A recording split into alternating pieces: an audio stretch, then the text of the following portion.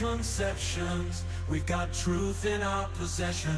No room for doubt, no time to waste. It's time to put flat Earth in its place.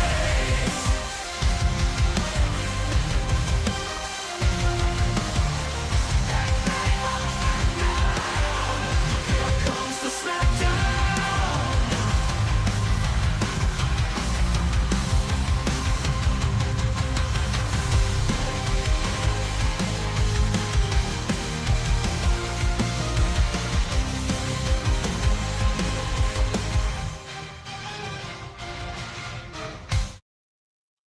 Welcome everybody to MC Toon Live. This is Thursday night, not Tuesday night. This is round 2 of reviewing a debate that Flat Earther Austin WItsit had with Lore Lodge, a good-sized YouTuber who's not he's neither a debater nor a guy with a strong science background, but he has been doing pretty well, at least in the first hour.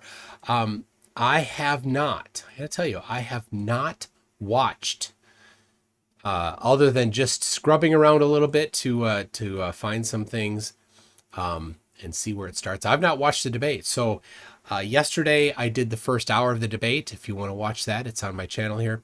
And we're about to jump into the second part of the review. So welcome if you've never experienced a flat earth debate before. Well, you've been missing a lot of flat earthers not understanding things. So anyway, here we are, picking up at 1 hour 2 minutes and 30 seconds. Make sure the audio is going. Here we go. I would like to shift gears a little bit here just in terms of atmospheric elements, because that reminds me of something that I saw a little bit earlier, which is, so I'm very amateur into meteorology, partially because I like to spend a lot of time on the water, particularly on the ocean, and it's very important to understand how meteorology works in that regard, because not only are you surrounded by water and a lot of things can happen very quickly, but it's also just generally preparing for it and understanding why things are happening quickly and things like that. But just a little brevity on that. One thing that occurs on the Earth that we see in hurricanes and typhoons is hurricanes. I believe it's in the northern hemisphere, especially around the Florida area, because we see them a lot in that area given the atmospheric conditions. They spin, I believe, clockwise in the northern hemisphere, whereas typhoons in the southern hemisphere, it's another name for the same weather event, spins counterclockwise. And the globe model attributes that to the Coriolis effect, which is due to the Earth as a globe being, spinning on its axis, and the equator being slightly larger, things like that. All those little details taken into account, because of the way that the spin affects the atmosphere. Is the audio loud enough? Something went different with the audio. Just so you know, I'm hearing something weird, but if you're hearing it fine, then I'm good. It causes a divergence in atmospheric conditions based on its direction and distance from the equator. And that causes the varying rotation that is consistent in the northern and southern hemisphere of these large weather systems. So is there any flat Earth argument to explain that phenomenon? Ooh, what's his flat Earth argument going to be? You're hearing a little slap echo. So he's going to divert. He's going to try to, as quickly as possible, not talk about hurricanes, unless he goes for Bob Nodell's electromagnetic wake explanation, which doesn't work. So, all right, let's hear what he has to say. Yeah. So it's important to understand the variables from the other side. So we can lay this out. I'll do it pretty quickly. So, like, for example, the spin of the Earth, right, is actually the spin of the universe, right? The sky spins instead of the Earth spinning, right? No. So this generates real inertial forces. So you will have like forces. No, it doesn't. But if the sky, if it does, then it's all spinning the same direction, right? This is where he messes up. If the sky is spinning, then it's only going one direction. It can't spin Right. I suppose you could imagine where just the inside spins one direction and then the middle doesn't spin at all, and then the outside spins the other direction, but you would see that. But that's not what we see. These real inertial forces that he's talking about, it goes back to the Machian principle, which is just a hypothesis, never been empirically confirmed. It's generated if the whole like sky spinning around you, right? So to keep that in mind. Also, you have the sun. If we're tilted, you mentioned the tilt, right? So we're on a tilted axis in the globe model. On a flat Earth model, the sun is just at an angle, right? So the sun itself is at an angle, and the Earth is horizontal. And then the globe says, well, it looks like the sun's at an angle because we're tilted. So you keep that in mind. It seems like as the sun moves in and out and in its angular relationship to the Earth, that it's like the flow, the energy flow from the sun can directly affect the Earth at the angle at which it has an ecliptic path over top of us. And when it comes to the overall rotation of the universe, I don't want to get too technical, right? But that Get as technical as possible, and he is about to get as technical as possible. Everything he's about to say is the absolute limit of how technical he can get. generates like inertial forces. So you would have centrifugal forces, right, with the angular momentum of the universe spinning around. And No, you don't. That doesn't exist. He's just made that up. then you would have Coriolis forces. So not to be confused with the globe version of Coriolis, which is an apparent deflection because the Earth is supposedly spinning, but an actual Coriolis force, which would be twice the magnitude, which would create an inward force. And then you None of this is just made up garbage.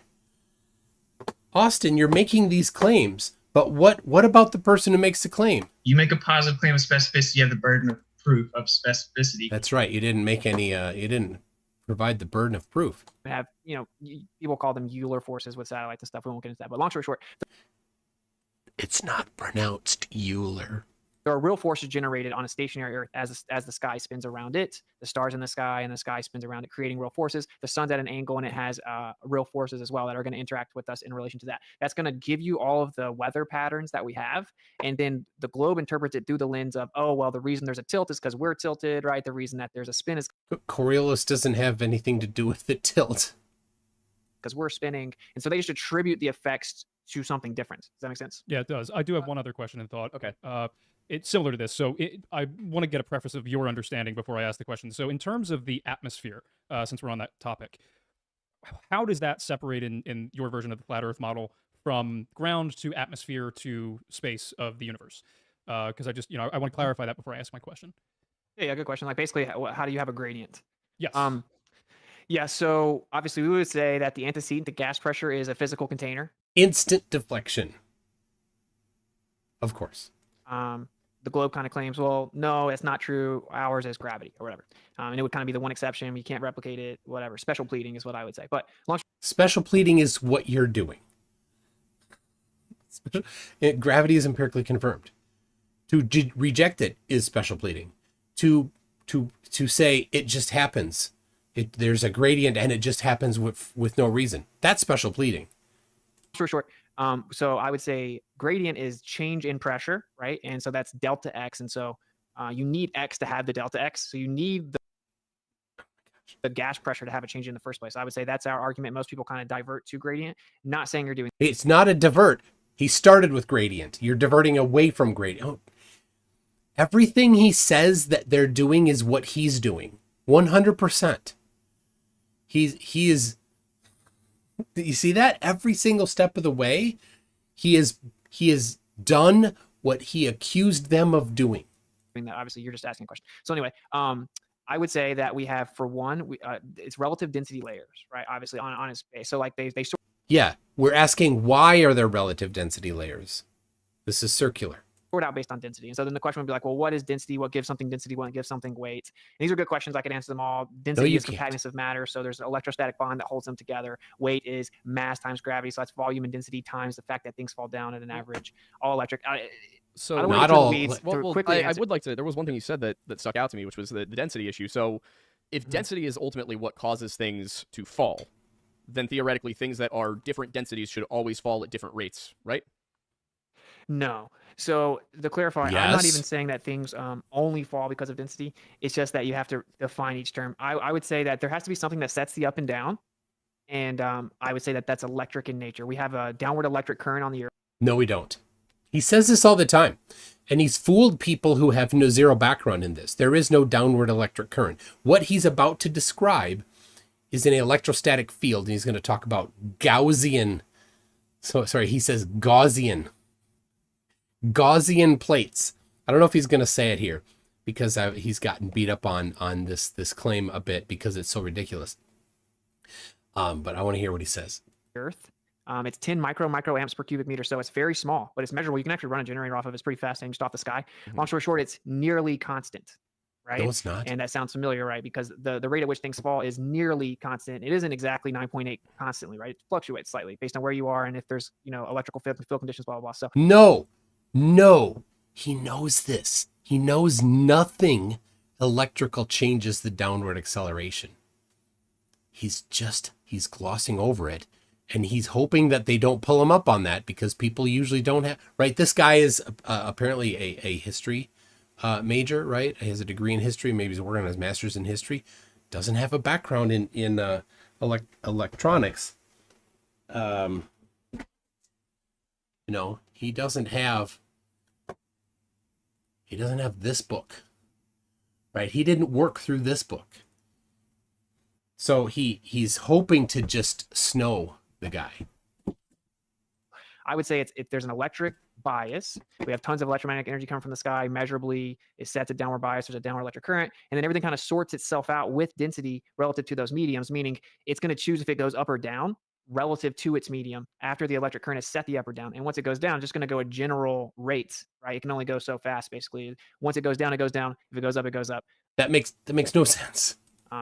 So yeah, that would be the answer. You're asking obviously a very deep question, which is basically What if replacement for gravity. Well, no, I'm trying to get to I have some something. thoughts as What if there's no medium? What if it's a vacuum? So okay, good question. So well, for one, obviously, if you pull the air out of a vacuum chamber, like you just made it less dense, right? Like so, We removed all matter. Well, obviously, there's no such thing as an actual perfect vacuum, but even if you were able to remove all matter, my point is, say you drop a brick, it's more dense than the air, right? If you put that brick in a vacuum, it's still more dense than the vacuum. You actually just made the medium less dense, right? So it's still more dense, is what I'm saying. Well, But in yes, addition but to what that- I'm asking is if you have a brick and a feather in a vacuum, Yeah. should they not fall at the same rate? If density is all it is, or should they fall at different rates? If different is what I meant to say. If you have a brick and a feather in a vacuum and you drop them, they should fall at different rates, right? If density is the issue. And again, we're saying a near perfect vacuum. Yeah, they should. Yeah, because that's all it exists, right? But no, I would say I don't think so. No, because once it goes down, it goes down, and so it starts to increase its speed as it can, its acceleration down. Obviously, they only would drop at the same rate in a vacuum, right? Because you have air resistance. If you don't have that air resistance, the feather's more dense in the air, the brick's more dense in the air, so that's just going to decide that it goes down and or up, right? And then it's going to fall. But no reason why provided. Oh, it's the electric bias. That doesn't work that way. Remember, Coulomb's law is both attractive and repulsive. And so in an electrostatic field, if one end is positive, everything that's negatively charged will accelerate towards the positive end. And everything that's negatively or positively charged will accelerate the other direction. So in his claim here, to make something go up, all you need to do is give it a slight negative charge and it'll go up. It'll set the bias. That'll reverse the bias. But we don't see that. It would be super easy to make a building. You'd get rid of cranes. All you'd do is you'd bring a cat. All the construction yards would have a cat, and you'd rub the cat on the whatever you needed to lift up really high, right? And then you'd send it up and it'd go up. And then at the top of the building, you just have to have something to catch it, right? To catch it, bring it over, and then ground it to get rid of all the negative cat energy. That's all it would be. That's all it would be. And so William Casillas says do it a vacuum in a Faraday cage, it would still fall. And WItsit says that a Faraday cage is not perfect, and it still sets the bias because it's not perfect. There's still a charge that gets through it without understanding that all you would need to do is either give that object a negative charge or just reverse the electrostatic field. So he says that there's a 100 volts per meter electrostatic field in the air. He says he attributes it to something absolutely ridiculous. But all you need to do is reverse it. It's 100 volts per meter. Yeah. Not hard to produce a 101 volts per meter the other direction, and then everything would go the opposite direction. See, none of this works. And he also calls it he said a downward electric flow. The positive up high, negative down low, that's not the direction. If there is a flow in an electrostatic field, it's static. But if there were a flow, it's not the positives. The positives don't move in the field as he's described it. The negatives do. The electrons do. There'd be an upward flow. It would be the opposite. William says that it should fall at a different rate because the electric field will be reduced. Also, you're so close to pronouncing my last name, closer than many. Oh, all right. Well, yes, you are right. Absolutely. But he says it only sets the bias. That's what he says. Okay, let's test him on that. Reverse the field. Right? You don't need a Faraday cage. Reverse the field. Or give the object a negative charge. Rub a cat on it. That's it. That's all you need to test his claim. Doesn't work. In relation to that medium. And also, in a vacuum, you still have electric fields. So there's something called the free impedance of free space. So you have electric permittivity, magnetic permeability, even inside vacuums. You see, he's saying these things with zero understanding of them. Right? He's never done any of the actual work on this. He's never studied the topic in any way. He's never been quizzed on it and been expected to get the answers right. He can spout these things with zero ramifications if he's wrong, because his audience will never pull him up on that. They'll never say, wait a second, you're full of crap. You don't know what you're talking about. They gobble it up. They're like, oh, everything he says is right. That's all they do. But real electrical engineers, if they get something wrong, stuff goes wrong. There's consequences for being wrong. Not for him, though. He can just invent crap and nobody knows. There's this electric interaction going on. The feather is electrostatic, right? The brick is electrostatic. Even in the vacuum, it's electrostatic. You can get all into the weeds with that. We have already proven that there's electromagnetic fluctuations in a vacuum. There's basically a background that energy comes from. Quantum physics calls it many other names. But all that to say, all these play a role. But then my question would be, if your argument is that it's not gravity, that it is density, then even with the electromagnetism aspect, you could take a 10-pound bowling ball and an 8-pound bowling ball. Electromagnetism is going to work on them fairly similarly. They should fall at the same rate, right? Or at different rates. No. I mean, to maybe I could just ask you the same question, right? So, like, if you think that gravity is causing it, if there's a more dense object and a less dense object falling, how does gravity make them fall at the same rate if they're just different densities?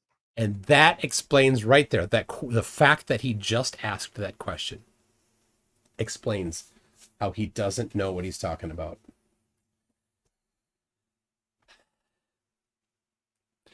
I've gone through the math. I've gone through how it works. Daryl Frost says, as an engineer, if I get it wrong, people die. There are consequences for getting these things wrong. Somebody else said fired and sued. Real Cygnus said fired and sued. Yep.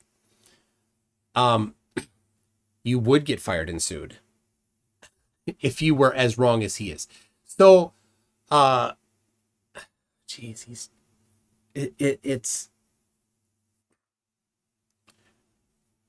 all right. I'm just gonna keep going because is gravity pull one stronger than the other? Because density isn't the issue. Gravity. Yeah, no. If it's two separate masses that are of different densities and different weights, they'll still fall at the same rate based on the principles of gravity, just purely because the only reason that we see things fall. Is he gonna get it right?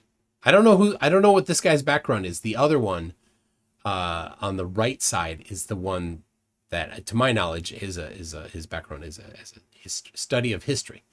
This other guy, I have no idea what he is. We'll see what he gets. Fall at different rates on Earth is because, and I'm just going to go off the globe model. We're using the globe model, yeah. The reason that you see things, fall at different rates on Earth is because of the atmospheric conditions. So if you have a feather and a brick and you drop them in a non-vacuum environment in our atmosphere, the feather, because it has a lower density, will reach terminal velocity faster than the brick. No. By the way, I see what you're saying. Yes. Right. So therefore, a feather will reach its terminal velocity, which is a lot slower than the brick, so it'll fall a lot slower than the brick. But in a vacuum, as some experiments in I think some of the Yeah, vacuum there, chambers there and have been that, experiments where they've dropped bowling balls and feathers in a vacuum chamber and they fall at exactly the same rate. yes, and That's what people think. That's Yeah, they fall. what's That's definitely what happened. He had to jump right in there. It's like, no, on video. No, actually, a university has proven that dropping different chemicals fall at different rates. Literally different chemicals, and a gravimeter has proven objects fall at different rates. Gravimeters are way more precise than that In- video that supposedly proved In a it, so- vacuum? Yes, gravimeters use a vacuum-sealed chamber. They drop a little BB and they use interferometry, so cross patterns of lasers and interference patterns to actually measure things falling, and so they fall at different rates. And outside of the margin of one being released a millisecond before the other, or are these rates that we're talking? Are we talking about like they hit a certain laser at a different time, or are we talking about they pass through a set of lasers at different rates? I'm specifically just pointing out that the rate isn't constant; it changes. So, like, you can drop the same objects at the same place, and over time, at different times, it'll be different rates inside a vacuum chamber, right inside a warehouse. And And why? Does he say why? actually, because everything's electric. If there's slight No. All right. I hope he gives a citation. fluctuation in the electric field, it'll cause it. Actually, university proved that by monitoring thunderstorms in relation to the vacuum chamber. But anyway, He did. All right. We're going to bring that up. I know this study he's talking about. I know the study. Do you hear my typing? Because I hear my typing. So I don't normally have my voice coming through my earbuds, but it's happening now.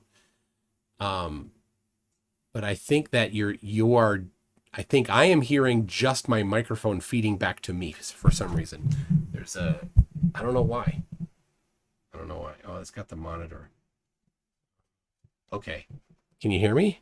All right. I'll see if that changes. I'll see if I can hear him. I don't hear myself anymore. So, all right. There is, let me see if I can find it. That's not it. So there's a study, and he likes to reference this study, but he doesn't understand the study at all. There it is. All right.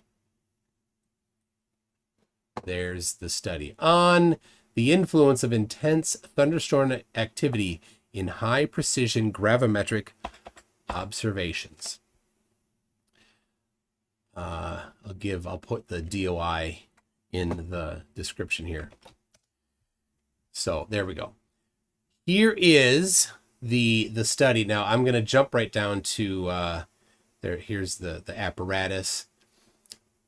This is the graph that really makes the most, that really does the important thing. The setup is that this is in a building that's surrounded by water, and the body of water has overflow, so it keeps the amount of water nearby in the vicinity consistent.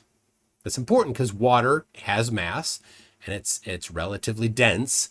So a change in the amount of water nearby will change the gravitational pull. So other studies have measured over ground that's absorbent. After a storm, the amount of gravity increases. And when it's been dry for a long time, the amount of gravity decreases because there's less water in the soil nearby.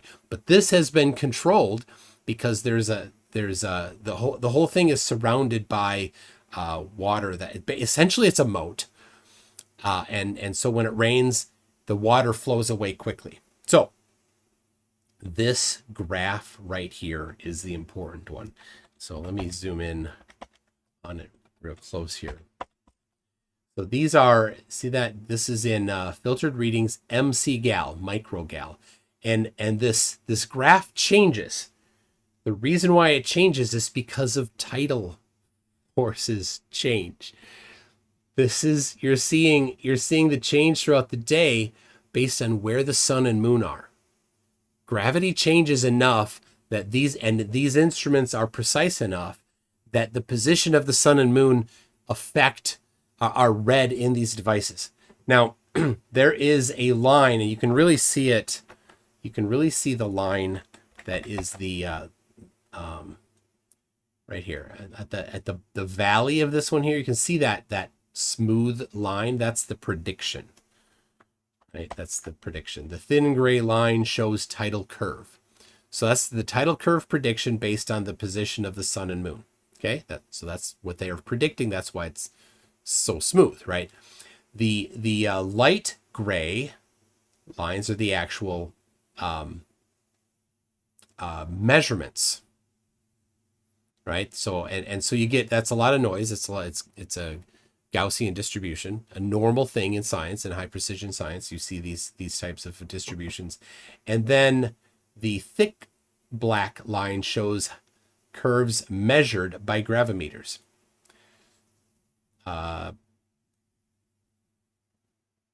So let me zoom in again here. And so you'll see that the smooth line there is the prediction. And the somewhat jaggedy thick black line is the measured value. This is during a thunderstorm. Up above, while this was happening, there were thunderclouds above. And what's in thunderclouds? Water. So the downward acceleration was reduced by this little small amount, that little gap there between the smooth line and the thick, dark, jaggedy line. That reduction was caused by the amount of water in the air above the sensor. And since it's water and it's up above it and it has mass and it causes attraction, it reduced the overall downward attraction. This is the study that he's talking about right now. This is the one he just brought up. And he's like, well, it's from electrical stuff. It's not. It's from the mass of the water in the air changing. He's like, they proved it in a study. This is the study. And of course, it's always, it was a university. Appeal to authority. Conclusion, the revealed effect should be treated as one of the probable types of non-tidal variations in gravity acceleration. Oh, no, it doesn't. That's not the... There it is. Okay. Let me get the results of the measurements. Non-standard recording mode of the gravimeter, sample frequency. This, detailed analysis. It rained alternately heavily and light, but continuously for 9 hours. During this interval, the tidal effect in gravimeter readings decreased by up to 3 microgals. So that's the amount of downward acceleration. The thin solid red line in these figures shows the calculated tidal effect. That's the smooth one. But I don't think it is. I don't know if it's in color. I think it's, maybe it is. I can't tell. It's all gray to me. And the 2 thick solid green lines depict the filtered readings of the 2 GC5 gravimeters. There's 2 of them. As seen in figure 2, gravity acceleration caused by the tidal effect dropped by 2 to 3 microgals. During the 9-hour period of the thunderstorm, almost synchronous deviations with identical amplitude are detected by the 2 gravimeters. The observed effect is probably due to the large mass of rain clouds against the relatively low thunderstorm cloudiness of the atmospheric thunderstorm front. Right there. This is what the paper is saying. They cite this paper as their attempted proof of electricity causing the variation. But it's not. Well, I I guess what I'm there's trying to also point out to you guys, I just brought up the gravity thing because I wanted to point out to you guys, right?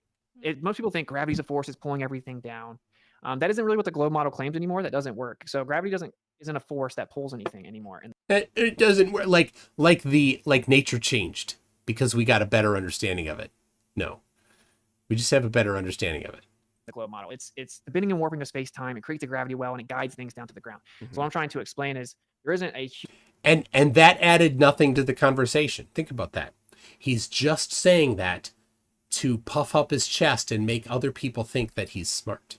huge difference in the sense that, well, what is mass? Mass is volume times density. That's what mass is. And then it's times the average rate at which things fall. And things fall at roughly the same rate because once it's determined it's going to go down, it's just more dense. There's a buoyant force, which is much stronger, and it goes down to the ground to find equilibrium. Why did he mention the buoyant force? The buoyant force is a result of the downward force. Whatever is causing the downward force, buoyancy is just the result of that happening. And it isn't constant. changes. That actually supports my point much stronger. Why would the rate at which things fall change if gravity's constant? Oh, that's easy. Because gravity is about the distance from the center of mass. So if you're at a different elevation, it'll change. If underneath you, the amount of mass is varied because there's maybe gas pockets underneath you or some material that's particularly more dense underneath you, well, that will change the amount. And then your latitude varies it as well because the Earth is rotating. And when you're near the equator, the amount of upward acceleration due to centrifugal force is small, but it's maximized at the equator, 0.03 meters per second squared. And at 60 degrees north, it's half, and it's not straight up either. It's now at an angle. And at of course, at the poles, there's no centrifugal force, and the poles are slightly closer to the center of mass of the Earth. So the poles have higher gravity. All this is predicted, and it is 100% the point of my $10,000 challenge to WItsit. My $10,000 gravity challenge is specifically catered to WItsit's claims. Anybody can do it, but it's specifically catered to him because of all of his claims. So my challenge is simple. As he agrees, the amount of the downward acceleration varies all over the Earth, and it varies by a small amount, but its variation is in the second decimal point to the third decimal point of the measurement. We've had instruments that can measure to the 9th decimal point for a long time, and new ones can easily measure to 12 decimal points, 12 significant figures in these measurements, and it varies in the second and third significant figures. So the challenge is you predict for any location on the Earth the specific magnitude of the downward acceleration. And I will do it using gravity, the radius of the Earth, the rotation of the Earth. You do however you want, right? You claim it's something other than mass attracting mass? Go ahead. What is it? And if you can do it better than gravity predicts it, you get $10,000. It costs you nothing to enter. That's it. You just need to produce the method that does that. And so I have written out in my challenge the method I will use. It's actually a rather simplified method. It's not particularly accurate. There's much better ways to predict it, but it's still accurate to 0.1%, right? WItsit's prediction is accurate to negative infinity. And he doesn't have one. He has no mechanism at all to predict the magnitude of the downward acceleration. Not at all. He has nothing. It's free to enter. Free to enter. $10,000. He didn't put in an entry. Nobody's actually entered that one. The celestial navigation one, some people have tried. The gravity one, nobody's actually tried. It costs nothing to enter, right? You publish it somewhere that I can read it, send me an email, and I'll look at it. But it has to be, and it's spelled out on my website, mc2.net. Just find the gravity challenge there. So all of these things that he's talking about, if he was right, he would be $10,000 richer. That's all it would take. Just go put your words in action and get it. But he can't. So and of course, we know why he can't. It's impossible. None of this explains the downward acceleration. When they don't even enter, that's how they acknowledge that it's that they're believing a lie. So, all right. Air resistance. Inside a vacuum chamber. That's what I'm saying, is it wouldn't. If you drop a feather and a bowling ball in a vacuum chamber, they fall at exactly the same rate, and it's on video. It's been proven numerous times. That's why What I'm I'm saying confused. is it's been proven at the highest levels, like universities, that the same object dropped at the same place in a vacuum chamber will change how fast it falls. Okay, Well, I mean, we're there- talking Due to a variation in the distribution of mass. That's the thing. You vary the amount of mass, and it varies the acceleration as predicted by gravity. About comparative. We're not talking about the same object. We're talking about dropping two different objects of very different densities. You might expect that, you know, if there's force applied to something, or if even something gets stuck, if there's a little bit of friction at the top, yeah, you're going to get tiny little variations every time you repeat something. The more sensitive your instruments get, the more you're going to pick up on it. I think, if I remember correctly, PCR tests early in COVID were dialed to be too sensitive, so they were detecting fragments of COVID DNA, or mRNA, I guess, in people who did not have COVID. Yep. They didn't even have the entirety of the strand. So that's why that's what I'm saying here is if you make your instruments too sensitive, you're going to catch things that aren't really there. So that's why I keep going back to the bowling ball and the feather in a vacuum, is because if you drop a bowling ball, which is say, 10 pounds of mass, and you drop a feather, which we'll say is an ounce of mass, and there's no air resistance, then if the density is what's causing a difference in the rate of fall, along with the electromagnetic field, they should fall at different rates. But if the issue is gravity and a total lack of air resistance, they should fall at the same rate. And I do have a comment on what you were talking about the comparative thing of the same object at different times. Going back to my history of being on the water and things like that, that kind of is relevant to, based on the globe model, the effect that the moon has on gravitational pull of the Earth in tides. So the whole reason that in the globe model that we have different tides at different times of the day, and the reason that the tides change by an hour every day, is because they are directly correlated between the moon and the sun, in the way that in the globe model, we revolve around the sun and the moon revolves around us. And that's the reason why not only do the tides change per time of day on, a roughly hour, daily cycle basis, and you can reliably get a high tide and a low tide every 6 hours from each other. Roughly, it's a little bit more because of that extra hour, because of, the revolution of the moon. That's also why we have spring tides, and I can't remember the name of the other tide, but why the height of the tides change on that cyclical pattern, because when the sun and the moon are aligned, within our rotational, period, the tides will be higher because the gravitational effect of the sun and the moon against the Earth and the water on it is stronger than when they're opposed. Yeah. This is a theory that was proposed by Newton a long time ago. Yeah. And it works. And it's not perfect or anything, right? There are major issues. There are tidal nodes that can't be explained. You can look up a paper by, I think it's a Stanford professor, says a century of tidal theory failure. It doesn't completely work. It lags behind it. There's a whole thing on that.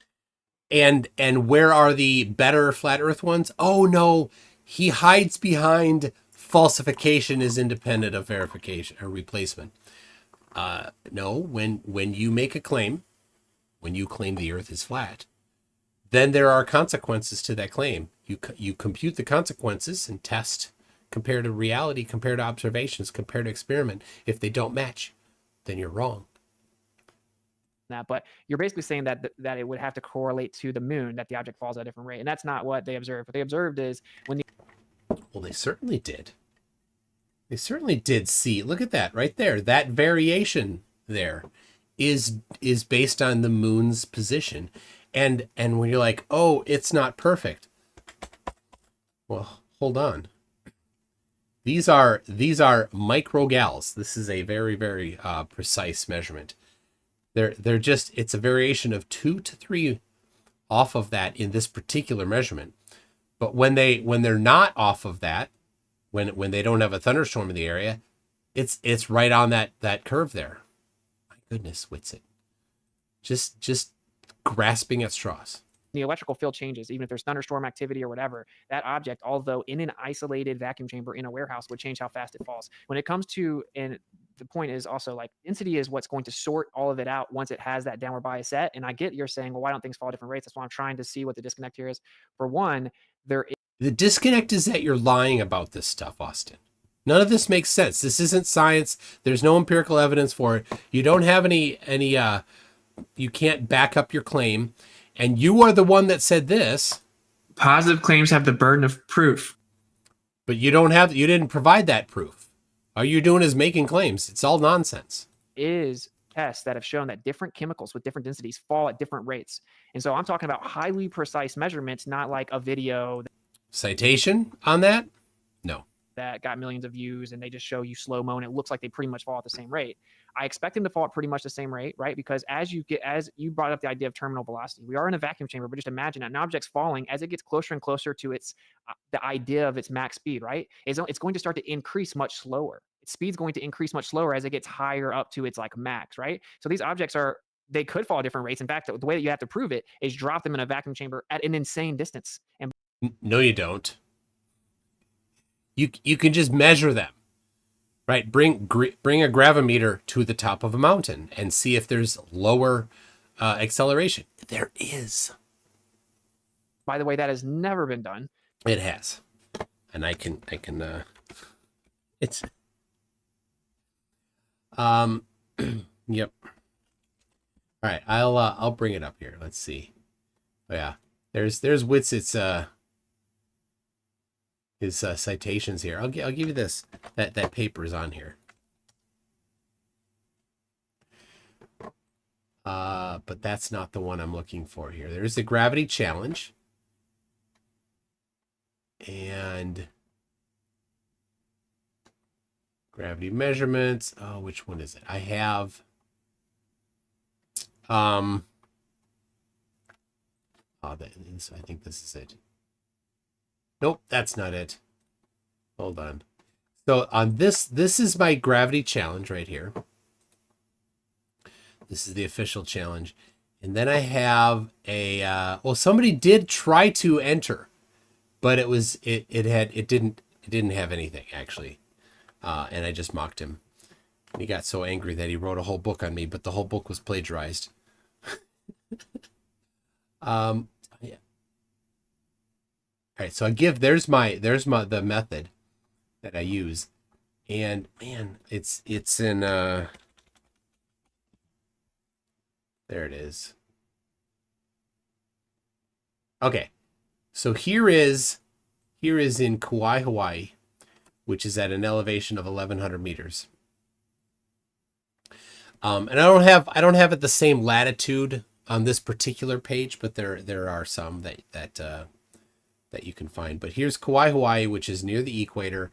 The measured acceleration is 9.78788, right? Or 9.79 to 3 digits. That's the downward acceleration. In Minnesota here, at a lower elevation, so it's closer to the center, downward acceleration 9.81 if you rounded 2 digits there. So there's two things that changed. There's the distance from the center of the Earth and the centrifugal force, because you're at a different radius from the center of the Earth. And then Fortaleza, Brazil is let's see, what's the coordinates? Yeah, 3.8, so about 4 degrees south latitude. Hawaii is 22 north latitude. So it's 25 degrees different. But there is 9.81. Oh, sorry, down to this one here. 9.78 is there. So these, I just picked 3. Just there's no particular reason other than they had a little bit of a variation. So it's been done. You don't have to test it in a vacuum chamber at a super high elevation to see if the downward acceleration is different. Just bring the small vacuum chamber up to that elevation. And of course, it's been tested because the ISS is at a higher elevation. And by the math, it has about 88% of the downward acceleration on the surface. You use that downward acceleration to determine how fast they need to move to have the right amount of centrifugal acceleration away from the Earth to counter the centripetal acceleration toward the Earth.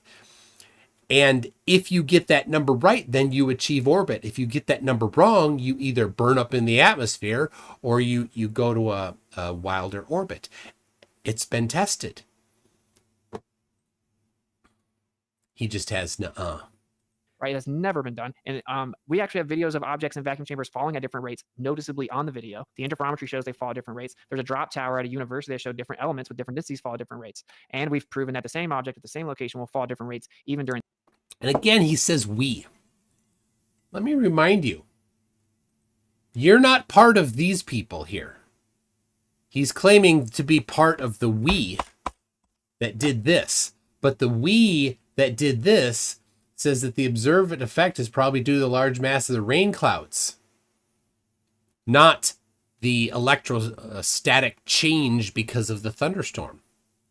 So don't put yourself in the bucket of we, because they disagree with you, Dipstick. in thunderstorms because the electrical field changes. And we'll tell you, I've also done a test where I've manipulated the weight of an object. I've manipulated how fast the object falls. I've been able to make the object float and go up by using a Van de Graaff generator, which is electrostatics. And What when was I the flip object? Gosh. And of course, oh, what was the object? Okay, I want to hear this. All right, well, I'm going to say this first. If it sets the bias, as he says, he had these two plates that are about 10 centimeters apart. All he would need to do is apply 11 volts the other direction, and 100% of everything in it would go the other direction. That's his claim. That's the test of his claim. That's not what he found. He had to apply about 200,000 volts, and he just asked, what did you get to do that? electric. So I used iron filings, I used styrofoam, I used wood, I used like a bit of paint, like dried paint. Mhm. My Van de Graaff generator wasn't huge, right? But I used insulators, so styrofoam and rubber, and then I used iron filings to show that it affects all the materials. And I did not see him do it with iron filings. I'm going to press the doubt button on him doing it with iron filings. you can change its actual weight. That's registered on a scale, right? And I made things float and made things go up. So in actual science, So in actual science, Austin, in actual science, we understand that multiple forces can be applied to an object at the same time. Austin doesn't understand that. He has an infant's understanding of how forces work. He thinks that only one thing can apply to an object at a time. And here he's out here talking as if he knows. He's pretending, he's LARPing as somebody that's knowledgeable. what we would have established right there is, okay, the effect is things fall down. What causes it? That's like the question basically on the table right now. It would be like, okay, I'm going to propose that the cause is electric. It's electrostatic.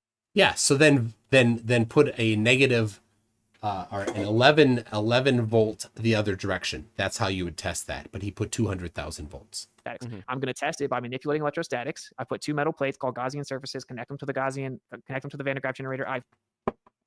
They're not Gaussian surfaces. They're not even Gaussian surfaces.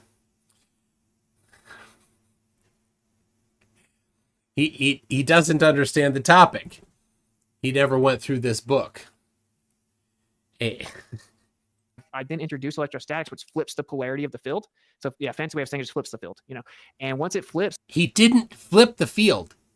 Flipping the field would be just a couple volts. He applied 200,000 volts. now the object has a upward bias. And so what happens is it actually begins to go up if it's light enough. Now, if it's really heavy, you're going to need And here's where it all falls apart, because he's claiming it's the bias. The bias is flipped, but now he's going to talk about weight. a much bigger generator. But anyway, so Why would you need a bigger generator? You already flipped the field. You said the direction of the field sets the bias. He claimed incorrectly, but take him for a second at that there's a downward electric flow.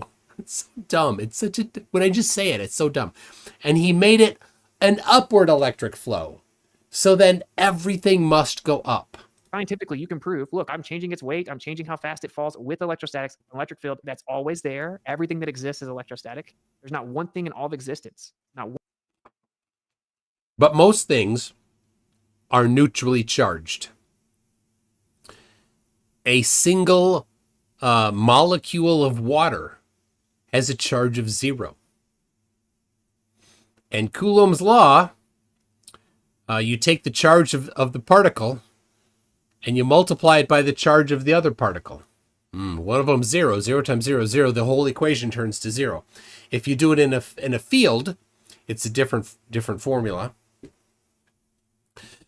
And in that field, you take the charge of the object in the field and you multiply it by several other things. Well, if it has a charge of 0, the force is 0. And if it has a negative charge, it's one direction. If it's a positive charge, it's the other direction.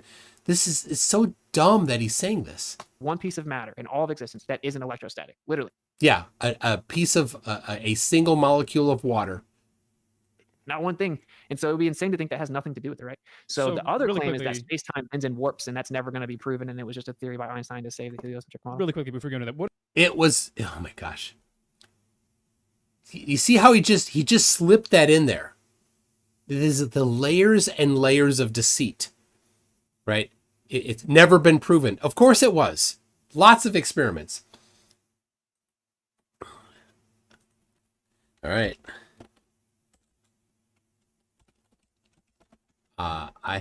If you haven't been here in a while, I've expanded this a little bit here. So these are the different tests of relativity, and some of the ones that led up to it. Airy's failure and Michelson-Morley were two of them that led to it, that began to falsify the undulating theory of light. And then this is the first one here that really did it. There were three at the time when in the early 1900s, there were three tests that they said were necessary. Number one was the perihelion orbit of Mercury, and it's that the orbit of Mercury is weird, and they said, well, any theory of gravity that's going to improve needs to explain that, and it did. General relativity did.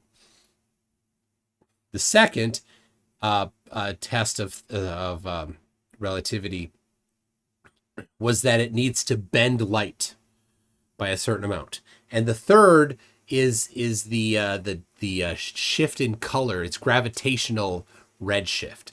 So, and that's on this list here. Anyway, so Eddington 1919.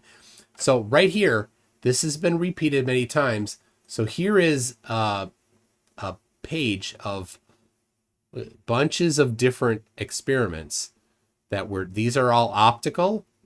During eclipses, right here in this chunk here, including one that was planned for the April 8 eclipse, and several of the locations were clouded out, but not all of them. So I asked the guy that was in charge of it how it went. He said, well, we got some potential good readings that we're gonna work the data. Anyway, other methods, and so there's no shortage of these, but they're not super high precision, because you're taking pictures on photographic plates of the position of stars during an eclipse. And it's difficult to reproduce, because you have to wait for an eclipse and then you have to go to it. And you don't get to do it in the lab. You have to bring your lab to where the eclipse is going to happen. It's difficult. And up until 1972, when they stopped doing it, this is the report from the 1972 one, solar eclipse of 30 June 1931. There it is. They stopped doing it then because there were other better ways to do it. But since 1972, the technology greatly improved, and so now hobbyists can do it. And so the guy that did this one in 2017, this one right here, Norm Bruns. He was the one doing that had a whole bunch of teams in 2024 here. So, but here's some of the other methods that they're doing, because you can do it at any time of day with a radio telescope. The sun does not output a lot of energy in particular frequencies. It does a lot of visible light, so it's difficult to do things with visible light, but it doesn't do a lot at particular frequencies that they're talking about, that they used in these here. So this is the important thing here. This gamma, that looks like a Y, but it's gamma, equals 1.008. So what they do is they take they set the equation up so that gamma equaling 1 is the predicted amount of shift for relativity.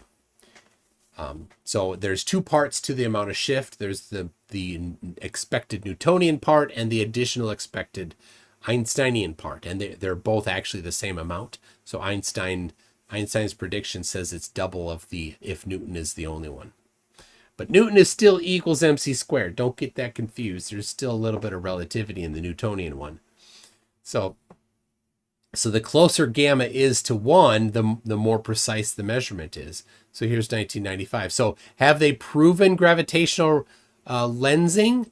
Well, proven as if you'd consider this type of precision to be proof. Of course, in science, there's no formal proof. But here is, they've gotten better and better. You can see these numbers are getting bigger. So this is the value, and then this is the margin of error. Margin of error, something flatties don't ever do. So, and this is from 2010. Look at that, 99992 plus or minus 0.000, 3 zeros, 1, 2. That's how precise this one is here. And is this one, there's one in particular that I want to look up here that measured it in all over the, no, that's not it. Well, I might not find it quickly here. They measured it all over the sky, near the sun and opposite the sun. Yeah, that's not it. But the cool thing is that the gravitational lensing to the sun is not zero anywhere except for 180 degrees opposite the sun. So 175 degrees away from the sun, it's non-zero. And their measurements are precise enough to measure that non-zero amount. They're more precise than the amount that is predicted to modify it. So they're able to measure it everywhere in the sky with these methods that they use. So I don't remember which one it was, but there's an actual chart where it shows that I have. If you saw my debate with Alan from Space Audits, I went over this with him. He didn't know what I was talking about. He was pretty confident that he knew all there was on this topic, and we exchanged things. I said, look, this page I was just showing you, I gave him this page. I sent him the link to this page. So all these citations I have, he already had access to. It's one of the things that we agreed upon ahead of time. That's why I kind of enjoyed it. It was a more challenging and more interesting debate. We had exchanged information ahead of time. Anyway, completely confirmed, absolutely confirmed to a very high precision. Icy Spin says Mercury's orbit is predictable by our model. What does Flat Earth predict? Flat Earth predicts nothing ever. It has zero predictions ever of anything. All right. What exactly do you mean by electrostatic? Yeah, that's something I'm. Because as my understanding is, another thing I was going to bring up in relation to what you were talking about things, either being able to float based on reverse polarity, and specifically dropping the elements in the vacuum chamber and them falling at different rates. One of the questions was going to be, what were those specific chemicals and how much of it was there? Interesting with the experiment that you were saying that you just ran, that it was a variety of different materials, that some of them were insulators and things like that, because I know even within the atmospheric conditions and the electromagnetic forces that are around us at any given time, because we are innately surrounded by them, those are independent of, based on the globe model, gravity, in the sense of, they may have an effect on polar molecules and their, movement through space and time, in particular their drop speed. If there is a magnetic element of the surroundings that would then apply that force against gravity, it may not be anywhere near enough to prevent it from falling, but it may slow its descent. And what you're saying here is interesting about this experiment that you were running. I'm curious. I also want to know the name of the university that you were saying their university has proven this. I've been looking for it. I need to know a name. Yeah. I wouldn't know the university off the top of my head. Just look up gravimeter thunderstorm. It should pop right up. Yeah. But so this experiment that you were running specifically is interesting because I would, again, I'm going to give him a second to look into this a little bit, but with the electrostatic element, because from what you're describing, especially with some of these things that, would then float and begin to rise, like for example, I have, so I bought my girlfriend for, I think it was Christmas a year ago. It's a little moon lamp, and it's a floating moon lamp, and it works because there's a magnet in the bottom of the moon, and then when you turn it on, you have to place the moon down slowly because it needs to work with the electromagnet that's in the base, and then when it creates that, strong field, then it floats above the base. And it, the material is mostly plastic, but because it has that magnet in the bottom, that works. I'd be curious how then yours works, because if the field is flipping just the one time, wouldn't the objects, if they are brought off the bottom, continue at a constant rate up until the top? But again, that's with my lack of a fundamental understanding of what you mean by electrostatics. So I think it's important to describe what you mean there. Oh, you've muted. Yeah, my bad. I'm gonna drop now. I'm not trying to overload you, but here's like a compilation of papers regarding the gravity things I was just talking about. Drop them in the Okay. messages. There should be a few papers. I don't know how many actually dropped, but there should be way more. But anyway, and just to clarify, I'll send you guys whatever you want. This is obviously a huge conversation as it pertains to that. Electrostatics is just a study of stationary or slowly moving charges, right? So yeah, static means not moving, but technically, of course, we know that when it comes to static electricity, it's actually still vibrating. It has a resonance. It can transfer. It's just we call it static electricity because it's the study of. So they asked for the study of the different chemicals that supposedly accelerated at a different amount, and I've seen that. It's not been repeated. And what's an important part of science? Repeatability. So when he asked for it, when he asked for that study, WItsit doesn't have it, and I have the list from Ether Cosmology. They have on their website all their citations. I have all right here. I'm looking at, if you can see the reflection off my glasses, 14 of them. I downloaded all 14 of them. And you know what they don't have? They don't have the one he's talking about. They don't have one on there talking about different materials accelerating at different rates. Why not? So the reason why I don't think it was actually a published study. So saying it was a university, I don't think it was. I think it was a kind of an independent guy who didn't control things very well. But I have seen a video of it happening that I think was the thing that it was supposed to be doing, where it was several different vials inside of a thing, like a capsule of some sort, and a camera was on it, and they did this drop in a chamber. So the camera is inside the capsule, and the chamber is evacuated. So it's going to do a free fall. So everything in it, all of these chemicals in it, whatever compounds they are, or elements, are all going to accelerate this at the same time down. And some of them, now think about this, they go into free fall. It's free fall. So they're all in free fall. The whole canister is in free fall. And so if there's a variation in the downward acceleration because of these different elements or compounds, then you will see them change in the capsule that they're inside of there.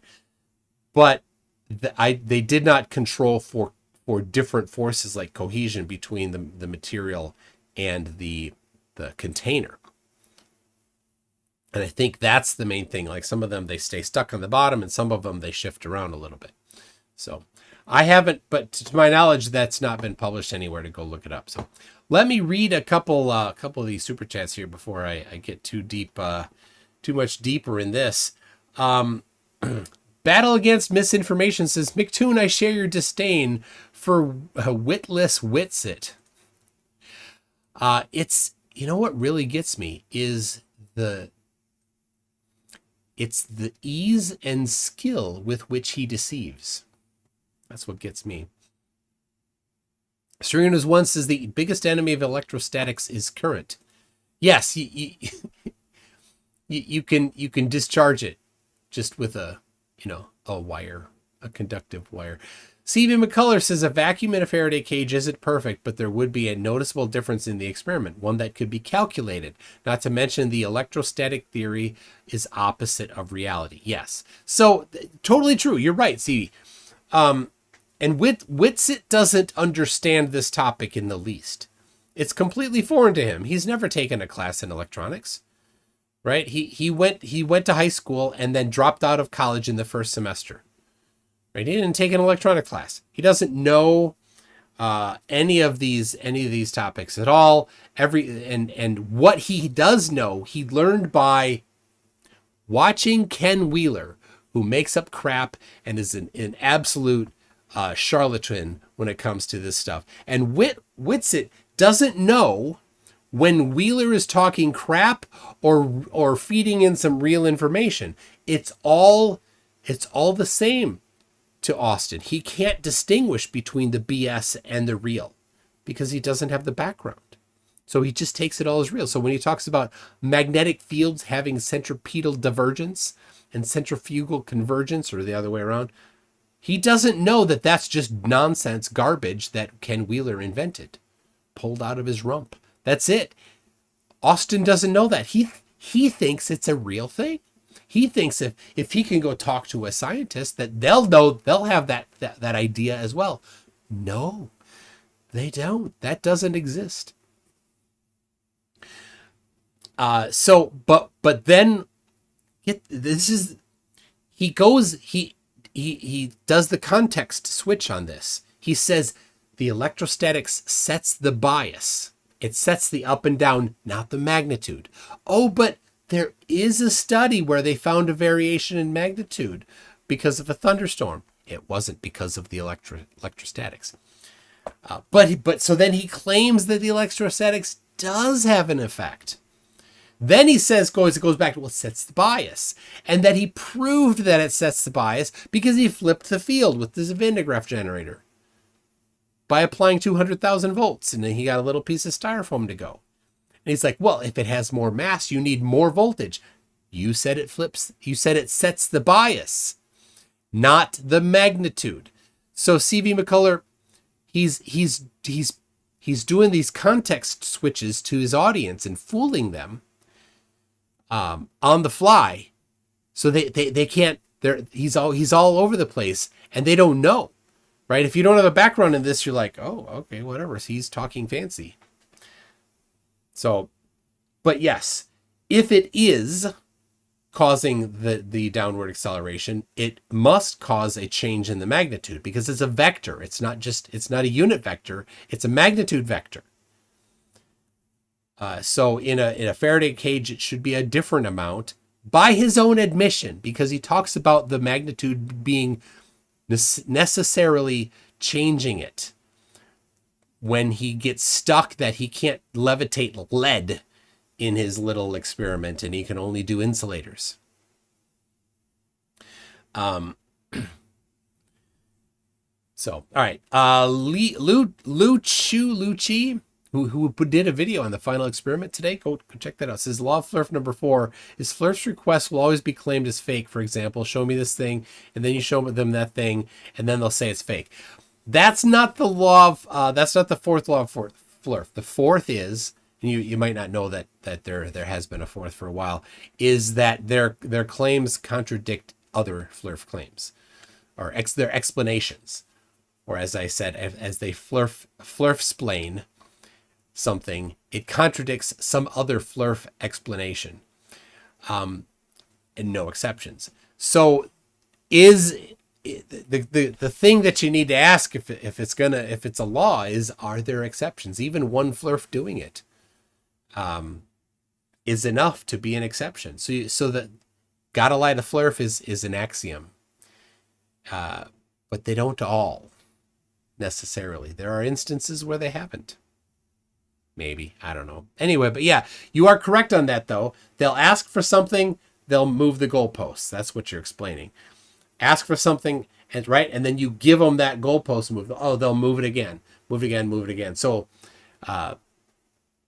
it's a standard part of science denialism, and that really does actually go to the third law of Flerf, which is the dual standard of evidence, because they'll take any old crap to believe their nonsense. But when it comes to actual, like, they're like, oh, planar surveys prove flat. Okay, well, show me the survey. Well, here's the thing from a website. No, show me the survey. Well, here's the thing from the website. Well, that's not it. That's not the thing. You didn't show me the actual measurements. But then we show them the actual measurements that surveyors have really done, like detailed with high precision. They're like, nah. Reject. Why? Don't like it.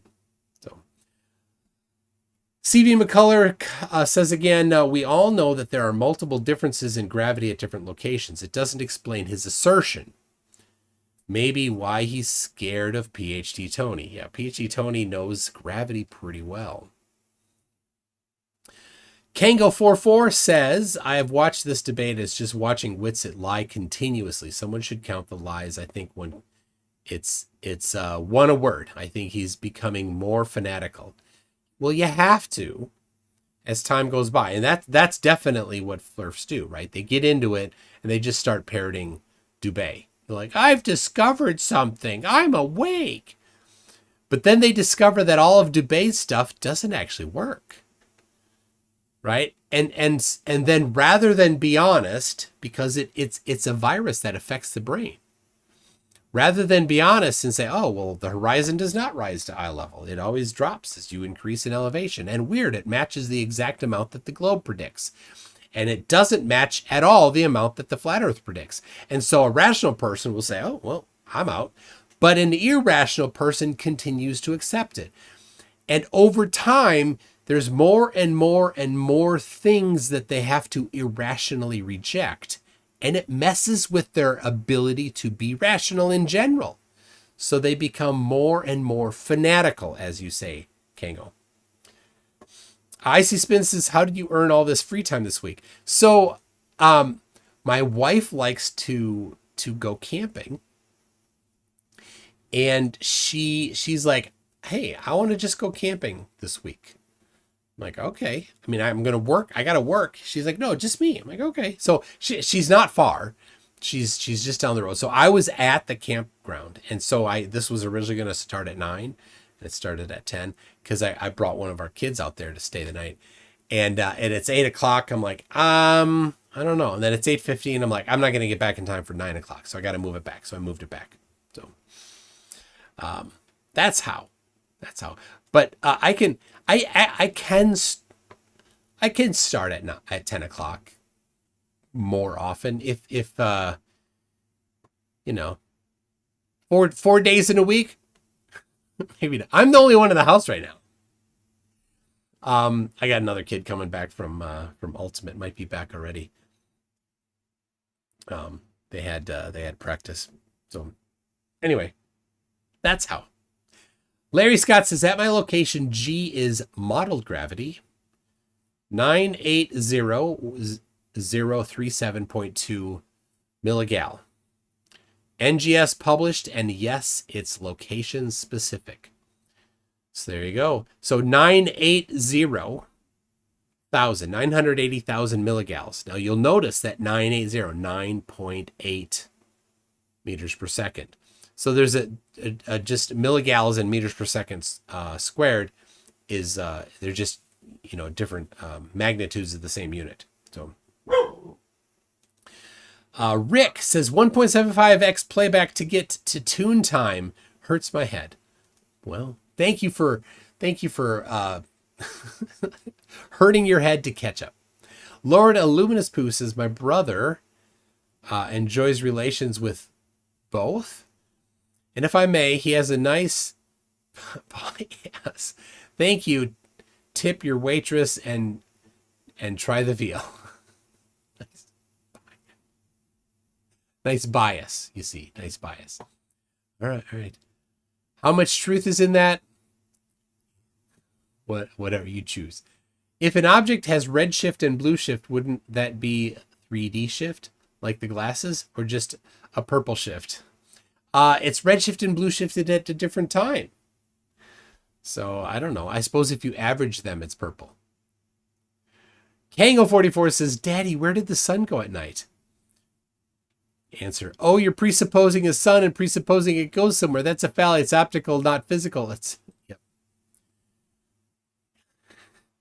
So much presupposing. Lord Illuminous Poo says Walmart has the bag cereals. One of them mixed Cocoa Puffs, Golden Grams, and marshmallows, and they call it s'mores. No joke. No joke. I just think it's nasty. My favorite cereal of all time is S'mores Crunch.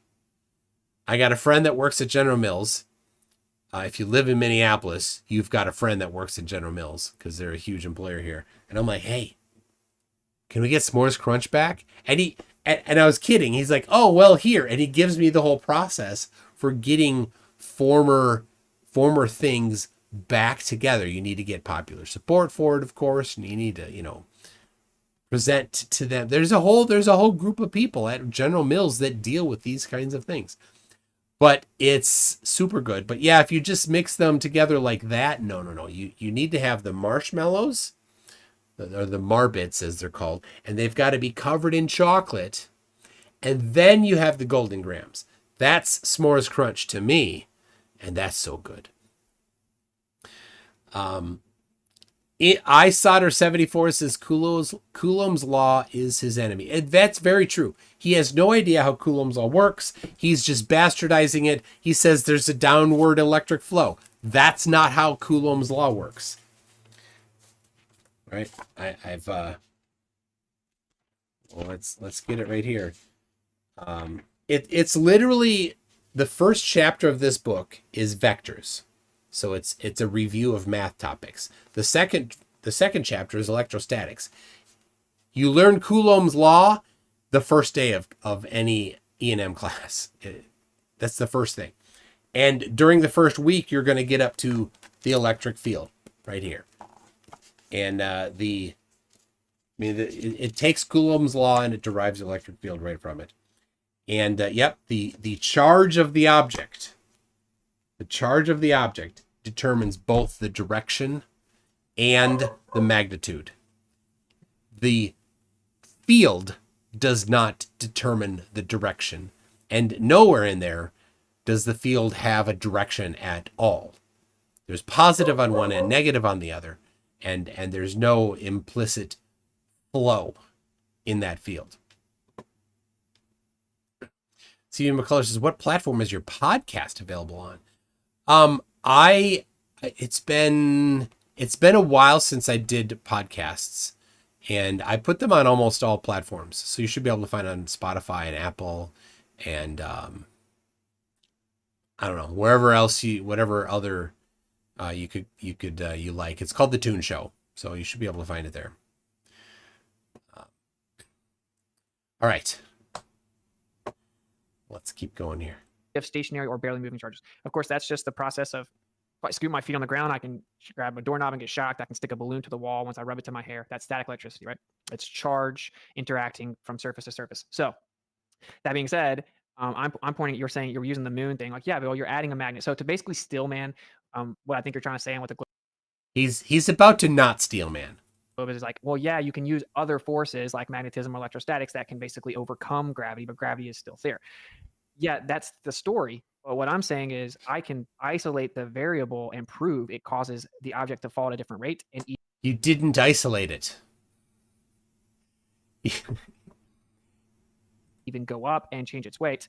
And that isn't like I just added a new force that wasn't there. Yes, you did. You absolutely did. That's 100% what you did, Dipstick. It was already there, right? It's all No, it molecular and wasn't. intermolecular attractive forces are electrostatic in nature. Shut up. Pure word salad. None of that makes sense. You're just full of crap. Just a fancy way of saying literally all material is held together by electrostatic charges like that. That has nothing to do with it. They're held together by electrostatic charges, but overall they're neutrally charged. Right? It's easy to discharge something so that it's neutrally charged. And then what? Then the electrostatic field has no impact on it until it's really, really strong. And if it's an insulator, so that you can have in a conductor. I'll start with that. If you have an object that's a conductor, electrons move freely in a conductor, in metals, typically.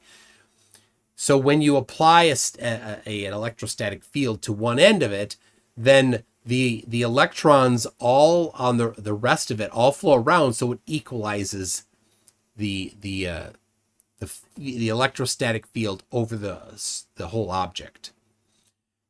But if it's an insulator, you apply an electrostatic field on one end of it, right? So here, apply a field here. Well, the electrons can't flow within the material, so that charge can stay localized here. The other end of it doesn't get that charge, right? Wherein if it can flow, you put a charge here, the aluminum allows the the electrons to freely flow, so it's going to have the same potential here as here. Potential is voltage, top and bottom. It's going to be the same. So it doesn't get that difference. So it's not going to get that additional acceleration toward the other end of the field. But you do that here, you've got a strong negative here and a strong positive here. And if you've got a negative charge up, a plate up this direction here, then there's an attraction between the positive and the negative. And then you'll get that up, and you can change the overall downward acceleration on this, but it didn't isolate out gravity. It's sloppy science. He has no clue how to do it. That's how it's held together. All of it can induce electrostatics. And so I'm saying if you manipulate that variable that's built into the matter, and every medium has an electric field that can interact with it with electrostatic induction, you can change the direction things go. You can change its weight. You can make things levitate. You can change the direction. Yet he could not. He could not change the bias by just changing the amount of that electrostatic field he claims it's there. There's another claim on the table that's like, yeah, sure, maybe that's true, but I promise there's something else. And it's called space-time, and it bends and warps, and there is no test that can do it. Most of mainstream academia. There's no test. Well, except all these right here, all these tests, right? There's the bending and warping of space-time tests there. Now he's about to say all of academia. He's going to lie. Now knows relativity is wrong, right? So they're What the hell are you talking about? All of academia? Why would you say such a stupid thing? They know it's wrong. No. I want to hear him lie about that again. Another claim on the table that's like, yeah, sure, maybe that's true, but I promise there's something else. And it's called space-time, and it bends and warps, and there is no test that can do it. Most of mainstream academia now knows relativity is wrong, right? So they're proposing replacements, modified Newtonian dynamics, and all these things. So stupid. He doesn't understand how science functions. It's not that it's wrong, it's incomplete. So some people might sometimes, especially in non-scientific writings, talk about, they think it's wrong, and then, right? But that's not what they're saying. That's not what academia is saying. They say, no, relativity is correct, and it's not complete. Both at the same time. And so it's never been verified. Long story short, your model it has been verified. Does need it. It needs it to explain away Michelson-Morley. It needs it to explain the convexity of water bending around the globe. It needs it to explain lots of things, but there's no actual evidence for it. There is evidence for what I'm saying, right? Which is that everything's electric. We have a downward electric. He's just projecting. Everything that he said is the opposite of reality. All of the things that he said, he claimed that there isn't evidence for, there is. And all of the things that he claims that there is, that he has evidence for, he does not. He just lives in a world of lies. Electric current on the Earth. And I keep going. We have horizontal. Oh yeah, man devil. It gives him a power rush. I think you're onto something there. I think that he has some psychological things going on. Definitely. Right. I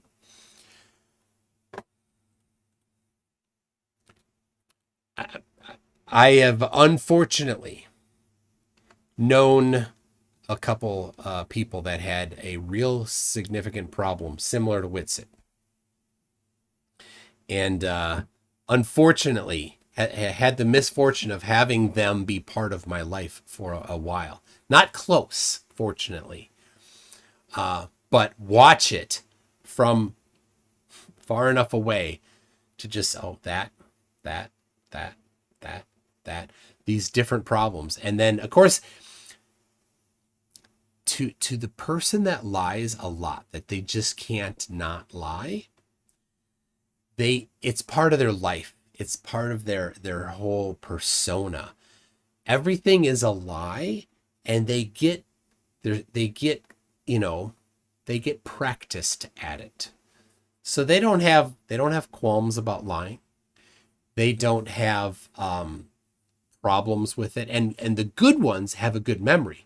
WItsit does have a good memory. So he remembers his old lies. And so when he tells a new lie, he can mesh it in with the old lies that he's told. Icy Spin says his gift is fitting 40 lies into one sentence. Yeah, what I just was saying. So he can mesh them together, and that's his part of the thing that he's developed, the skill that he's developed is meshing together these different lies. So yeah, he gets a power rush. He's got a huge ego, right? He's a narcissist. Erica Prelling says the problem with WItsit is that he has a huge ego, right? And so he's sitting there. He's like, I'm telling them I'm so much smarter than them. He might have spent a bit more time on electromagnetism than they have, because he's watched more Ken Wheeler, and they've probably spent all of nothing on electromagnetism, right? The guy on the right is a study of history, and the guy on the left, I don't know, but he certainly doesn't have an electromagnetism background. I understand that. What I'm still stuck on, though, is the fact that in a vacuum chamber, a brick and a feather will fall at the same rate every time. I mean, you might be able to find tiny fluctuations with super sensitive instrumentation, but those can likely be accounted for by minor variables like them being dropped a millisecond apart, something like that. If you look at I'm not seeing how what you're saying explains why a bowling ball and a feather in a vacuum drop at the same rate. You know? Not. Yeah, so like I tried to explain, it's a claim that they drop at the same rate. I will concede they drop at roughly the same rate, right? And if you were to look at a video and slow it down, like it's going to... All right, there's his deception again. The lies of deception, right? They do drop at the same rate within the margin of error of the measurement, right? But now he's like, oh, you need to be more precise, and it's not exactly precise. Yes, there is a margin of error of every measurement, and he's going to go for that. But no, within the margin of error, they drop at the same rate. So now what? He can't explain it. So rather than explain for his dumb idea, he's going to nitpick on the actual science. It's going to be really hard to tell that they don't drop at the same rate if they didn't, right? They look like they drop at basically the same rate. That is to be expected as it starts to get up closer to 10 meters per second. For it to really start to separate, you're going to need way greater distances. And there is no drop test that's been done at great distances, right? There's the one famous one that everyone talks about, the bowling ball and the feather. Yeah. It's what everyone talks about, but it's like it's not a very tall test. But when I look at the rest of the evidence, what I see is I've seen many vacuum drop tests where the objects do noticeably and visually drop at different rates. Many? How many? Where are your citations? Nowhere. They don't exist. And you can use gravimeters, which is our most precise instrument in the world, right? To drop the measure how fast things fall. It shows that things can drop at different rates, including just different chemicals on the periodic chart, right? No.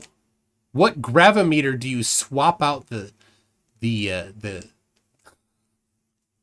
oh my gosh.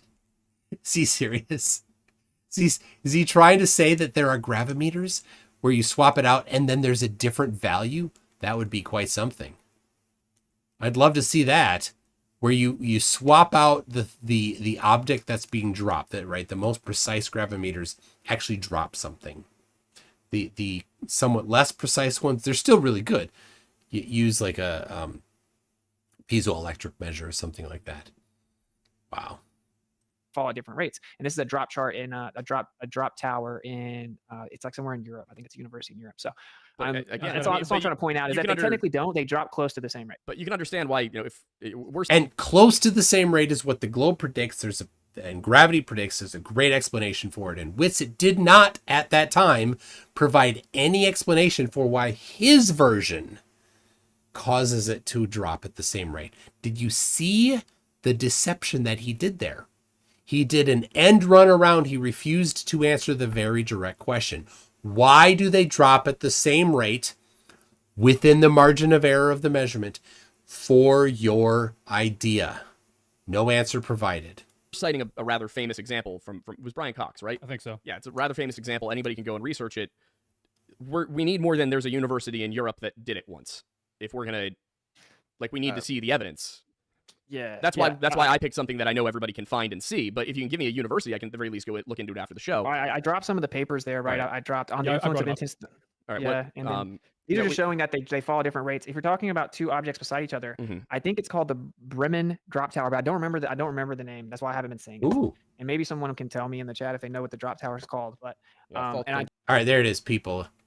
Yeah, if you can find that one, put it in the chat here. do know also we have a compilation on X of all these different vacuum drop tower tests. You can see them visually. What normally happens is people say, "Oh, they must have done it wrong." It's like this real consistent. Yes, it's possible that that they did not control for confounding variables. And when people have found things that disagree with a large amount of established science, a lot of the time they found that they didn't control for confounding variables for some reason. Consistent, like kind of begging the question thing. But my point is, dude, yeah, things fall at roughly the same rate, 9.8 meters per second squared. It fluctuates a little bit, but it's roughly around there. And we're trying to figure out what causes it. And what I'm explaining is everything's electric. There's a downward electric current that's nearly constant. There's no downward electric current. Like, what a coincidence that there's a downward What a coincidence you lied about the existence of a downward electric current. electric current that's very nearly constant. Objects fall at roughly the same rate. It's nearly constant. It's not constant. And it's not just based on density, right? It's based on. You know why he's saying it's nearly constant? Because I keep pulling it up on him. Right? Because he's talking about the Feynman lectures. Right there. This is the only thing he has. Volume 2, number 9, Electricity in the Atmosphere, the last paragraph of 9.1. Right here. Right here. First of all, the field continues to exist but gets weaker as one goes up in high altitude by about 50 kilometers. The field is very small. So above 50 kilometers, very small. It shouldn't be there at all. Oh, no. It only sets the bias when he needs it to just set the bias and not affect magnitude. But when he needs it to affect magnitude, well, then suddenly it affects magnitude. So the potential charge, the integral of E, let me just highlight this right here, is meaningless to WItsit, right? And I understand a lot of the audience, this doesn't mean anything to you either.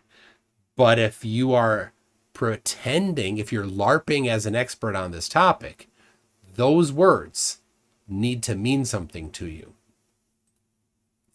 The potential change is at lower altitudes. Total potential difference from the surface to the top of the atmosphere is about 400,000 volts. Again, he misses this particular thing here. He says, well, there's 400,000 volts in the entire stack of the atmosphere. But he doesn't understand that within your just a small area, you can affect that field and they're additive, right? So if you have within a certain vicinity a gradient, not a gradient, a voltage differential of 100, and you add another, now you have a voltage differential of another amount, right? Two things they add together. Now you have 200. And if you have one that's opposite, now you have 0. And if you have one that's opposite but in larger magnitude, you have less than 0. You could have -5, -10, -200. So anyway, so the reason why he's saying nearly is because they keep pulling him up on this. He's now finally read this paragraph. Because he used to say equipotential. He used to say it was the same on a sphere. Well, it can't be the same on a sphere because as you go up, the amount of the circumference gets larger. Look, it only goes up to 50 kilometers. The radius of the Earth is 6,371 kilometers. So varying it by 50 kilometers isn't changing the circumference by very much. Oh, just so much ignorance. Many things. And what is mass? Mass is volume times density. It's based on its electric interaction with the medium. And mass is not volume times density. That's the formula. That's not what mass is. He's intentionally, again, he didn't used to say this. This is something he's added to obfuscate this topic, etc. So that's what I would say. I would say this is a much more complex and nuanced phenomena than they teach us in school, which is just mass attracts mass, gravity. Seriously, You hardly listen. You hardly studied this in school. WItsit. He pulls things to the earth, So. Sure. I guess there's I don't know. Are you hard on 8:30 being a stop time? No, I'm chilling, man. I'm chilling. All right, I would 'cause say there's- 2 hours maybe. So maybe not Alright, 30 yeah, minutes. I Would be a can hard because cut. there was one thing I did want to come back to that I wanted to dig into a little bit because just 'cause I'm trying to understand it, which is obviously we briefly went over like when did the Earth being round become the paradigm, and my research suggests it's sometime in the first century BC, second century BC that we start to see people accepting, we believe the Earth to be a spherical object. It's Aristotelian. It is, kind of, arguably, we would say it's been proven by Eratosthenes. So the Greek world, the Greek-speaking world, which is at the time the quote-unquote civilized world, as far as the Europeans are concerned, they held to the belief in a round spherical Earth as early as the 200s BC. Then we have, that kind of continues. Ptolemy's map. Ptolemy's geocentric, but he places Earth as being a sphere, and that's in the first century AD. We get to Aquinas, arguably the most influential Christian theologian and writer of all time, and in the 1200s, he's writing that everybody That's Thomas Aquinas. he's known the Earth was round back since Aristotle. So when somebody comes to me and says it wasn't the prevailing viewpoint amongst the educated, it absolutely was. That's not really a thing that, as far as my research suggests, is up for debate. So I would ask you, what is your evidence that shifted in Western thought more recently? Yeah, well, of course, first thing that should be pointed out is it really wouldn't matter if everyone thought it was a globe, right? That would be an appeal to consensus. And True, this is kind of but an appeal to authority, this but- is. well, it's all good. It's all good. I'm not. But dismissing I your just want to point. clarify something because I think it's important. There needs to be a reason they'd be lying about this. Otherwise, they wouldn't lie about it. So we got to figure out who started lying about it and when. Otherwise, it's hard for me to grasp why this would ever have come about if it were so obvious that the Earth is flat. And we have I like where he's going. to be tricked into it with all these complex methods and with NASA allegedly faking images from space and things like that. Then at some point in history, somebody has to have decided to start lying about the Earth being round. Yep. I want to, because I don't think we're going to get anywhere on the topic of the physics aspect because I think we just simply disagree on what the facts are It when it seems comes like to that. just to put a I think I've researched it a little bit more respectfully. well, I'm also- sure that you Oh, respectfully, I'm smarter than you. Respectfully. think you have. I am but sure I that think, is true. I think but This thing is evidence the that I have. I think the you said several things that both of us would argue were patently, blatantly, factually incorrect. core Yes. of the argument. So that's what we're trying to yeah, get. That's why we're trying to yeah. move away from it. Is unless you're going to produce the studies. And I know you gave I Aiden just some dropped stuff. like 30. You gave Aiden a few articles about one specific aspect, in which we obviously don't have All of the citations don't support WItsit. Let me make this very clear. I've looked at them all. Right, all 14 that they have on the Ether Cosmology website, which is probably the list that he gave. He probably just copy pasted from that page. They do not support him, not at all. Every single one of them is an example of the first law of Flirt. time to read through all of them. The reason I say this is because in a lot of discussions I've had with flat earthers, not you, but other flat earthers, all the time they'll be like, oh, well, this is true. Here's a source. I then read the source, and what they've done is they've taken 2 sentences out of it, taken them completely out of context, not read the rest of it, and then claimed it supports their argument. So I First law. need to read through those. Oh man. Yeah, okay. This is said a lot. That's said a lot. For example, if I bring up, hey, did you guys know that they're showing that they're like what you call gravity is actually electromagnetic in nature? And if I give you the paper, what people will do is they'll go find that this guy believes the Earth They'll go read the whole paper. the sphere or believes in the heliocentric model. He's like, oh, this doesn't support your point. He's like, no, it does support my point. I invoked it about electromagnetic gravity, right? So I don't care what he thinks about. What you just said was you think you've researched this more than us.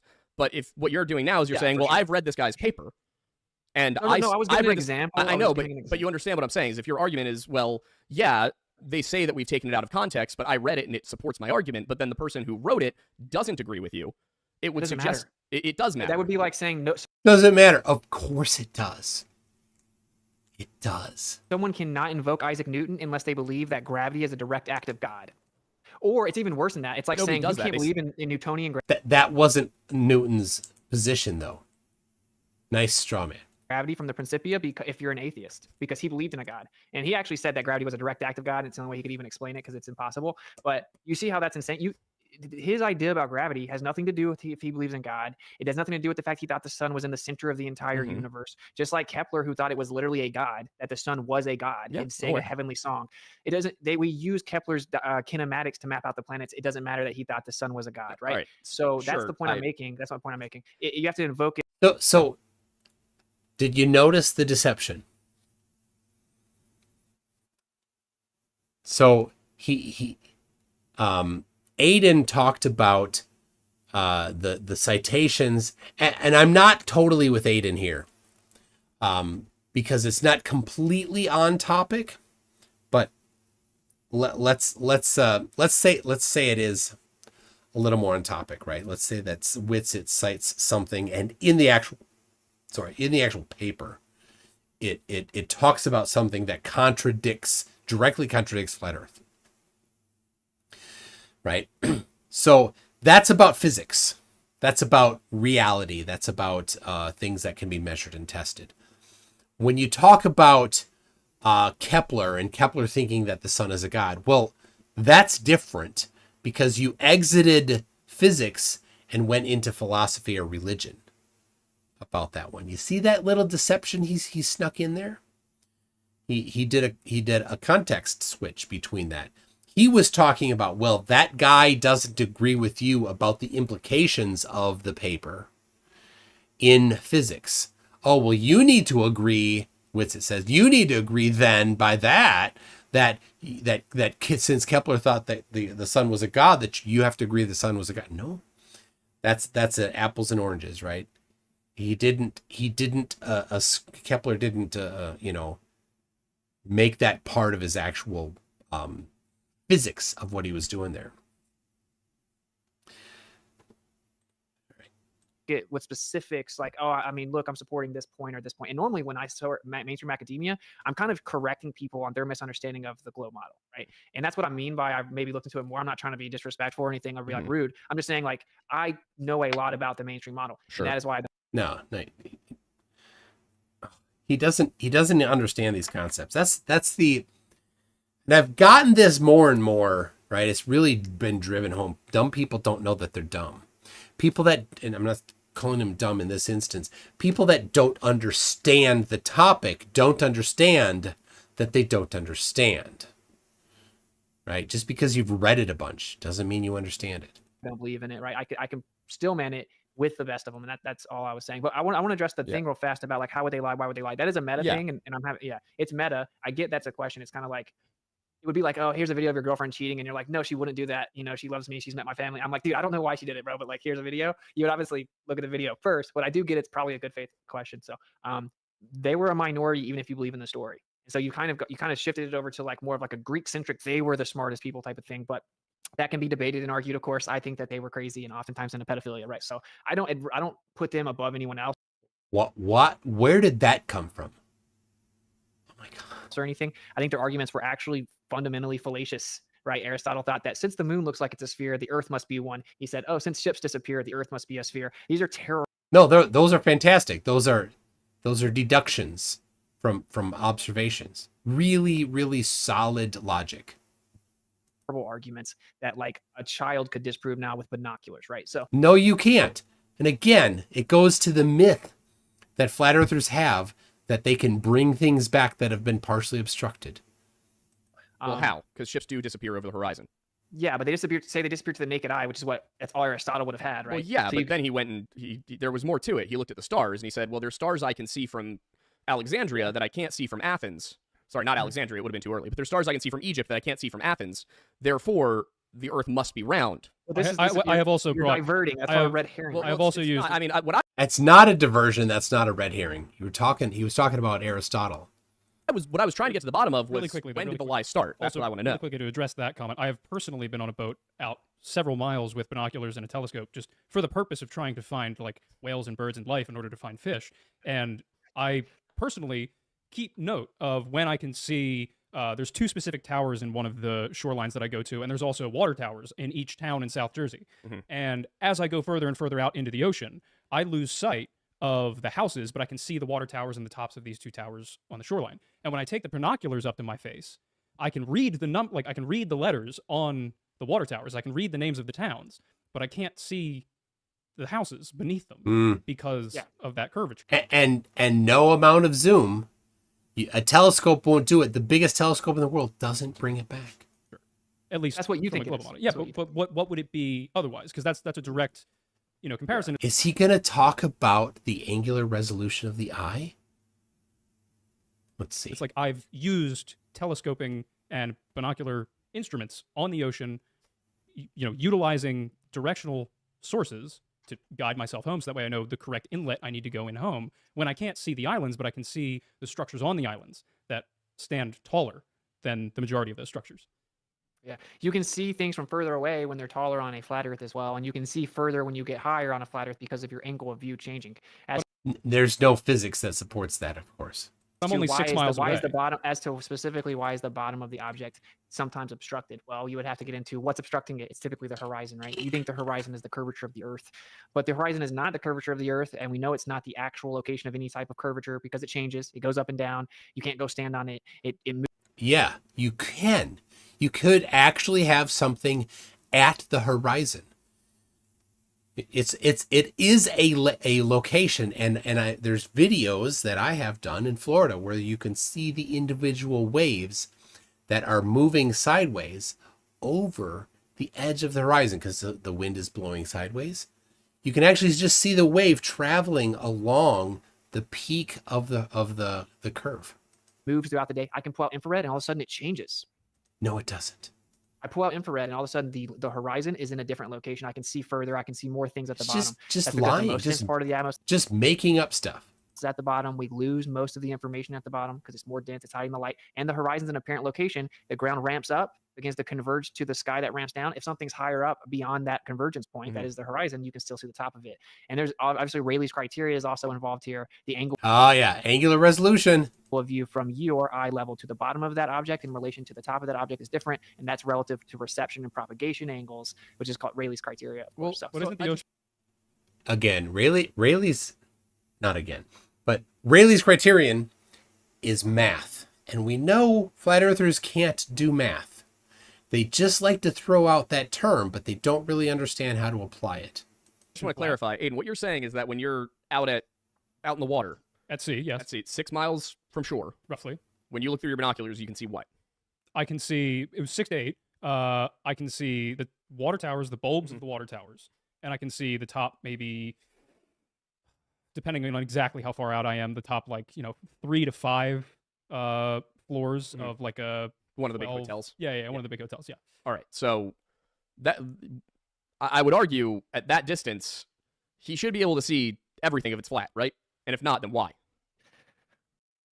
So he talked about the densest part of the atmosphere. But let's be clear here. The densest part of the atmosphere is how much different is the density of the atmosphere at the top of a water tower to the bottom of a water tower. There's a change in the density, but how significant is it? Is it so significant that the top is clear and easy to see, and you go down a little, clear, down a little, clear, down a little, nothing at all, something else is in the way? Did the density change that quickly? And why, if it's about the density and you can't see through it, why wouldn't you just see a blur? Why would something else get in the way? That's and this is the layers of deception again. He's talking about the density. Yep, there's truth in that, and lies have a kernel of truth. So yes, there's more density, but that can't be what's causing something else to be in the way. Density doesn't do that. Dense air doesn't do that. Dense air causes things to be blurry, and it causes them to get blurry in direct proportion to how much stuff is between you and the distant object. And the amount of stuff between you and the bottom of the water tower versus you and the top of the water tower, that difference is right next to zero. Yeah, he likes to talk about Occam's razor. He just said a whole bunch of things with no actual plausible mechanism behind them, right? Versus something's in the way and it's a curve. Super simple, something is in the way, versus a whole bunch of convoluted ideas that don't have any actual meat to it. By WItSit's own Occam's razor, you got to go with the something's in the way. I didn't hear the distance. 6 to 8 because I miles. feel 6 to 8 miles, depending on the trip that day. Sometimes I go and further. you're out on the water, right? Yeah, on the On a ocean. boat.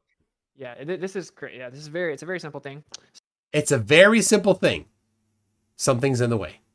But he's about to give a not very simple thing. So if I put my thumb up, I can block a 30-story building, right? Oh my like gosh. I can stand on my knee and I can block out a 30-story building with my thumb. Mhm. Obviously, because my thumb is so close to me, right? I can block out something that's Because it's close, yeah. further away. If you're out on the water, typically where people bring this up, obviously the water is not perfectly static. There are waves. The actual average of waves is anywhere from 2 to 5 feet. 2 to 5 feet. Okay, so if you're standing on a boat, you're higher than 2 to 5 feet. No, Okay, so yes. no. In the same way you said you think you've researched the gravitational stuff more, I can promise you he knows more about water than you Yeah, do. so I've been Okay, raised on what's the the water. average weight of what's the average height of the wave in an ocean? Entirely depends on the conditions that day. I have been on the ocean That's 10 what miles average out. means. I've been on the Yeah, ocean. but average at that level is useless. I've been on the ocean 10 miles out and taken it 10 miles out on a day in which it is entirely flat. I've also been in the ocean when the waves are 10 feet tall. Careful with your terminology; they're going to take you out of context. Yeah, right. It's No, level. it's. I've been on the ocean when it is literally like glass and there are no waves, and I've been on the ocean when it's 8 to 10 feet waves. Yeah. It varies every day. It varies every hour. If you've ever been I know, surfing, yes, it varies. I know, Yeah, very so many minutes at a time. it depends very much on the day. So assuming that we have 2 to 5 foot waves, His face. 1 hour 42. That's going in the next thumbnail right there. if I'm standing on a boat, I'm in those 2 to 5 foot waves. So the boat is rising and falling those 2 to 5 feet. So I What? should, The waves, the ocean doesn't move in unison, right? Like you have waves yeah. But by if you, there are but waves if I'm up there. if Yeah. I'm on a boat, He's on the that boat, the boat is moving up rising and down. on top of the waves. What's not in unison with the whole ocean? It doesn't really matter though. But The wait, point sure. is the Doesn't really matter. Don't let him finish, Witsit. Try to change the topic. point is that a small object in the foreground can block a big object in the background. But the waves aren't the horizon, right? The horizon isn't in the foreground. When you're looking at something that's where the bottom of the water tower is blocked, it's not the wave right next to you that's blocking it. It's the wave miles away from you that's blocking it. It's not your thumb right here. It's your thumb 5 miles away. It's tiny 5 miles away. He's using We have binoculars. waves. We still have waves. It's very simple. We still have waves, but it's not even just that. I already addressed it. I don't know I thought it was very simple. Now it's getting more complicated. if you guys heard me or not, right? But I brought up Rayleigh's criteria, the convergence of the floor, the ocean floor, the So ocean surface. the reason why I'm bringing up the fact that the boat rises and falls along with the waves in the area, assuming that the average height is 2 to 5 feet of the waves in the area, if I'm looking through the binoculars at the shoreline, the westward shoreline, no massive change occurs from when the boat is on the top of a 2 to 5 foot wave and in the trough from 6 to 8 miles out at what I can see of the buildings. Because I've done Okay, this. For sure, what you can see of the buildings changes throughout the day. I live right down the street from the ocean, man. I'm not foreign to the ocean. Sure. What you see in the distance changes not only every day, within minutes. How far you can see, how much of the building you see changes throughout None of that matters. You still haven't explained what is causing the bottom of the water tower to be blocked. It's not waves. the day. But not from the Absolutely, and bottom up. The distance you can Absolutely see it does. changes for sure. But from bottom up, generally not much. Because in the Yes, it shore that I does. go to, there's a large city a couple towns up where sometimes on a clear day you can see all of the buildings, and sometimes on a not so clear day you can't see any of them. Yeah. But there's never a time in which Well, you're saying don't that you can really- never see more or less of the bottom. So you're on the one place on Correct. Earth where the atmospheric conditions don't attenuate light at the bottom greater than other days. Attenuate. Oh, lovely attenuate. If it was attenuation is you don't get as much light. Then you would just have a black band. Attenuation doesn't cause the water to move up. If it's flat, the water has to always be below the feet of the water tower. Attenuating the feet of the water tower would just cause the feet of the water tower to be black. Just layers of deceit. Because the horizon moves not up as and not down. not The as hori- much well, of a that's- severity can as we when I'm define taking horizon? the boat out into the ocean. Yeah. Can we yeah, define and horizon where here? the sky, Yeah, where the sky appears to meet the ground. Okay, so it's entirely the based. actual So definition. we're in agreement that it's entirely based upon your perspective. There's no physical horizon. It's not a, Yeah, but in the an globe, there object. is a real physical one there. It's just that we never see it because there's an atmosphere. Right? Well, In the globe, there's a real curve of the Earth called a geometric horizon Yeah. that's like actually physically blocking things in the distance, right? Sure. So we see the apparent horizon, but there's a real one there. We can just never see it because there's always an atmosphere, is the claim. Of course, at first we were all told that we can know that the Earth is curving because we can look out and we know that, the curve of the Earth is blocking things and we Mhm. can see the curve just True. like, but then they changed it in around 2017 when we found things from way too far. No, that's always been true. If there's ever anything that's blocking bottom up, then you're going to need to provide an explanation for flat Earth, because a flat surface, when two things are above the flat surface can't get between you. There's no way for it to be between you. A curved surface can. It's possible for a curved surface to be between you. And it's possible for the light, while curving and going farther than it would if it were not curving, it still will get between you because it's curved. Far away to, well, no, we never see the actual geometric horizon. Just trust me, it's there. Right. Then, And then I think, I want to. We got 15 minutes left. I want to come back to this last thing, which is really what I've been trying to get to the bottom of, because I have yet to have somebody just say it. Which is, you're saying they changed it. You're saying they're hiding it. They're faking it. Who in this instance? Because we're talking about, again, 2,500 years here, where, I mean, again, after 200 BC in the Greek world, and then the Roman world, and then the European world as a whole, every educated person, and really most Christians, because the Christian church was teaching this, Can you believe the Earth can to you be a discuss sphere. a little bit about Aquinas' element on that, just before. Well, Aquinas went back and was like, we know this through natural law, we know this through Aristotle, we know this. It was in his commentaries on Aristotle that he said it. It's not in Summa Theologica, but Aquinas is saying the Earth is round. The Earth is a sphere. It's a ball. And for those who may not know, and Aquinas is the 1200s. Who is Aquinas? Thomas Aquinas is, you could really call him the father of modern theology in the Christian sense. He was a priest. He's a saint now. Wrote extensively some of the most very dense Christian philosophy texts and theology texts that you could possibly read. Reading Aquinas is a slog. It is a chore. I recommend it to people who are genuinely interested in theology, but oh boy, does he say a lot. But my point in saying that is, the breadcrumbs leading back suggest that the educated world, and particularly the Christian world, have believed the Earth to be round back to ancient Greece. And so with the Christians, the Christian church obviously starts 33 AD. The entire time, the majority opinion within Christian scripture, not scripture, I shouldn't say, but within Christian commentary, within Christian writing, the church fathers, all of these people, the general consensus amongst all of them, but with the exception of like half a dozen, is that the Earth is a sphere. So I'm asking, where did the lie start and who started the lie? That's a great question. I'm gonna back that up. But I'm gonna catch up on first. I'm gonna catch up on some super chats here. There's some good ones that came through. So, Lord Illuminous Poo says, what's its every breath? So I think WItsit every breath is a falsehood. I knew a girl who would stand in front of you holding a McDonald's cup and tell you she went to Burger King. Yep. And one of there are two particular people that I've known that were pathological liars, and that type of lying, just because it wasn't convenient, they'll just make something up. Icy Spin says, I really hope you get to the good stuff tonight. This is getting good now. Is this it?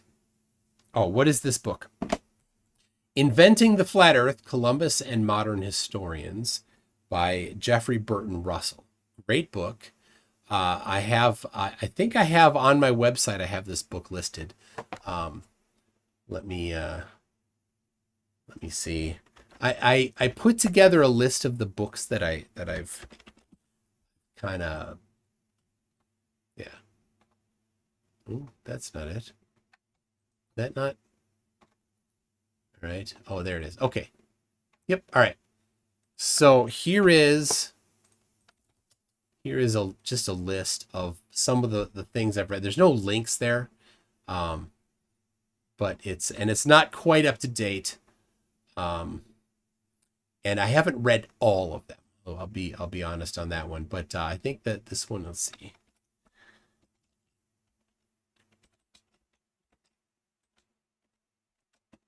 Oh, it's not even on there. Oh, is it? Hold on. Oh, and it's not even on screen. Hold on. Sorry.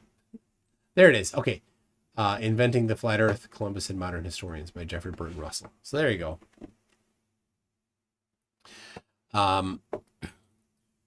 So that's this book. This book goes through the history of the writings of people talking about the Earth being a globe, and give citations for it. And I've gone through some of it, and I've found the source materials for some of them.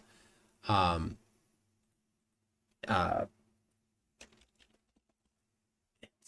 there it is. So here's my page where I started on the this list and added some of my other stuff, but especially these early ones are important.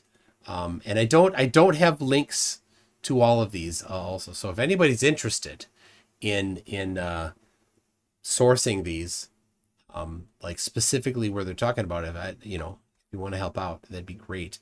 So anyway, so that goes back to some of the old stuff. So I don't have, do I have? No, I don't. Who he's talking about here? But Thomas Aquinas, but he does it should be on there, but I don't have it yet. So particularly the Christian world, have believed the earth to be round back to... Okay, sorry. I'm not to that. I got off track. I'm on Super Chats here. Steven McCullough said, we had a lightning storm with no wind, and I came out to see my truck 20 feet off the ground. I stay in it now. Thanks, Austin. He's a genius. Steven McCullough says Feynman would slap him for what he's saying. Yeah, Feynman would. He's just bastardizing everything, counting on people having less understanding of the topic than him. Right? Either, I just keep saying it, either he's really stupid or he knows it and he's counting on his followers to be really stupid. One or the other. Neither is a good look. Andrew Starnes, first super chat. Thank you, Andrew. Says, my first super chat to say, keep exposing Witless's lies, Tune. Thanks for all the Effie free education. Well, you're welcome. Thank you for that super chat, Andrew. Glad you're here. Lord Illuminous Pooh says, ooh, baby, lick my like button. WItsit swallowed a thesaurus and has been slowly regurgitating it for years. Have you seen Black Books, the TV show Black Books? It's by the same guy, Graham Linehan, made it, who also made the IT Crowd, but this is before the IT Crowd, where a guy accidentally swallowed a little book of wisdom, and then he started saying things of wisdom. He was super zen until it passed or something. CV McCullough says, Lore said on Twitter today, that Lore is the guy that Witsit is debating, that he quits this argument with Flat Earth. He said, you can't get anywhere when they're not willing to listen. I saw that. Yeah, you're right. Flat Earthers are a cult. They are not interested in evidence. You give them evidence, they reject it, they move the goalposts, they do something, but they will never accept it. Right? That's it. They will accept video of 24-hour video of the sun in the north without question. And then a 24-hour video of the sun in the south, like, oh, it looped. Fake. Oh, the sun went behind the clouds for a minute. It's set. Stupid. Earthly Skeptics is a good title for Witsit's journal article. A current understanding of gravity. But it'll need calculus. Ouch. P.S. Love how he's getting trounced. Yeah, I think it's going pretty well for Lore, or Aiden, as his name apparently is. Pistina the First says, using all this time and energy grifting for Flat Earth instead of just learning the actual science. Seems like such a self-owned damn shame. That's true. He could put his effort into learning it and coming to actually understanding it, but he always goes to the fringe sources because it's the virus of the mind. they have the pre-selected conclusion, and anything that contradicts the pre-selected conclusion, they're not interested in. The only thing they want is trying desperately to find things that support their pre-selected conclusion. So Erica Erpelling says they will not accept evidence. This is why they're afraid of going to Antarctica to find out if there is indeed a 24-hour sun. Yes, that's totally true. Kinematics. CV McCullers says kinematics. Another thing you don't know, Witsit. To him, it's just a word. He's like, oh, there's a kinematic equivalence. Well, let's go through it. Right? There's actual like physics you can work on that. Right? But no, he didn't do that. He just said words. Therefore, the end. Lord Illuminous Pooh. Is Witsit's LPM, lies per minute, plus minus or equal to Kent Hovind's high score? I'm thinking Kent still pulls ahead, but what's the chat think? All right. The poll shall be created. Who has the higher LPM? Lies per minute. So, all right, we got Witsit and Hovind. Now, if you don't know, then definitely vote for Witsit. No, I don't know. There you go. CV McCullough, a thumb 5 miles away? That's what she said. Astrokate says Austin's, this is the, I like this one. Austin's big fallacy is the inability to context switch between literature, philosophy, religion, and science. You see this a lot in science deniers. Yeah, to him, it's all the same, right? When he said earlier, he defaults to the Bible. Why would you default to the Bible on science? The Bible isn't a science book. It gets science topics dramatically wrong. It lists bats. It puts bats in the list of birds, right? To the people, to the audience, not a big deal. It's fine. Here's a list of birds not to eat. Bats. Okay, well, they're not really bats, but that's fine. It's a list of things not to eat. It's not a taxonomy of birds. Right? It gets the value of pi wrong when it's talking about the circumference of a bowl and the diameter of the bowl. It says the diameter is 10 handbreadths and the circumference is 30. Well, then pi is 3. Right? If it were a science book, it at least would have said the circumference is 31. That would be correct to 2 digits. It gave the report to 2 digits, 30. It should have said 30. It should have said 31. But it's fine. That's not the point of it. They're giving a relative size of it so people have an idea how big it is. It's not saying, well, here's the precise dimensions. It's what it's used for. So deferring to the scriptures, you've done this weird context switch from science to religion. That's an invalid way to do it. Glenn Hughes says, how do you make word salad even more mixed? You whisk it. Again, he playing his name there. All right, Melodic Lyrics says, FB just wants to feel special and look for instances, such as hidden knowledge, they can use. Witsit gives the game away every time he talks about geocentrism. Yeah. Because he puts a good amount of effort into trying to legitimize geocentrism. Right? Talking about orbits and kinematic equivalences and dynamic equivalences and all of that, right?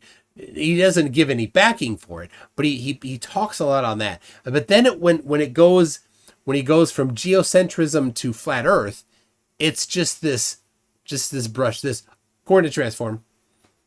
There you go. No. Oh dear no. Oh dear no. It's not a coordinate transform. It's a projection. You've changed the physical reality. A coordinate transform, everything stays the same.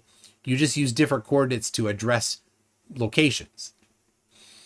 And when you do a projection, you throw away all of the dynamics. Dynamics would be things that cause forces, and you gotta explain all of the dynamics in your new proposal, which of course they can't do. They couldn't explain the dynamics for geocentrism, what causes the epicycles.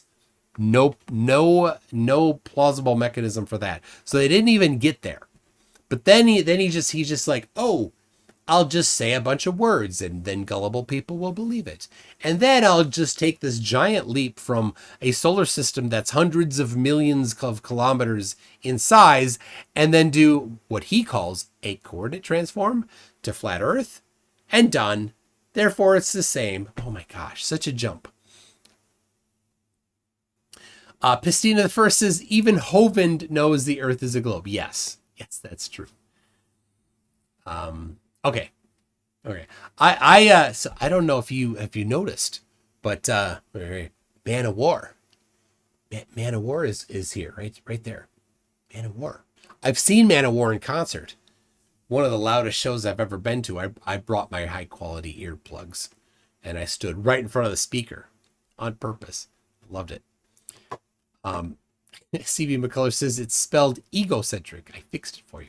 Okay, let's keep going here. Are we to the good stuff yet? Ancient Greece. And so with the Christians, the Christian church obviously This question is good coming up. starts 33 AD. The entire time, the majority opinion within Christian scripture, not scripture, I shouldn't say, but within Christian commentary, within Christian writing, the church fathers, all of these people, the general consensus amongst all of them, but with the exception of like half a dozen, is that the Earth is a sphere. So I'm asking, where did the lie start and who started the lie? You're muted again. Sorry, I locally mute. With early church fathers, that isn't true. Yes, it is. Augustine, Tertullian, Eusebius. I mean, it. Yeah. It, There are many writings that they. So here WItSit's in trouble. This is great. This is a great way for Aiden to come at it, because this is his specialty, right? He is a Christian and he is a historian, so he can speak directly to this, and WItsit is going to try to snow the historian, the ego. They very specifically describe Hebrew cosmology and firmaments. There are some people that think the Earth's a globe. We don't have to get into. Now, he did not say Hebrew cosmology. He specifically talked about Christian. To all that though, because it doesn't really matter. It doesn't. If you're appealing to the philosophy of a theologian in the 1200s saying that the Earth's a ball, and you're saying, Austin, some of the early Christian. Austin, you're running away from the question. You are running away from the question. You're not letting me. Austin, I've let you talk at length this entire time. You have said a number of things that I know are patently incorrect, and I've let you say them because I wanted to let you get your opinion out. No, I can. The point is, I wanted to let you say them. I wanted to get to the bottom of the belief here. But what I want to know, being as I'm a historian, I'm not a physicist. We've made our argument. We have an hour-long video on it going through the proof that the Earth is round. We have done that. We have discussed it here. You and I and Aiden we've butted heads on a few disagreements over what the facts you claim are. Aristophanes proves the Earth is a sphere. You guys are grossly uninformed. Because Eratosthenes does prove the Earth is a sphere. You yourself at the beginning of the show don't understand basic logic. The Greeks did logic. I thought they were a bunch of useless pedophiles, Austin. Anyway, moving back to what I actually asked you. That's what you just said 5 minutes ago. What I'm trying to get to here, and I'm frustrated because you've been running away from it the entire stream, is you keep interrupting me. I didn't. I asked you when did the lie start, and you said it doesn't matter. It does matter. That's not what I said. You said it doesn't matter.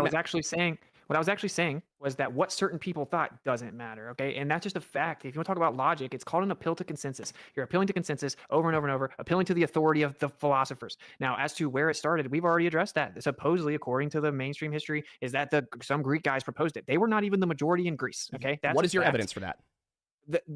The entire writings of leading up to that, most of the philosophers in Greece, when the first spherical writings were introduced, the other philosophers that were with them didn't agree with them on the idea the Earth is a sphere. Citation. I don't remember all their names, but I guarantee you I've read all about it. And if every single oh my gosh, I guarantee you I've read all about it. The ego, the massive ego.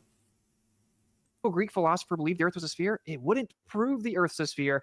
And this is one of the craziest tactics I've heard. Majority of the world thought the Earth was flat. And what you did to bring up history is say, but Greek were the ones that were really educated. So they're the only ones. No, that's not what I said. I said the first people to say it were the Greeks. You said it as if that holds more weight than all the other civilizations, but then you're trying to tie it into a consensus in Western fallacy at the same thinking, time, which is in wild. Western European thinking. Who cares? I do, because we're talking about this right now. It's my show. So what I'm asking you is, when did the lie start, and who is lying, and why? Well, for one, the Greeks specifically didn't believe in the Bible, and so they had There was no Bible yet. They had much different. No, like even in the Torah, there absolutely was a Torah. There was a Tanakh, actually, is the title of the work. But there's Torah and Tanakh. No, yes, Torah is in the Tanakh. It's what the TA are for. What I'm asking you, because now you're diverting yet again, the Jewish cosmology was not well known within the Greek world of the 4th century. I'm telling you that. You said you've studied physics more, and you use that as your appeal to authority. You're not making a point, Austin. I'm asking you, when did the lie start? Who started the lie? This is good. And of course, we know WItsit doesn't have an answer to it. It's all just nebulous, nameless, faceless they. You keep going, well, you keep talking about the Greek. No, when did the lie start, and who started the lie? Okay. You're going to interrupt me again because you're getting really emotional. So I'm not getting really emotional. I've been watching you sit there and laugh and smirk and smug. You've been doing it for 45 minutes. Because the stuff you're saying is... No, I have been very kind and polite up until the last 7 minutes, when I finally said, I've been trying to get to the bottom of this for an hour and a half. I would like to know who started the lie, and when did it start? But then you guys take 2v1 red herring fallacies, and then you act like I'm running from a question. There's no 2v1 red herring fallacy. He could have just answered.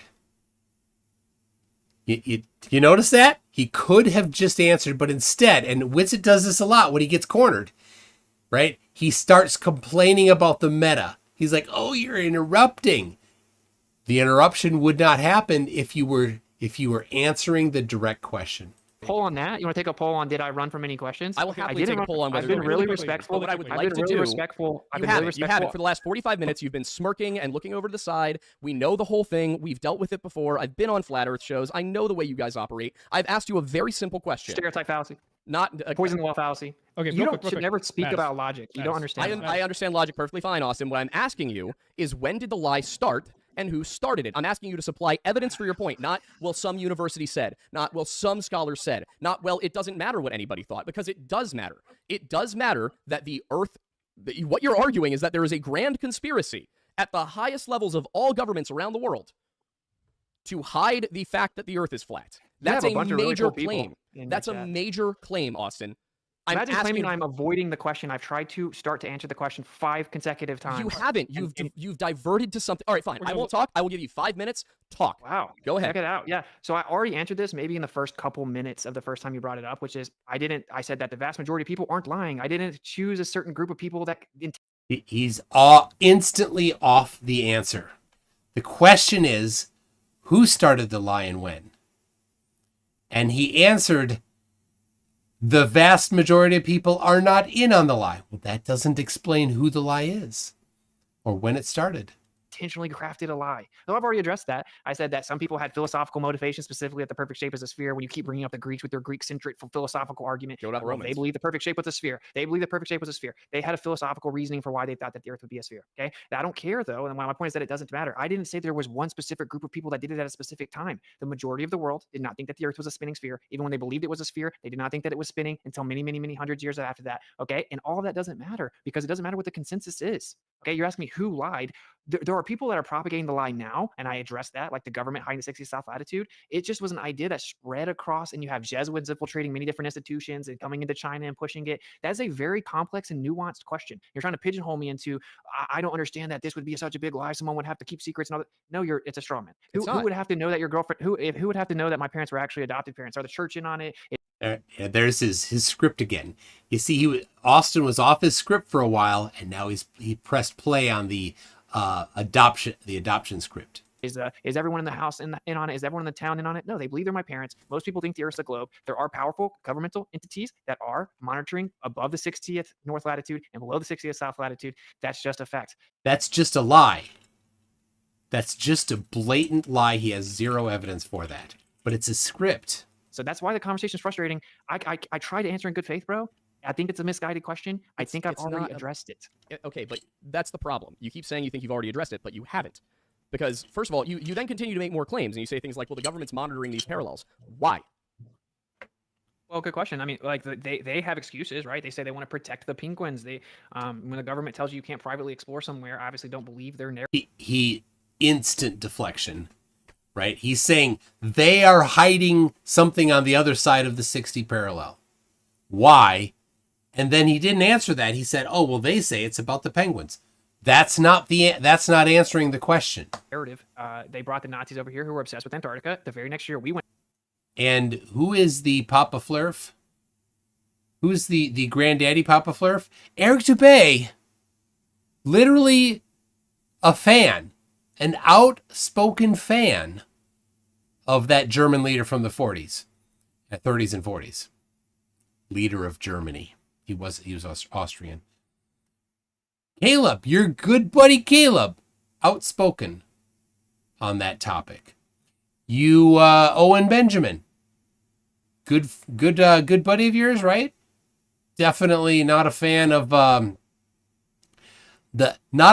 same people that the mustachioed guy was not a fan of, and of course that for some reason you chose to debate that hate preacher who really didn't like them and wished 6 million of them had done what he rejected had happened to them. So I don't know why you'd bring that up and make an accusation about this whole, right? He said poisoning the well.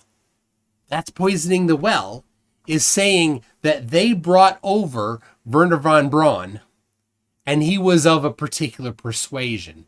Doesn't change the shape of the earth. Right? And shortly after he came here, within about a year, he actually wasn't one of them. I'm not saying the word on purpose, right? And of course, when he's here, he's like, not my thing. And then he became a devout Christian. So what do you say about that? Like in 1946. And NASA started, 12 years later? You see these things, they don't connect. That's just poisoning the well. And he, a little bit earlier, had talked about poisoning the well. He called that fallacy. It's the fallacies that WItsit calls are the ones that he's about to use. Went to Antarctica, and then they came back and said we can't go there privately and freely. And then they also monitor the North Pole and the International Geophysical Year and the Distant Early Warning System and the Northern Warning System, which is still in place today. Which anyone that goes above 65 degrees north, they get monitored and go through trip lines. And so, why are they? I don't know, brother. Trip lines? I can't go there, right? I just know that you can go there. You're getting a free ticket to go there if you'll accept it. You can't freely and privately go there. You can just go on an approved guided tour to one little bitty, a couple islands, and they're hiding something there. So, like, I don't know why. I would say I think they're hiding the nature of the Earth. I think a lot of evidence suggests that the South is not the same as the North on the globe. It should be symmetrical. But why do ships take so much longer to travel in the South? They don't. Lies again. Why aren't What do you there? mean? Why do ships take so much longer to travel in the South? Real quick. I have a specific question I want to ask. So, I genuinely good faith here, and I know things have gotten heated, and I fully understand why. But I want to try and bring it back a little bit. When you're saying that it appears that people are, and you acknowledge that you don't really have a good understanding as to why they would be doing that. I want to understand why you think they are, not necessarily based in fact, but considering there are so many different experiments that are saying that the Earth is round, there are so many different elements of society that are built around Earth. For example, we in our one video had an element in which people who were building railways had to account for the curve. People who build civil engineers have to account for the curve based on their textbooks.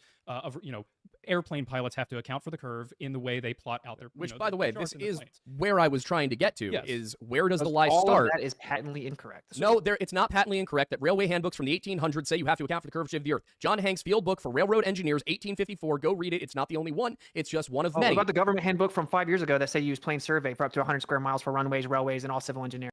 Oh my gosh. Again, the layers of deception. He doesn't know what plane surveying is. He doesn't know what they're doing in plane surveying, and he doesn't know what the margin of error they're talking about in plane surveying that's acceptable for up to 100 and something miles. But if it's only acceptable for up to 100 and something miles, then why is it not acceptable for more than that? If the Earth is flat, it would be acceptable for all surveys. Just the fact that there is a limitation on it defeats your claim right there, WItsit. I guess we'll go to the 1800s. What's the name of it? Guy said something about What's the name of it? What's the name of the I'll send it to you. I don't know off the top of my head. You brought up something from the 1800s. Yeah, my guy. Isn't that interesting? Hey, do you think there was any civil engineering books in the 1800s that said that you treat the Earth like it's flat? For railroad engineering, not that I could find. you don't account what you do small line No, segments that are horizontal in a railway, so Mhm. you don't have to worry about it. The globe model But you says that do, since it's small actually. That's segments. why they account for it. Well, how'd they do that? How do they account for it? It's on page 84. I'm not a Well, what do they mathematician. do? There's a whole All right, I want to know what the book is that he was talking about. Did anybody catch what he said? Can you find that book? And then I'll pull it up. If somebody could find it and link it here in the description. whole series of equations that I, as a non-railroad engineer, don't understand. Okay. Yeah, they use horizontal line segments. On the globe model would say that it would automatically account for it over time because it's small segments. You When it's haven't runways, even railways, you everything- didn't know the book You guys- existed 3 minutes ago, and you're telling me what it says. Also, I do want to. because this is how railroads are built in reality. I don't Well, need to know about your cherry. Oh, now he's an expert in how railroads are built. I do want to acknowledge 1800 something. It's not cherry picked. It's all of them, just like the entire Western world for the last If your audience leaves 2,000 believing years. you, then they can do that. I will My say audience is also- very You're lying. intelligent, so I very much think they will. Well, Also, then I guess they should be able to Google civil engineering plane survey and see the government say that for all civil engineering up to 100 square miles, we use plane survey and completely neglect the notion. Oh my gosh, that one there.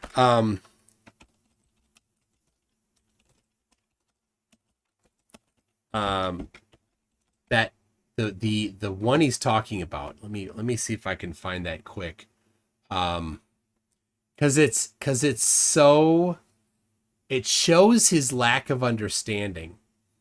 There's I don't know. Somebody found the one that he was talking about, because he had it on screen at one point. That's so anyway. If does anybody know what I'm talking about? He had it on screen in some particular debate, and he cropped the bottom of it because the very next line destroyed his whole thing. So he intentionally cropped it. Okay.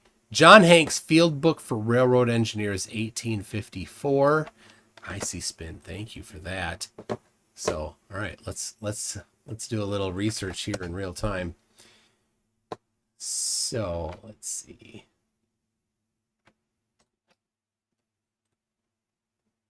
Is this it? Reports of oh, that's not it. Mississippi River to the so I'm going to do this. Let's see. Field Book for Railroad Engineers. I'm just going to look for that. Let's see if that, yeah, I don't want the PDF. I want there it is. Field Book for Railroad Engineers. John Hank, Henck, not Hank. That was the spelling there. All right. And then what page did he say? 50 something? Let's see. What's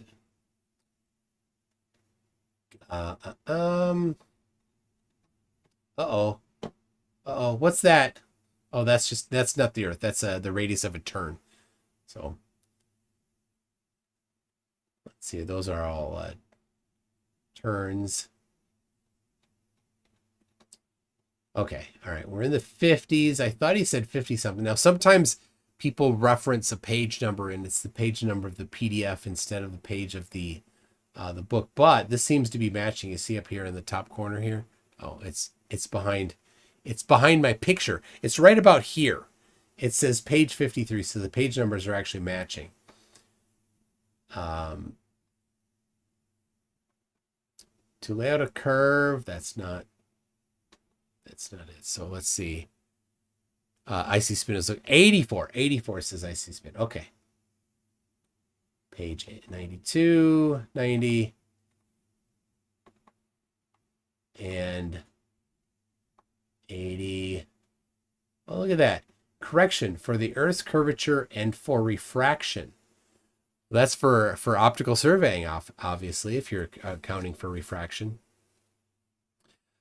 How is that happening, Austin? If there is none, why would you account for that? Won't that cause this to be in error? Let AC from figure 46 represent a portion of the Earth's surface. Then if a level be set at A, the line of sight of the level will be tangent AD, while the true level will be AC. All right, so where is figure 46? 45, we've got to jump down here to 46. There it is. So the level, if you put the level at A, And a level defines a horizontal line that's just instantaneous at that point, right? If it continues off tangent to that point, it diverges from the surface of a sphere. So it will appear, or the level is horizontal. The horizontal at that point goes AD. The actual surface of the Earth is curving at AC. And then I'm guessing that the text goes on to say that you will, when you sight using in optical sighting, right, that you will look and you'll have curve AB. So thank you very much for that there, Icy Spin. Daryl Frost got it as well. Shovelhead Steve. There it is. And WItSit's citation is not talking about the Earth being flat. It's saying for, I'll just, the distances, the horizontal distances, right? When you're doing plane surveying, the horizontal distances that you do don't account for the chord. So in a curve, when you're going over the surface of a curve, I'll do it on here. All right, so we've got a curve here, right? So I've got stuff in here. Spill it. Okay, there you go. So you've got a curve right here. And if going over the curve, there's a distance, right, to go over the curve, right? But if you go straight across and you ignore the curve, that's called a chord. Chord.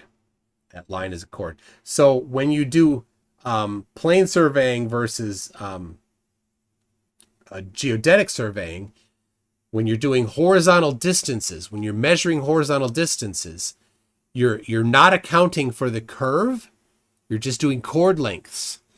And so at 100 kilometers or 100 miles, whichever it was, the difference in, and this is on the page that WItsit cropped out, the difference in distance between the chord length and the arc length is, I think, like a couple centimeters at that particular distance. And that's what it's talking about. It's, sorry, I'm putting it, in this mug is Legos. It's the leftover pieces from I think this set right here, this one right here, the globe there.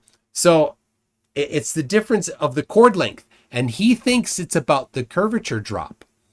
That's what he thinks it is, because he doesn't understand what they're doing in surveying. In surveying, they're mostly, when you're plotting out the borders of land, right, between a city and a county and somebody's property, and old farmer Hank's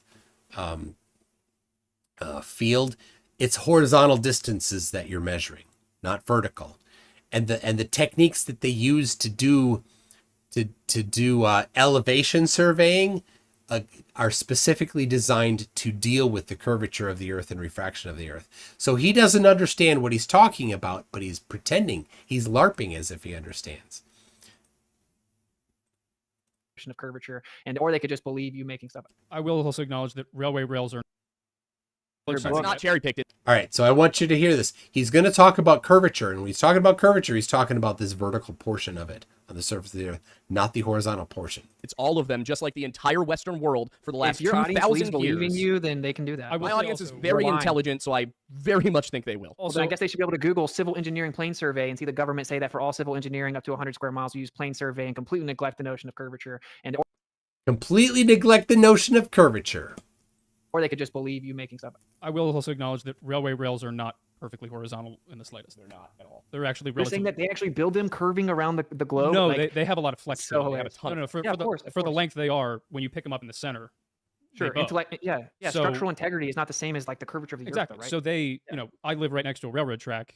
Those segments are not perfectly straight. They do curve slightly in a variety of different ways. They build them with that in mind. So when they're working up a grade or around a curve, they don't need to cut these perfectly rigid things, whatever, like you said. So they plan the grade itself and the overall length of rail, not the actual individual rails, but the amount of rails they'll need for a given distance, based on not just the flat distance on a map, but based on how that distance of rail line is affected by the actual like curvature within it.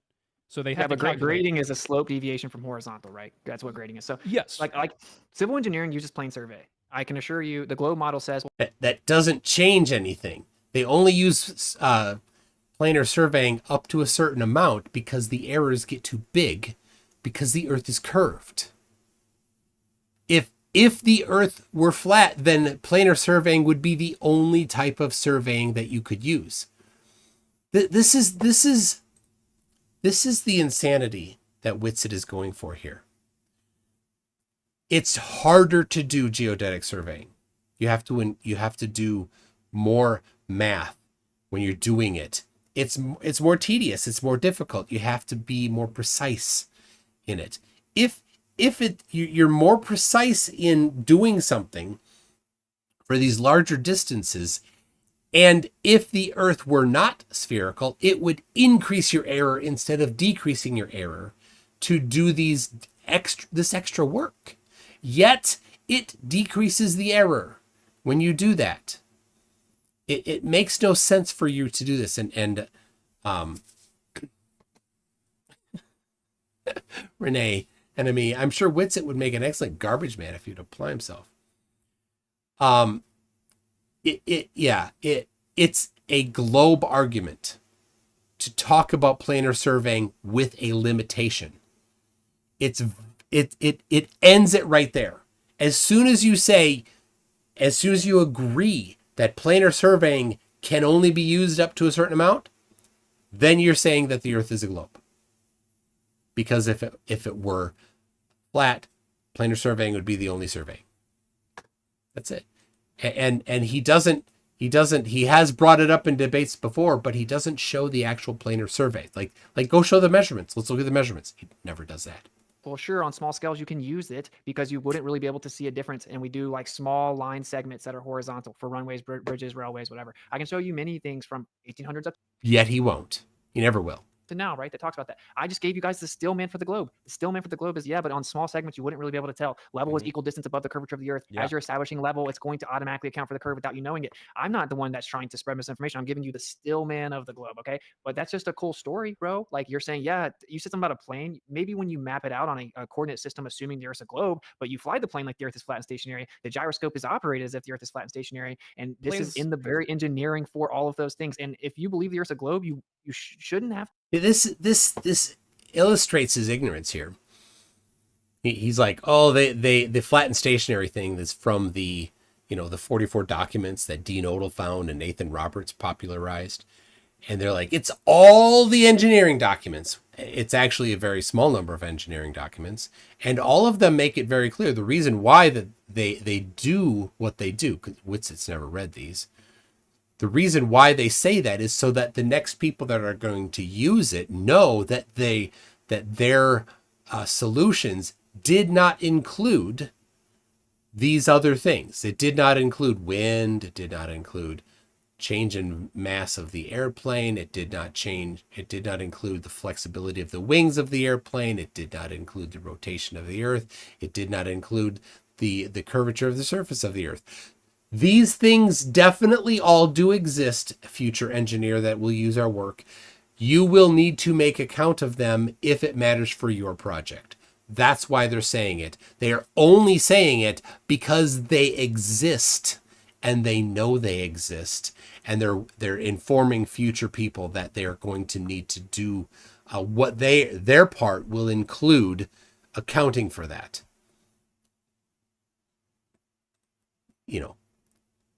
Having never done any engineering, your opinion on the matter is useless, WItsit.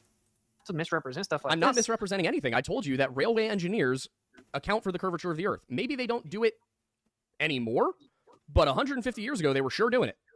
So maybe they decided that now they don't actually need to. They still do. That's fine. Science changes over time as people figure out new and better ways of doing things. The fact that I was trying to establish, however, is that the idea that the Earth is flat in Western thinking is extremely new. We're talking 1800s. So that's what I was trying to get to, is because I wanted to go to, all right, well, we have all of these things of them accounting for the curvature. So clearly people have believed the Earth is curved for a very long time. Now the question is, why? It's not because a government came and told them so. In fact, on numerous occasions, governments tried to shove these people down. I mean, if we look at the church did it to Galileo. Yeah, the Galileo, that's a He's about to lie. whole thing. You should research. He I did have. heliocentrism on his deathbed. Oh my God, I Did never said he was heliocentric. I said the man believed the earth was a globe. And the church didn't care that he believed it was a globe. They did nothing to him over the globe. Literally nothing. I am aware of that. I'm heliocentrism. aware of that. Well, then why'd you say that they tried to stop the globe? My point was that in the ongoing march of science on this subject, there have been battles at every step of the way. Heliocentrism was just an evolution of a globe Earth.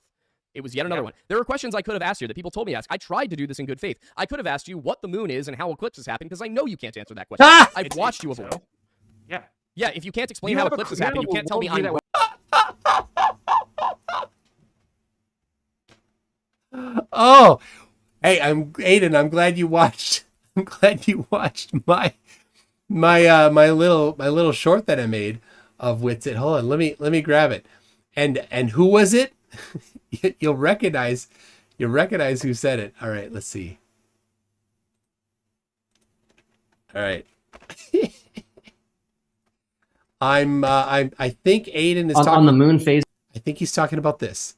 And you know who this is? This is Will Duffy, who's offering WItsit a free trip to go where WItsit just said he can't even go. Just real quick. I was curious. What is a full moon and what is a new moon on your model? I think it's probably like a magnetic cycle, and just like the center of a ferrocell cell image of a magnet, it's just completely black.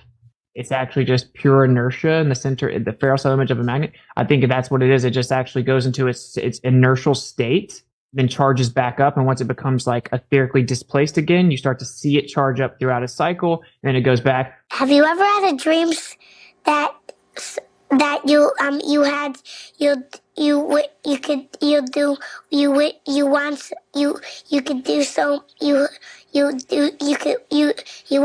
want him to do you so much you could do anything? On the moon phases, real quick. I love I was this curious. so much. What is a full moon and what is a new moon on your model? I think it's probably like a magnetic cycle, and just like the center of a ferrocell cell image of a magnet, it's just completely black. It's actually just pure inertia in the center, the ferrocell cell image of a magnet. I think that's what it is. It just actually goes into its inertial state, then charges back up, and once it becomes like etherically displaced again, you start to see it charge up throughout a cycle, and then it goes back. Oh my gosh. Good job, Aiden. Yes, WItsit knows. WItsit knows exactly what he's talking about. I want to see this again. That was created for you. That it isn't impressive to tout that you believe current consensus, that I understand better than you, but since you think consensus agrees with you, It's and not gave that I you think answers you consensus can't agrees verify. with me. It's that I went and did the I'm math just going to be myself. real with you, man. That isn't impressive, okay? I'm not we trying can to be falsify impressive. what you think the moon is. Austin, Dude, here's I'm a the- historian. I'm a historian, and I can grasp this better than you. But you can't, though. Yes, because you have it's failed. recorded. I'm You have assuming you're going to failed. take this down or I'm something, not. 'cause I'm it's not. all So, documented. Austin, this is the other thing that I think is great is that you people never actually bother to look at who you're talking to. You never do. You have no idea who we are, what we believe, what we do. You're just assuming things. No, we're not going to take this down. I saw your Because, Austin, tweets, I've man. watched I you don't embarrass have to yourself look for 2 hours straight today. I saw your tweets, man.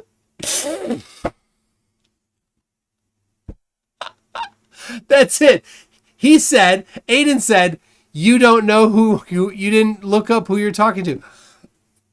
WItsit says, I saw your tweets, man. That's all you need. That's all you need. Oh my gosh. Tonight, okay? I was trying to be nice about it, and then you decided to be a dick around, I would say, 8:24. So go ahead and check it. It's all run it back. recorded, so It unless you is. take it down, the world I'm can not see going what to take it happened. down. Austin, I'm very Awesome. excited. I'm glad we did this because you've run Okay. from every question, and now Now, you let's can't tell me what what the actually moon happened was is. both of you guys were asking me questions, right? And then as I would try to answer a question, the next one would answer a question, etc. And I was just trying to. In reality, I could have been very like. He never answered any question though with specificity. Right? Remember? You make a positive claim, you have the burden of proof. Yeah. You never did any of those burden of proofy things there. Wait, that's a red herring. Da da da. But I was just in good faith, following you both around, weren't in good answering faith. your different questions. You weren't. That is what happened. And so to answer your question as to why do I think that they lie, there are many reasons, but obviously we can't. He didn't ask. It wasn't about why as much. It was when and who. When and who. Think about this. That's a super good question from a historian. It's really good because he's obviously he rattled off a whole bunch of people at different times talking about this through history. That's his deal. That's his strength. Oh man. He's like, you don't know who I was. I saw your tweets. Well, yeah, the why is like, if the globe was introduced by Pythagoras 500 AD, right? Then it had to be part of the grand scheme that they were manipulating, right? They had to have told Pythagoras that, oh, you're going to do this. And the why is they're hiding more lands, right? When you ask WItsit, he's going to say hiding more lands or hiding something about the nature of the earth in Antarctica. But why are they hiding it? You know, why are they hiding Earth as a globe? Doesn't have anything to do with directly with Antarctica. They say more lands. They're hiding more lands. That's what they say. That's what WItsit will say. Hiding more land. So that would have to then be in 500 AD. The nameless, faceless, they knew that there were more lands, and for some reason, they did not want the more lands to be found. But they also would have had to know about the more lands that were in America, right? Which they completely failed at hiding when Columbus went over there, and when Amigo Vespucci went over there, and when the Vikings went over there, right? All of these people, they weren't hindered in going to America, the new lands. So if they're trying to hide from 500 BC, why the new land? Why are they trying to hide that then? Because they would have had to know the reason for hiding it then has to be the reason for hiding it now, right? Why would you hide something then and then stop having the same reason to hide it? Right? It doesn't make sense. Oh man, this is good. All right. Can't privately and freely explore past the 60th south latitude. But you can. They could be hiding land. There are many different I called it hiding land. resources that claim that there are more lands. Who knows why the lie happens, but who cares? If your girlfriend's cheating on you, you shouldn't marry her. It doesn't matter why she cheated on you. If you don't walk into a house and see a bunch of bodies and you're like, wait a minute, before I establish that this was a murder, I need to know why these people got murdered. It's like, no, there's a murder. No, I was adopted. No, my girlfriend's cheating. Let's figure out why afterwards. It hides God. Geocentrism. It hides God. Yeah, sorry.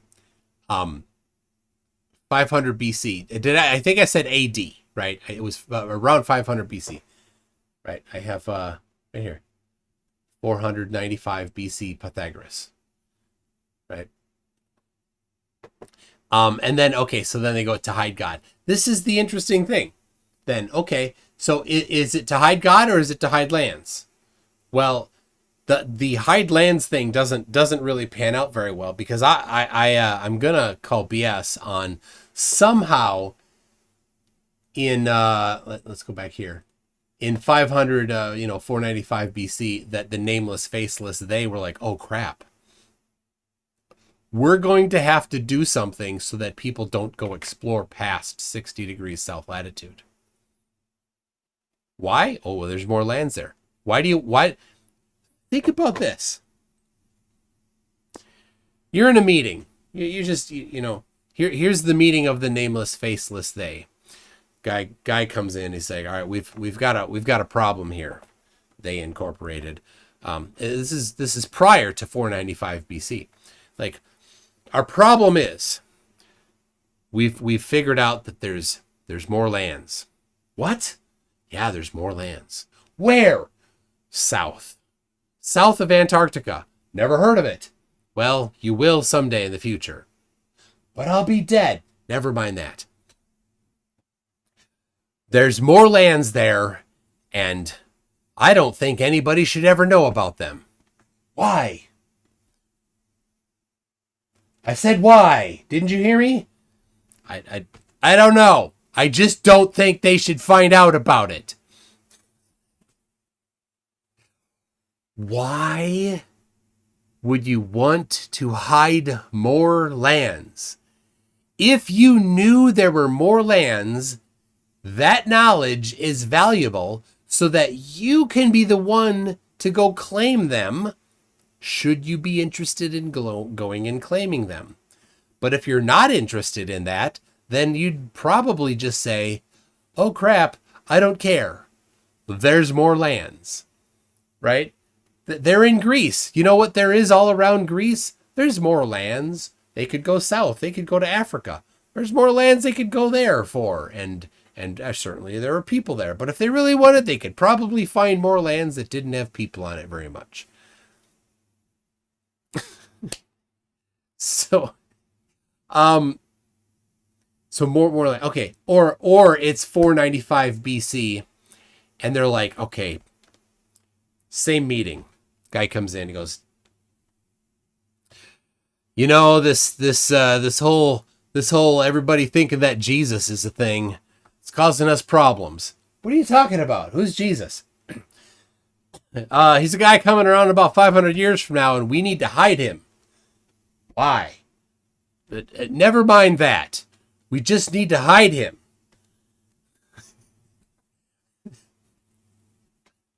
I don't know. Like, the Greeks are like, how do we wage religious war against, because of course the Christians didn't exist at the time, right? How do we wage religious war against the Jewish God? Because that's obviously the one that the flat earthers are talking about, right? They're not talking about the Hindu gods. They're not talking about the Muslim gods. Didn't exist yet either.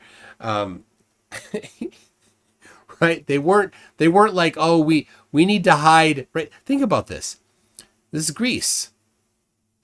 You know, society is all about what?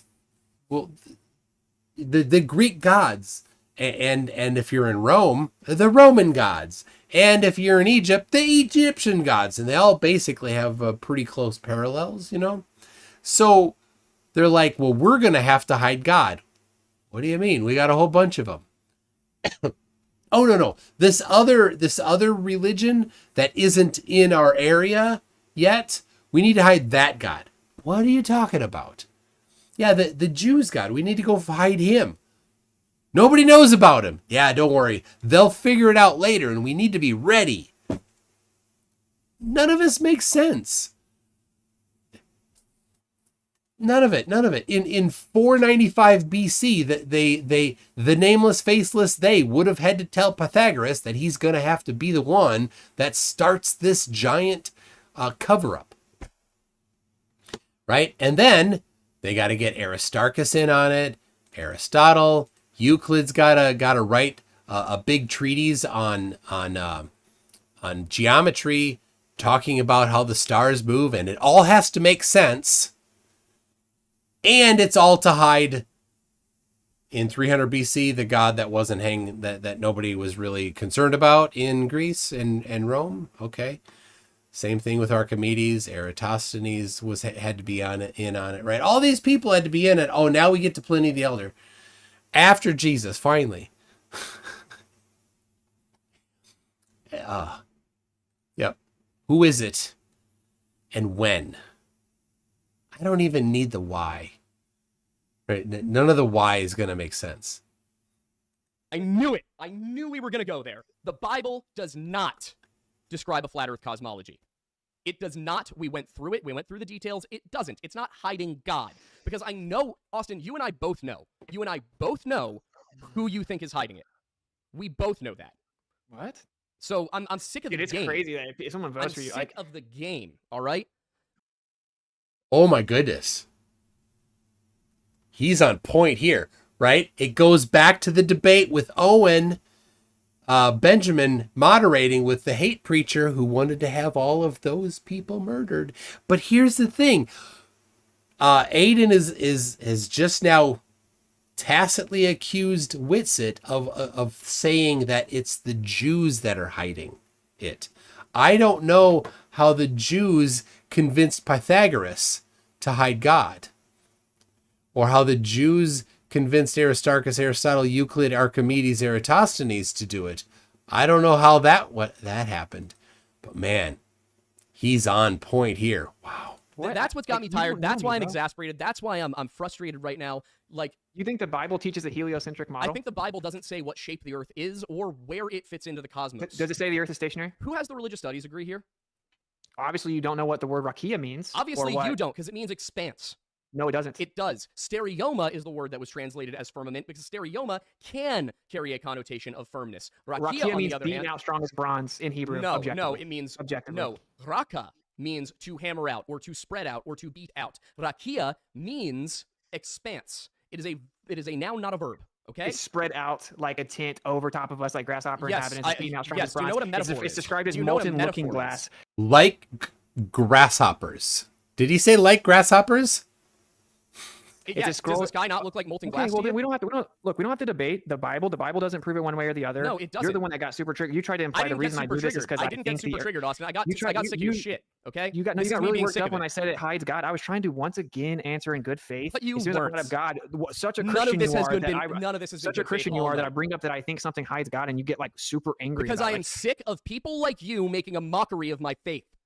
That is but what you're the it one is. claiming that the Bible couldn't even describe what creation was accurately. No, I didn't. No, I didn't. Does it say the earth's immovable and fixed? You don't know the context of that claim. Did it say the sun stopped in Joshua? It says did it say that the earth was made after the sun? Again, Austin, I'm not going to sit here at the end of the show. I'm not going to sit here at the end of the show and go through biblical cosmology for you. I'll happily do a video on biblical cosmology on my own, but I'm not going to sit here and leaf through a Bible in front of all of these people, pointing out the many ways in which this entire idea the Bible says the earth is flat is wrong. You know what the actual scholars on the topic say? They say that the Israelites conceived of a flat cosmology under a dome. What they absolutely in no way ever say is that the Bible itself unequivocally describes the earth as flat. They literally do. The academic consensus is that Hebrew cosmology, taken from the original languages, describes that. But the what you should be saying is, but they wrote through the lens of what they knew at the time. That's what the academic consensus is. Actually, the Christian academic consensus. Okay, so then you believe that the authors wrote fallibly, but I believe it's inspired. I believe that God gave people information that was useful to them in terms they could understand. Okay, but I don't think the Earth's flat because of people claiming it in the Bible. You haven't explained once why you think the Earth is flat. We falsified the radius value. What does that mean, we falsified the radius value? Because I gotta open this entire discussion with the fact that we have film reels from space depicting the Earth as round, not edited film reels, raw film. We have pictures of the Earth. We have thousands of them. You just say they're CGI. Have you not ever caught them faking stuff? You never looked into it? God. What's fake mean? I'm genuinely asking in good faith. Like, ironically, I actually do operate in good faith. No, you don't. No, he never does. Oh my gosh.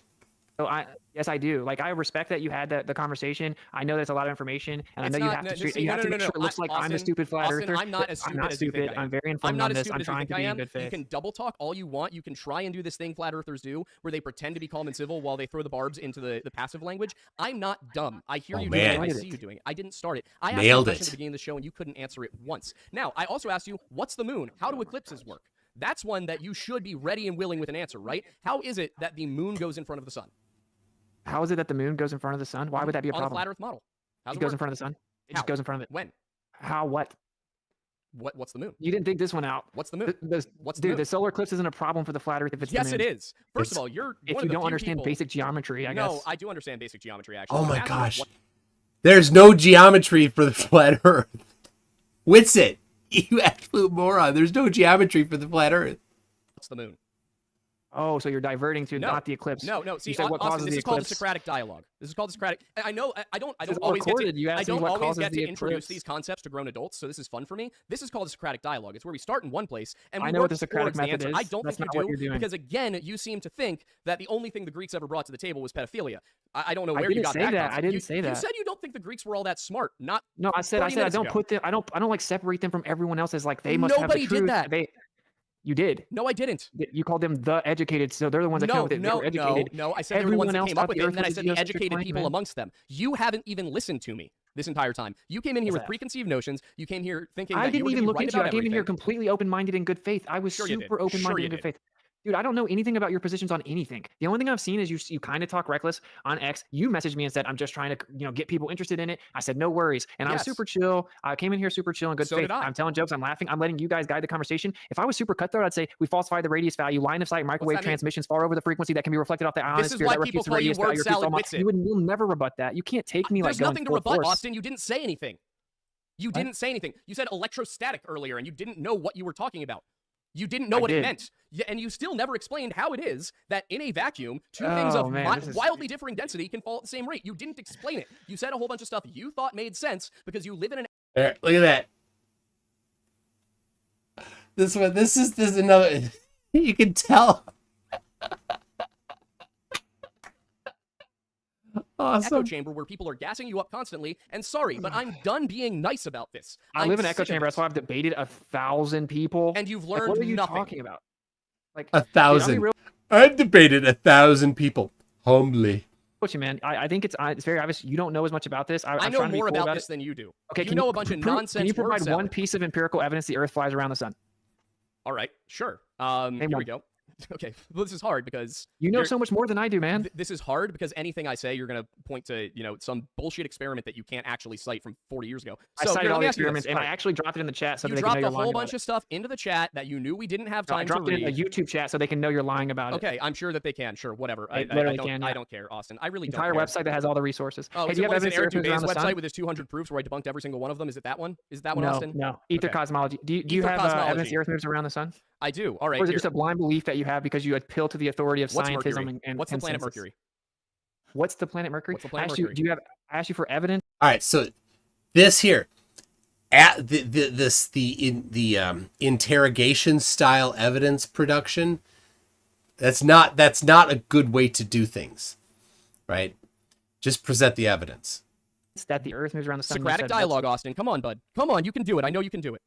You asked me what is the planet? What's the planet? I know that for people at a certain intelligence level, it's hard to conceive of hypotheticals. This is bad. It is bad, Austin. It's really bad. Okay, you look dumb. I'm asking you a very simple question. He's doing the stretch again. Well, I'll happily answer your question. It's a Just wandering answer. star. It looks like it's what we call planets. It's called Mercury. What you did was completely avoid and try to get away from the fact that you have no evidence at all. Did you notice that? What's Mercury? He said it's a wandering star. It's a planet. It's whatever, right? And then after he gave that nominal little answer, right?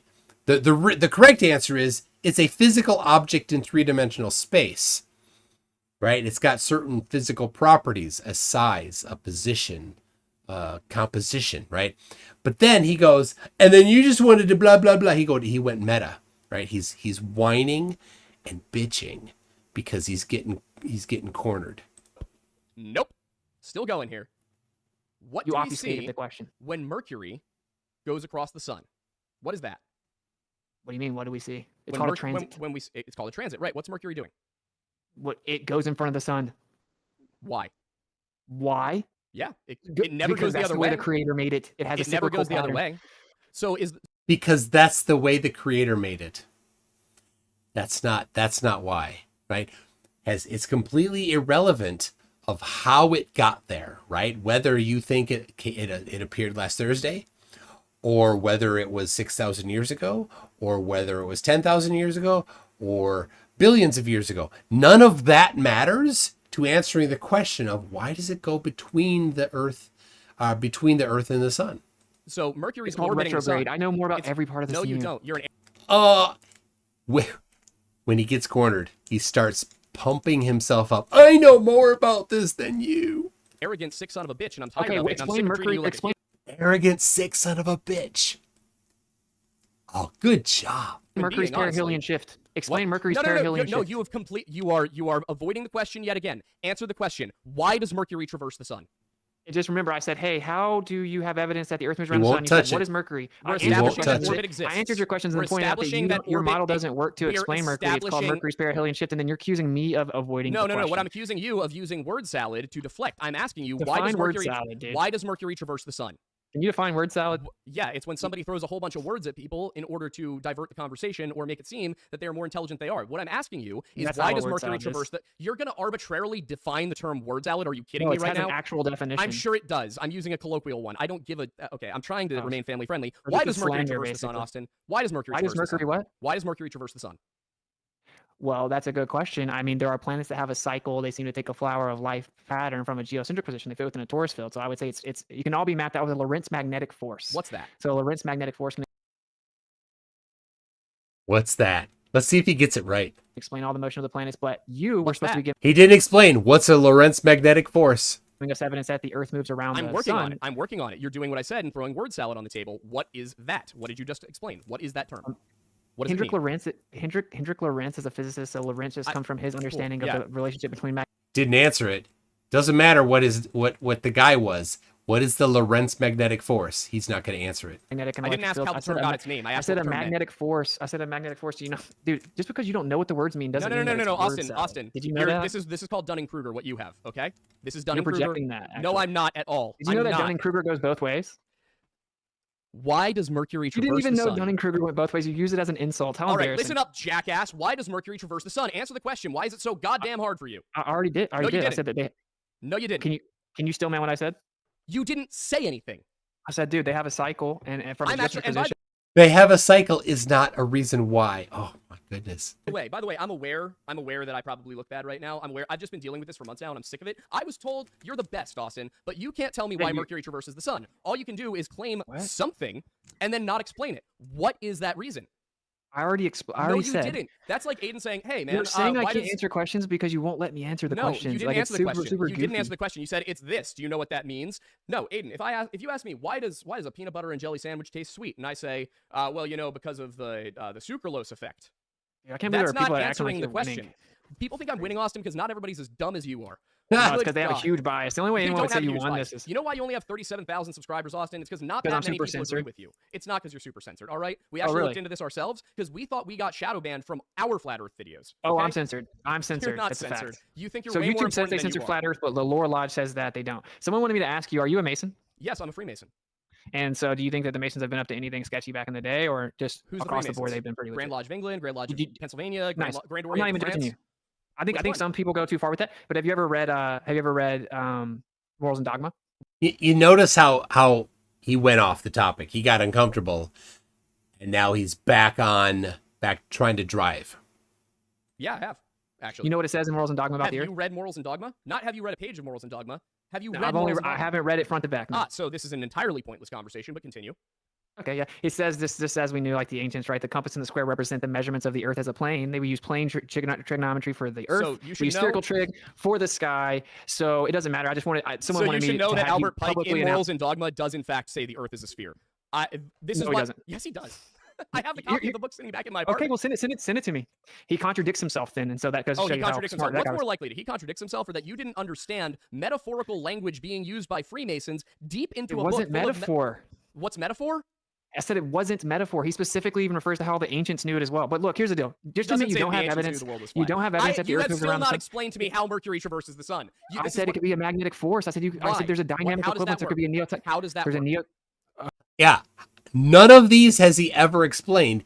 It's just the word salad, hoping that people will never ask him. And he's getting asked, and he's uncomfortable. He's going to try to change the topic again. Oh I my asked gosh, you dude, how it you're freaking traverses the out. sun. You have yet to actually answer the question. Stop throwing it. It's a magnetic force. There's a very simple answer to the question. It's orbiting the sun, Austin.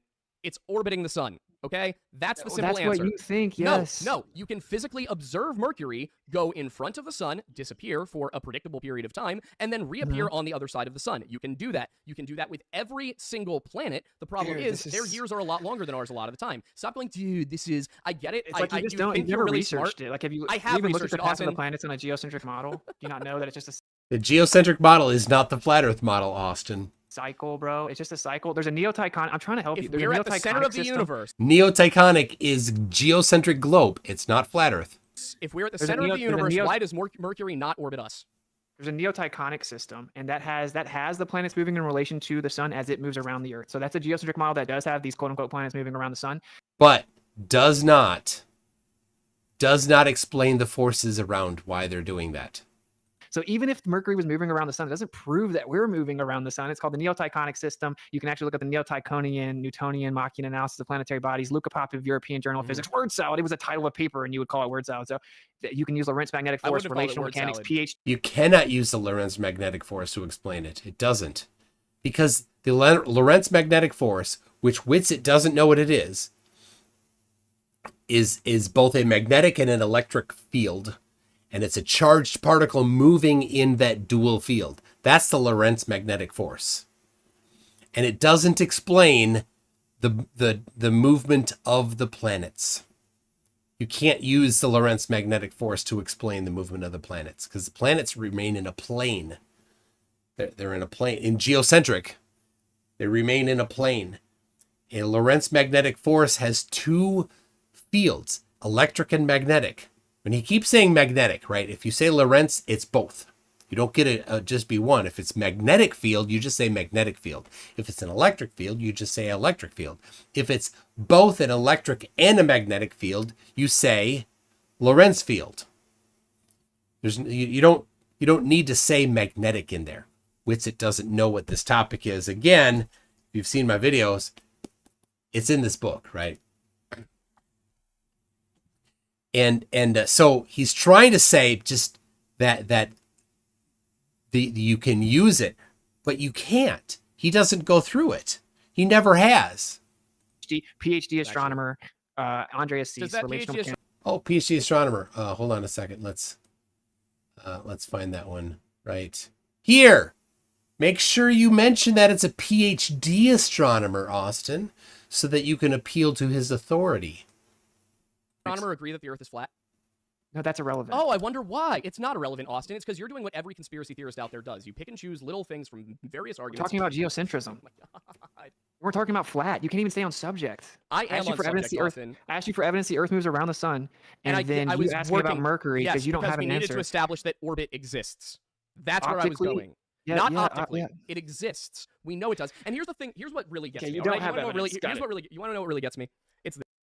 And WItsit does his self-affirmations when he gets in trouble, too. When it starts to get hot, he's like, I'm crushing you. I'm winning. You don't know what you're talking about. I know more about this topic than you. Notice that? When he gets cornered and the other person is doing well against him, then he starts doing those self-affirmations. This is the fact that we have the empirical evidence. Austin, we have the empirical evidence. We have the photography. We have the experiments. How does that prove that we're moving through space? Because we have the photography and we have the videography that shows us orbiting the sun and moving in space.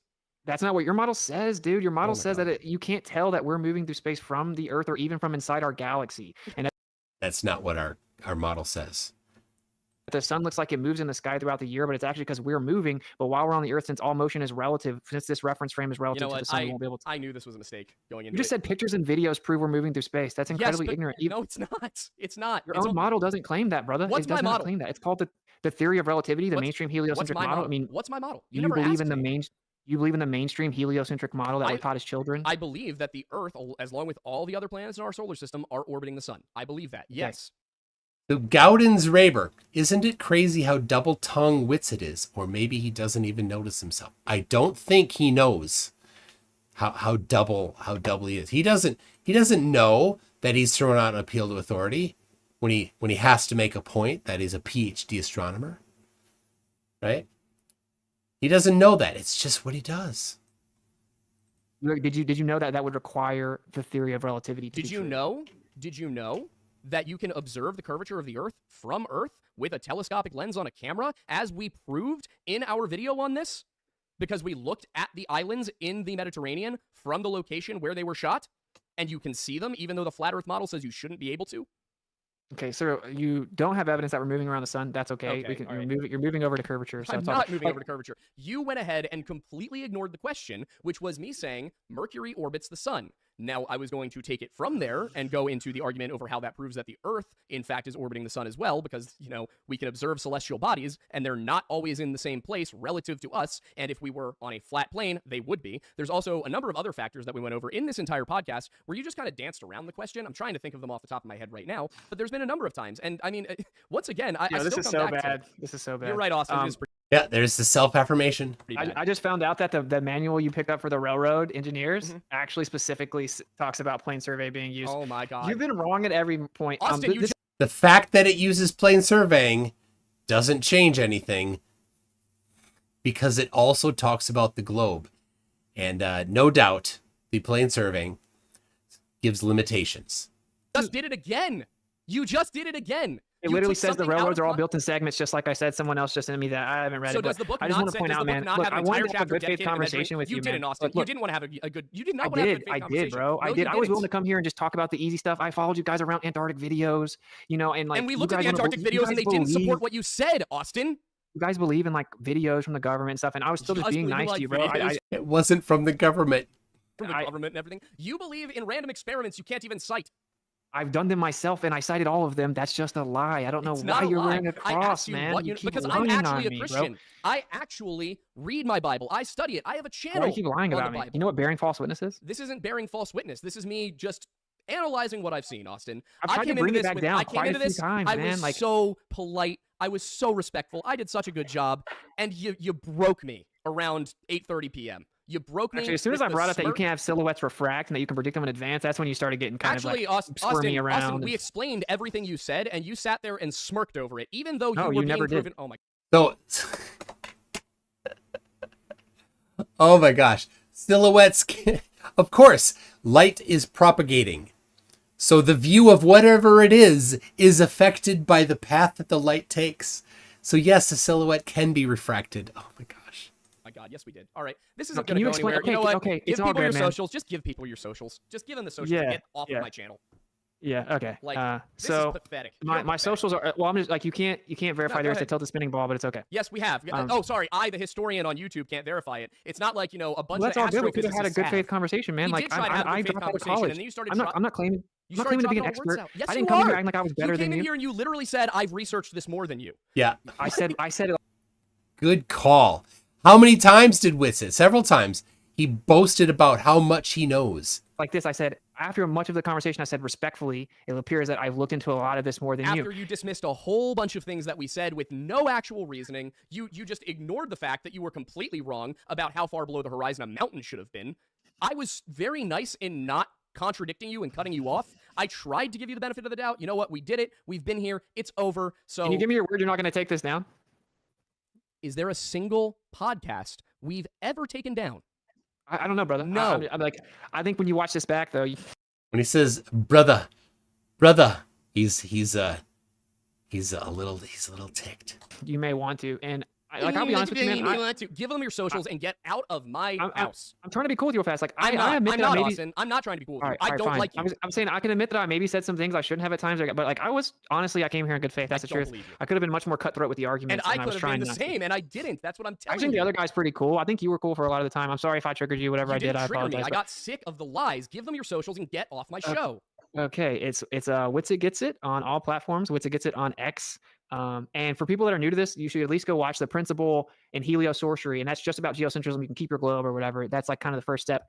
Yeah, the subject's deeper than people think, and people get really triggered about it, but it's all good. So WItsit Gets It on everything, and t.me/WItsit on Telegram. So, All right. WItsitGetIt.com, WItsitGetIt.com. Well, I right, man, thanks for genuinely having me on. hope that Sorry. one day you find a way to not be a snake about things, or at least control your facial expressions. So you know what? I'm Is that what sorry. it was? I was It making was your facial facial expressions. Like, expressions. Yes, Austin. but That's dude, what to it be was. fair, I'm reading your chat. Like, I'm not like just making fun Don't. of you. Like, I'm reading your chat, and some people are saying ridiculous things. So if I smile, it's not like Yeah, I'm trying to. I was Austin, trying to be nice. I did the to same you, man. thing. So, I read the chat, and you know what I didn't do? I didn't smile. I didn't smirk. no, I you didn't started giggle. screaming at some random person in the chat. At some No, point. I Like, very calmly said something. So here's the thing. I'm sorry for getting heated. I accept that I maybe went a little too far, but I mean, when you sit here and you smirk and you go type off to the side and you're doing all your little things, it comes across, and maybe this is the conversation that needed to happen, it comes across from flat earthers that you guys all think you're smarter than everybody else, and when you sit there and you say, oh, well, I can't believe anybody actually believes the earth is round, you're essentially just insulting everybody who I've doesn't never agree said with that. you. Sure, maybe never you said haven't, that. but you have to understand what the rest of the flat earth community is like, right?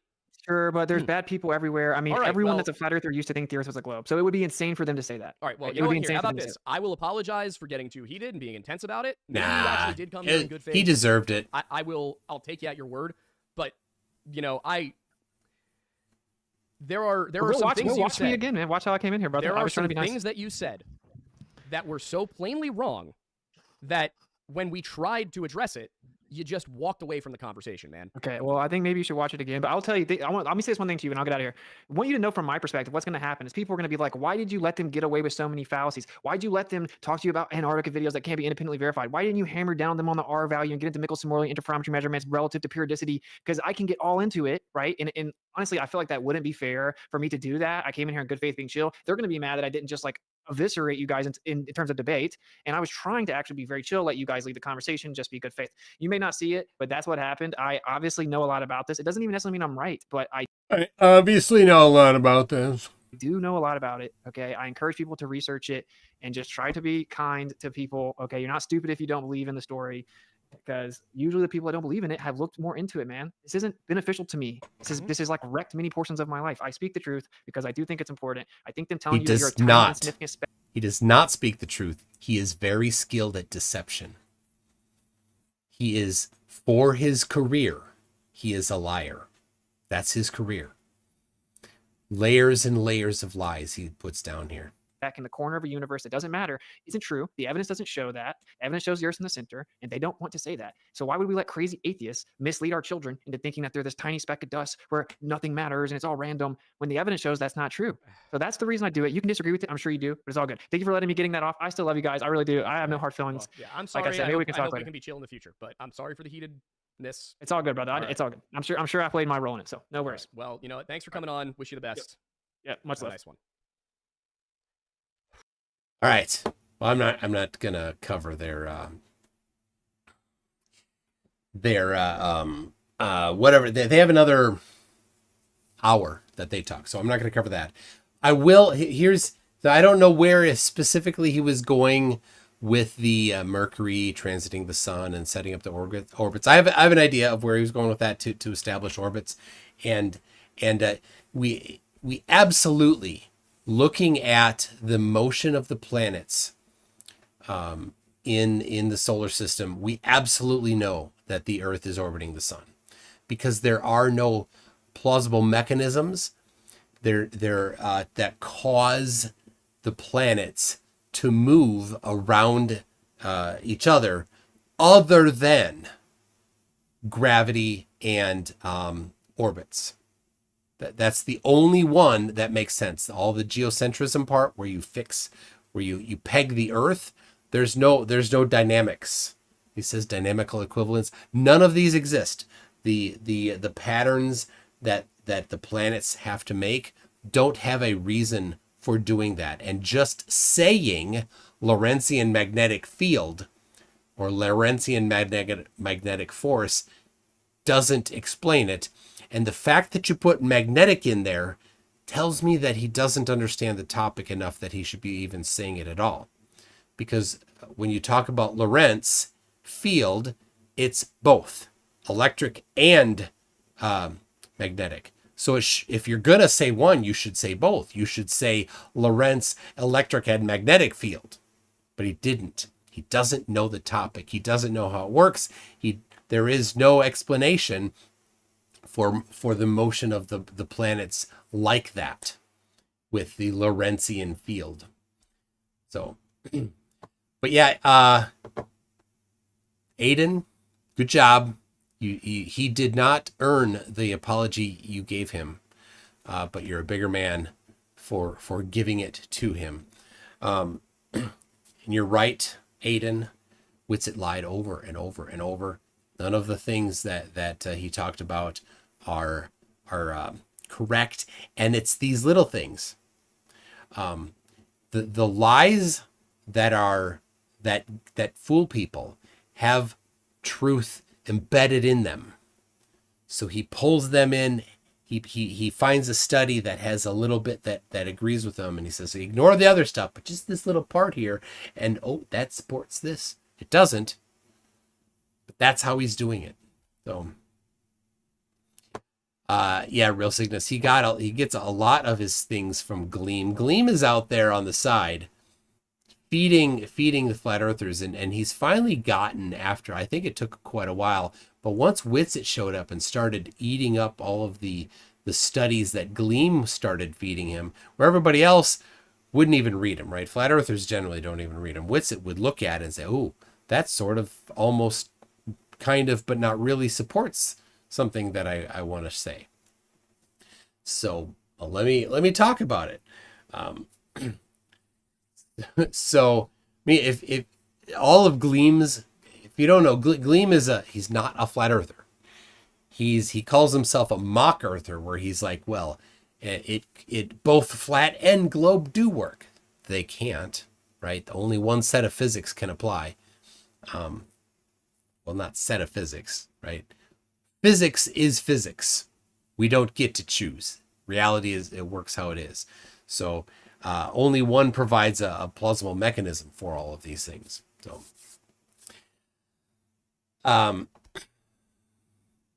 anyway, good job, Aiden. And I don't blame you at all for not wanting to engage with them anymore. They are a toxic group.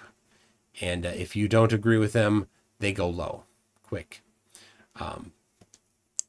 So, all right. Let me read here. We got Nexophonics.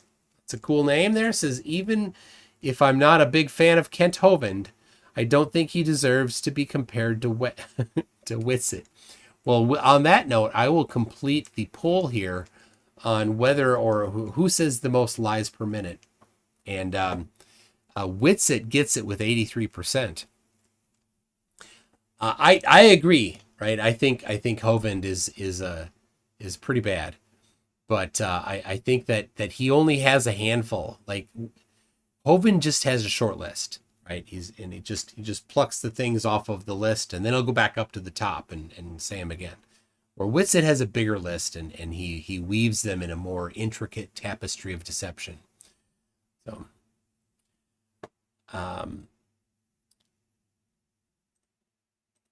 So, all right. Silver Phoenix Rising for $5 says WItsit could sell ginger vinaigrette to go with his word salad. That's funny. Because his hair is never. Lord Illuminous Pooh says in the first Doom, they messed up pi at the 10th digit. It's not noticeable, but a guy went in and started playing with the value to play non-Euclidean Doom. Oh, that's interesting. Yeah, for a game like Doom, I don't think that you would need 10 digits.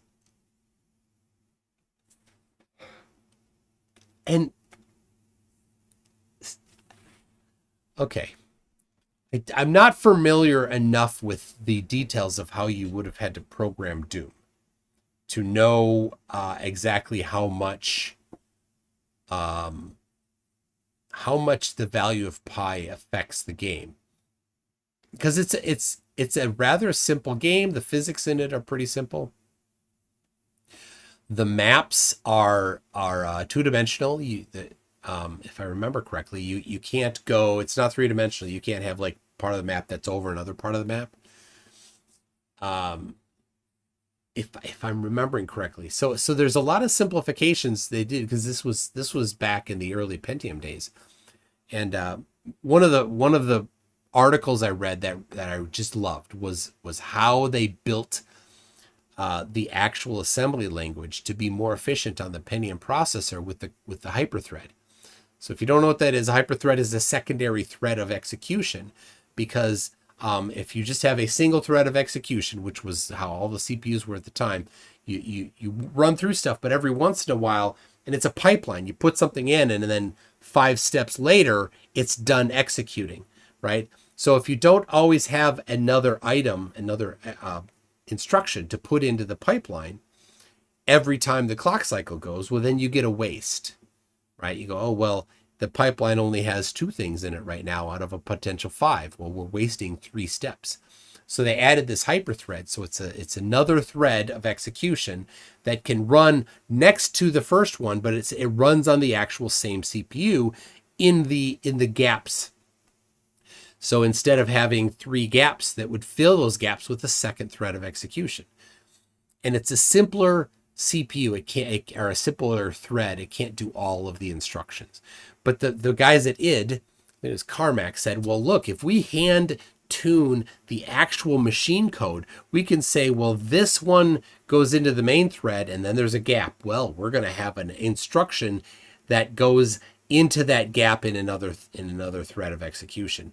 And they would time it so that it would fit those gaps, and it would actually make the most possible use out of the CPU. It was really cool thing that they did, and very smart how they put that together. So anyway, I don't know why I went into that. Pistina the First says, oh, I'm loving this exchange. Yeah, that did get good. The ending of that was good. Icy Spin says, find your seat, Captain has turned on the light. And then Popcorn. Yeah, you named it. You nailed it, Icy Spin. That was Oh my gosh. Lord Illuminous Pooh says, just say I did it, Witless. MK Ultra says, for the Black Wind, Fire and Steel, they're my favorite metal band. I appreciate you that much more, Tune. Oh, Man of War is your favorite? Yeah, they're not my. I mean, I like others, but I do like Man of War. If you like metal, you know, you might know what I'm talking about. That it's this mythical metal, like the metal that they have is better metal than other people have. It's pretty cool. And they're loud. They like to be loud. Busload UK says, Witsit donning his incendiary is that spelled right? Incendiary. Yep. Sorry. Incendiary legwear again. I see. Yes. Because his pants are on fire. Because he's lying. Randomly Epic is a member at Einstein. He's been a member for 10 months. Thank you for that. Lord Illuminous Pooh says, I don't know the number, but new rule of Flurf. If a Flurf says, I'll get you the thing, they will not. I have gotten a few. So that breaks the law. But yeah, that's generally the case. That they're, you know, every time they're like, oh, I'll get you the video of the partially obstructed boat being brought back. Nope. Never happens. Rick says, word smokescreen failing. Deploy fallacy chaff. Oh, that's good. I mean, yeah, did you hear him? He just rambled off a handful of fallacies. Just like, that's exactly what he did. He just chucked a bunch out there, including appeal to authority, which he keeps doing. Larry Scott, who's an actual surveyor, says planar surveying applies to the XY, that's the northeast, coordinates only. A secant plane. Elevations are determined against the geoid in both geodetic and planar. And that is the thing that Witsit doesn't get. And I don't know if I mean, I understand what you're saying there, Larry. So let me try to expand a little bit for people. There's two ways that you're measuring when you're doing surveying. It's elevation, how high something is above a certain datum, and east, west, north, south, right? And so he says X, Y, and then in parentheses, NE, north and east. So X is horizontal, Y is vertical when you chart it in a Cartesian graph, but on the surface of the Earth, it's north and east, right? It's just one. It's not north-south. It's just north. And it's not east-west. It's just east. So anyway, that's the XY part of it. So planar surveying applies to that. So like when I said before, where when you're doing the distances and you're only calculating it based on the planar distances, the distance of one of the legs of the triangle, you are not calculating it as an arc, you're calculating it as a chord. And there's a difference in the distance between an arc and a chord on the surface of a sphere.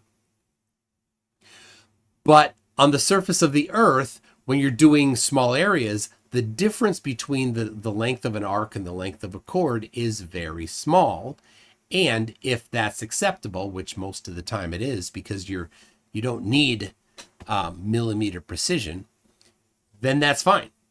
You can do that, because when you put the post on the border between, Farmer Zeke's land and Farmer Hank's land, does it matter if it's 2 millimeters too far east? It does not. So it's fine. It's acceptable to be off by that small amount. I'm just making up 2 millimeters, but but the elevation is the same. And so Witsit, this is the key. When he talks about curvature, he's talking about vertical. He thinks that planar surveying does not deal with the curve of the Earth, and it does, because he's ignorant of the topic. So I've covered it before. I'll just say briefly right now that when surveyors do differential leveling, you measure forward and backward from your station. You have your if you do use an auto level, you measure one direction, you measure the other direction, and you measure to a marking rod or a staff that's a certain height above the ground, and you write down that number. And when you're doing the math for that, you add one side and you subtract the other side, and curvature and refraction, one gets added and one gets subtracted. They cancel each other out. So that's one of the ways that it's been designed to deal with that. But the real important thing is that the distance between where you're measuring and your foresight and where you're measuring and your backsight are the same distance, as close as possible. Because if let's say it's 10 times farther this direction as this direction, well, then you're going to have that much more curvature and refraction on this side than this side here. So if it's the same distance both directions, you get the same amount of curvature and approximately the same amount of refraction. Of course, nothing's perfect because there's very slight variations in the air, but it's small enough that you're never going to get enough measurements over the kinds of distances that they do. So anyway, a great comment, Larry Scott. Thank you for that. I hope people get it. Pistina the First says, "Hide God. Is God tied up in the attic somewhere?"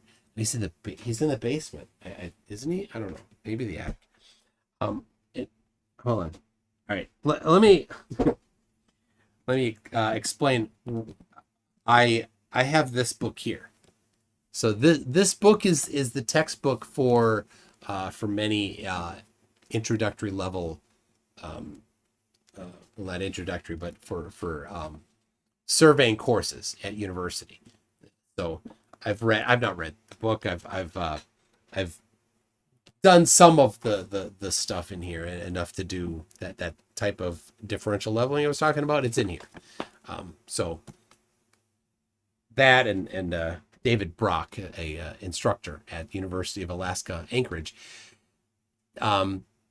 basically taught me a whole bunch of stuff there. So he was super gracious and helpful. So that's where I learned that. So CV McCullough says, my pastor. Have you found Jesus? Sorry. I think the first me is extra. So I'll start over. My pastor, have you found Jesus? Me, I didn't know he was missing, but I'll look for him. There we go. Pistina the First says, I guess his God isn't all powerful if a bunch of science nerds can hide him. And last I checked, Christianity is still pretty popular. Hide? Yeah. Of course, they'll say, well, it's the particular flavor of the religion that only they are the true holders of that version of the religion. That's what they are trying to hide. If they were hiding God, think about this.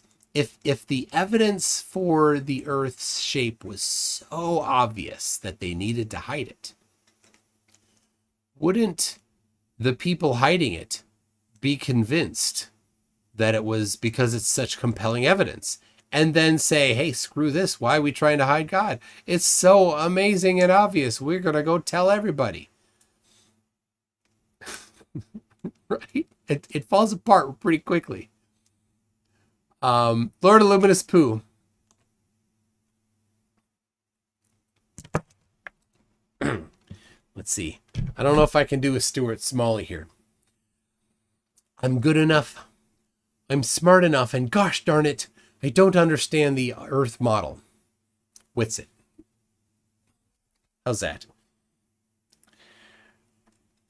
If you know Stuart Smalley, then I think you'd get that. Hopefully I did it justice. Forte says USA conspiracy market equals $2 billion. Wow. Zero motivation for WItsit to ever find the truth. Yeah, I mean, he has cast his lot into that realm.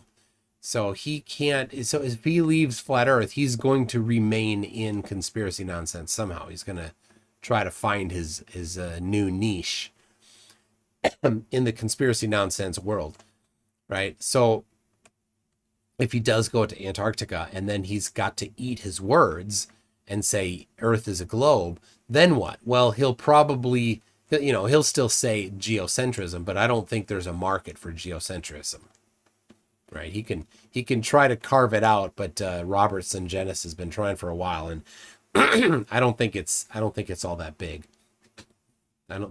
It's not enough of they are trying to hide it. Like, who cares? What's it matter? It doesn't affect. They aren't hiding something just because the Earth moves or doesn't move. It's really not all that compelling. So I don't think he'll get much traction in that realm if he tries to pivot to that. So he'll pivot to something else. That's what I think he'll do. He might try to pivot to geocentrism for a while, but I don't think it'll go far. So he'll go somewhere else. Maybe he can really, get buds with the hate preacher and start promoting that particular topic. There's a few people that thrive in that realm. He could maybe rise to the top and grow himself a little mustache and I don't know. iSolder74 says he's just whining now. Yep. When he starts to get cornered, he just starts to whine, and he gets he's like, oh, he gets uncomfortable like that. He does his affirmations, the Stuart Smalley. Oh, I'm totally winning, dude. You don't know what you're talking about. I know more than you on this topic. I totally read more than you. You don't know anything about it. I guarantee I'm more expert than you. All those things, right? CV McCuller says, WItsit, word salad. Waiter, would you like dressing? Man of War, third super chat for 30 shekels, so must be in Israel, I'm guessing. Says, I feel bad for not having come to your lives earlier. This is so much fun, so much more fun than watching videos. Also, the way flirts avoid the truth is the most annoying stuff to watch in this day and age. Yes,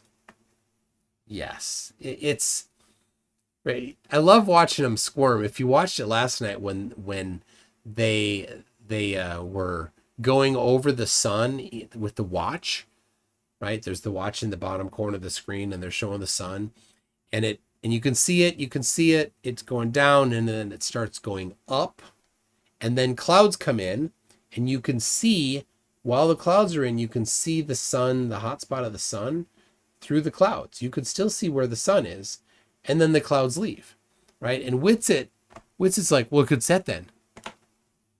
It could set then? Like the sun knew, oh, the clouds are in the way. I can go set really quick. It started moving up. It set then. Wait, but there would be no light. And maybe where WItsit lives, after the sun sets, it's still daytime. No, it's not. There's no part of the world that anybody's ever experienced where the sun sets and it's still daytime. So where's Occam's razor there? Where the sun is set, but it's still daytime. That doesn't happen. How could that happen? It's such a grasp. Such a straw grasp. All right. Baux1 says magnification, a squared plus b squared equals c flat over p1000. With all due respect, I know more than you because Dr. Pepper told me azimuthally. I love it. Lord of Luna's Pooh says, I stopped on the street and asked, do you have a few minutes for cancer research? I said, sure, but I don't think we'll get much done. I think I read the beginning of that wrong. I was stopped on the street and asked. There you go. 3 News 1 says, when Witless first debated MC Toon, he was moaning and groaning so much, it sounded like he was in actual physical pain from the correction. Yeah, that first one, he was just parroting. And I knew before he said them what he was going to say next. He's like, what about the picture of where they're coming down from the on the moon, coming down from the lander, and you could see the Earth behind it. Like that's a composite that somebody else made. It's not a NASA photo. Yep. All right. I'm caught up. And we went through all of it. Amazing. Occam's razor decapitated Witsit. So I don't know. It is if you've watched it, tell you what, Icy Spin, or if any of others, I think Witsit came on again and talked to him again. If I'm right on that. Was that any good? Or not, was it not as good as this one? So I don't know. Dave McKeegan comes in for £5, says, good morning, Toon. There is one place it stays daylight after the sun sets. Cloud Cuckoo Land. Yes. It's such nonsense to grasp at that one. It's crazy. CV McCullough says, one guy had followers, but it didn't end well. One guy had followers, but it didn't end well. I missed it. I'm missing it. And Johnny 46BA for £5 says, best nitwit takedown yet. History dude schools him on science and called him out on his tactics. Yep, he studied Witsit, didn't he? He knew Witsit's tactics. Melodic Lyric says Witsit hasn't been humiliated so bad in one place since Mount Rushmore. So, okay, the Flat Earthers are doing victory laps. Of course, they always do victory laps. The other lie that Flat Earthers often tell is they're like, you're making more Flat Earthers. Well, if you look in the comments sometimes of videos, they will write that they were on the fence before, but now since the Glober did this, they're definitely flat. But I've seen that same person commenting in other Flat Earth videos as a Flat Earther. So they're in there, they're like lying as if somehow this debate made them switch. But if it does or does not, it doesn't matter, because only the really, really stupid people become Flat Earthers. So you're bragging that dumb people become dumber? Whatever. You have to be stupid to be a Flat Earther because the sun could never set. What time will it set tomorrow? Disagree with me? Super. Prove me wrong. Tell me what time the sun will set tomorrow. That's it. No Flat Earther can get past that. You can't get past that. And there's a whole bunch of these that you can't get past. Show a geometry prediction of the next eclipse. Can't do it. Right? Explain in detail what the sun's composition is. Can't do that. Show the measurement of the height of the sun or moon. You can't do that. There's so many. They're like, oh, never mind those. I want to talk about something else. No. Icy Spin says, who does Dave McKeegan want most as an igloo mate to watch the sun do circles in all its glory from Flatties? It's a good question there.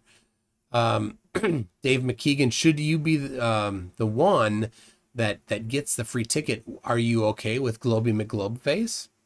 He's a good choice. So, and if you missed it, Globy McGlobeface is on TikTok, and he has decided that he does want to go, but he's not in the poll for. I think he's not in the poll for the Glober that they're the normal that's going to go. So he's like, I'm going to set up a GoFundMe. So he set up a GoFundMe, started it, I think today, and I'm going to put in the chat right now the donation link. So if you're interested in helping Globey McGlobeface go to Antarctica, there it is. There's your opportunity. Now, earlier today, when he sent me the video that he produced, and I'll link that video too. This is the video that I did mirroring it. So this is on YouTube, the one I just posted. He did his on TikTok. So when he first sent it, there were 0 donations, and I'm like, I'll cover it. And he asked it in the video. He's like, if 10% of my viewers, because he has a big following on TikTok, if 10% gave $20 a piece, he'd be there. I'm like, tell you what, I'll double that. I'll do 40. And then I'm like, hold on a second. It's leaking it's doxing me. So hold on a second. And then I did a different one. So I donated twice at $40. So I gave him 80. Anyway, it was at $866 earlier today, and right now it's at $1,416. So there we go. $1,416 is where it's at right now. So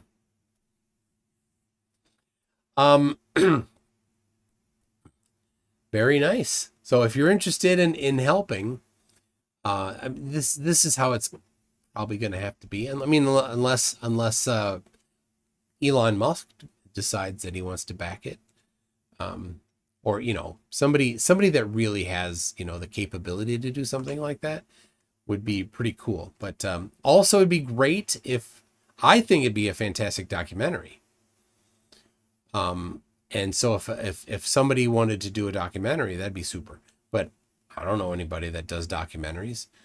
It'd be good if the documentary people had connections so that they could get it on Netflix. That'd be cool. I don't know. So if any of you, if you know anybody that might be able to do something like that, would be interested in something like that, let Will Duffy know about it. So, all right. Let's see. To CV McCullough, when your comment, one guy had followers, but it didn't end well. Is there something that I missed on that? Anyway, send a comment if there's more to it that I'm not understanding. Guy Incognito says WItsit was in VC talking about how women should be baby factories. He also wants to make content with racist Nick Fuentes.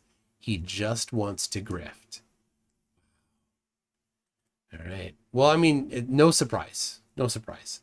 WItsit will pivot to something, and it will probably be something quite horrible.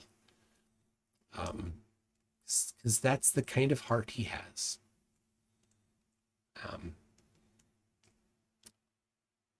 I don't know who Nick Fuentes is, but apparently he's a racist because that's how Guy described him. I don't know. Anyway, Lord of Luminous Pooh says, does that mean the English Empire proves a flat Earth because the sun never sets on the English Empire? I think it sets now, or does it not? I don't know. They've kind of lost a few of their things. So, looking for CB McCullough. Make sure. All right. Anyway, nothing yet. Did the guy show up at the Indian restaurant on the 22nd? No, he canceled. He canceled the day before. And I mean, it's a big thing for him to drive to Minneapolis from Michigan. It's a long drive just to come to have dinner. So, I mean, I don't fault him for saying, oh yeah, I made a rash decision to say I was coming. And I had been emailing him and trying to contact him for a while, and he didn't respond until the day before. So it's a little unsurprising that it was difficult or that he backed out. But I mean, I really wasn't too surprised. So Zoomy says Nick Fuentes is a self-avowed lover of the mustachioed German dude we dare not speak of. Okay.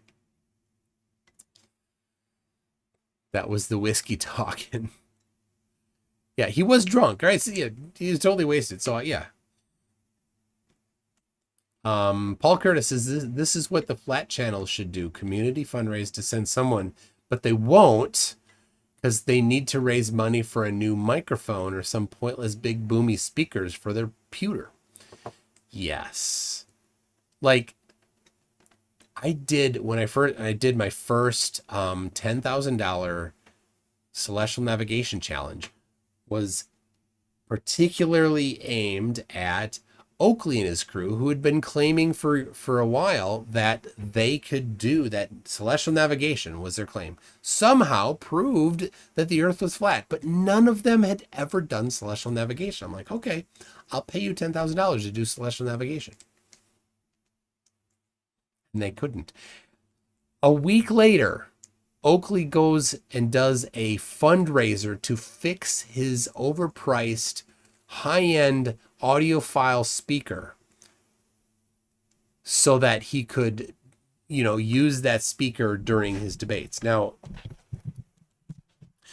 why would any of his gullible idiot followers think that that was a valid way to fund him?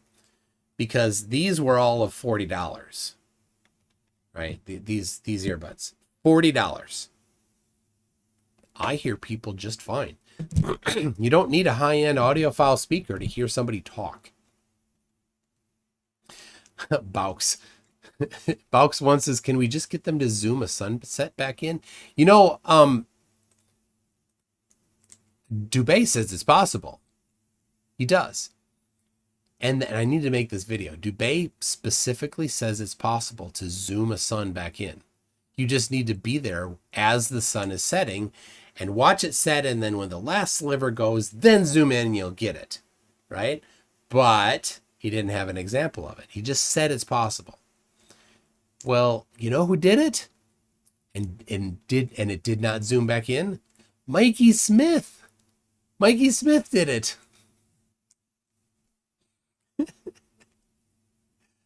CV McCullough says WItsit feeds his family from flat Earth. He can't lose it. Well, he's going to lose it though, right? So the final experiment is it got quotes, right? Will got quotes from several different flat earthers making very strong claims about the sun in Antarctica, things that you can't go and unsay. So, they're committed to it because they said it. What are they going to say? They're going to, they were wrong and now there's another. Well, they certainly might try. But if they do not participate, it makes them look guilty. It makes everybody sees, oh, I know Flat Earth Dave, because the video came out today that Flat Earth Dave has said he's not going. We all know why Flat Earth Dave won't go to Antarctica. It's the end of his grift. He knows the sun will do circles over his head. Right? If he was confident that the sun would not do that it would do as Flat Earth predicted, then he would 100% go. He would have been, all of them would have been emailing instantly saying, make it me, put me on the poll. I want to be on the poll. None of them have said that. None of them have said, I want to be the one, right?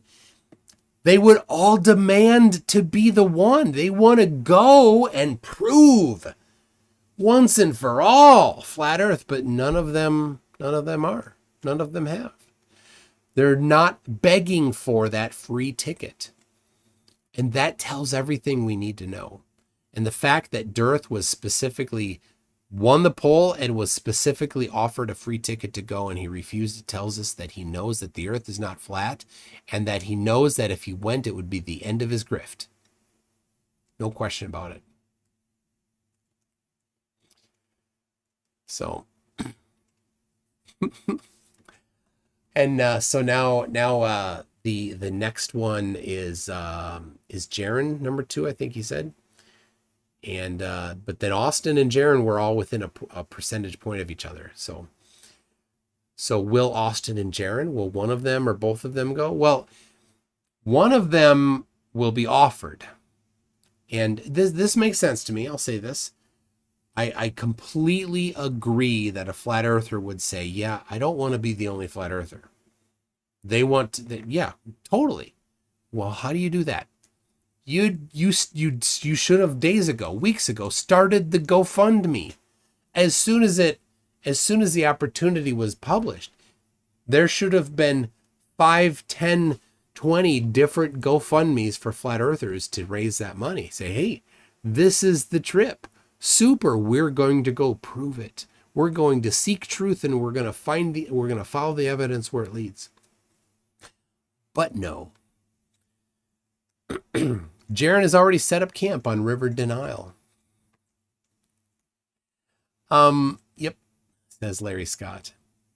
All right, well, Melodic Lair says Jaron is paranoid about it, though. I understand that.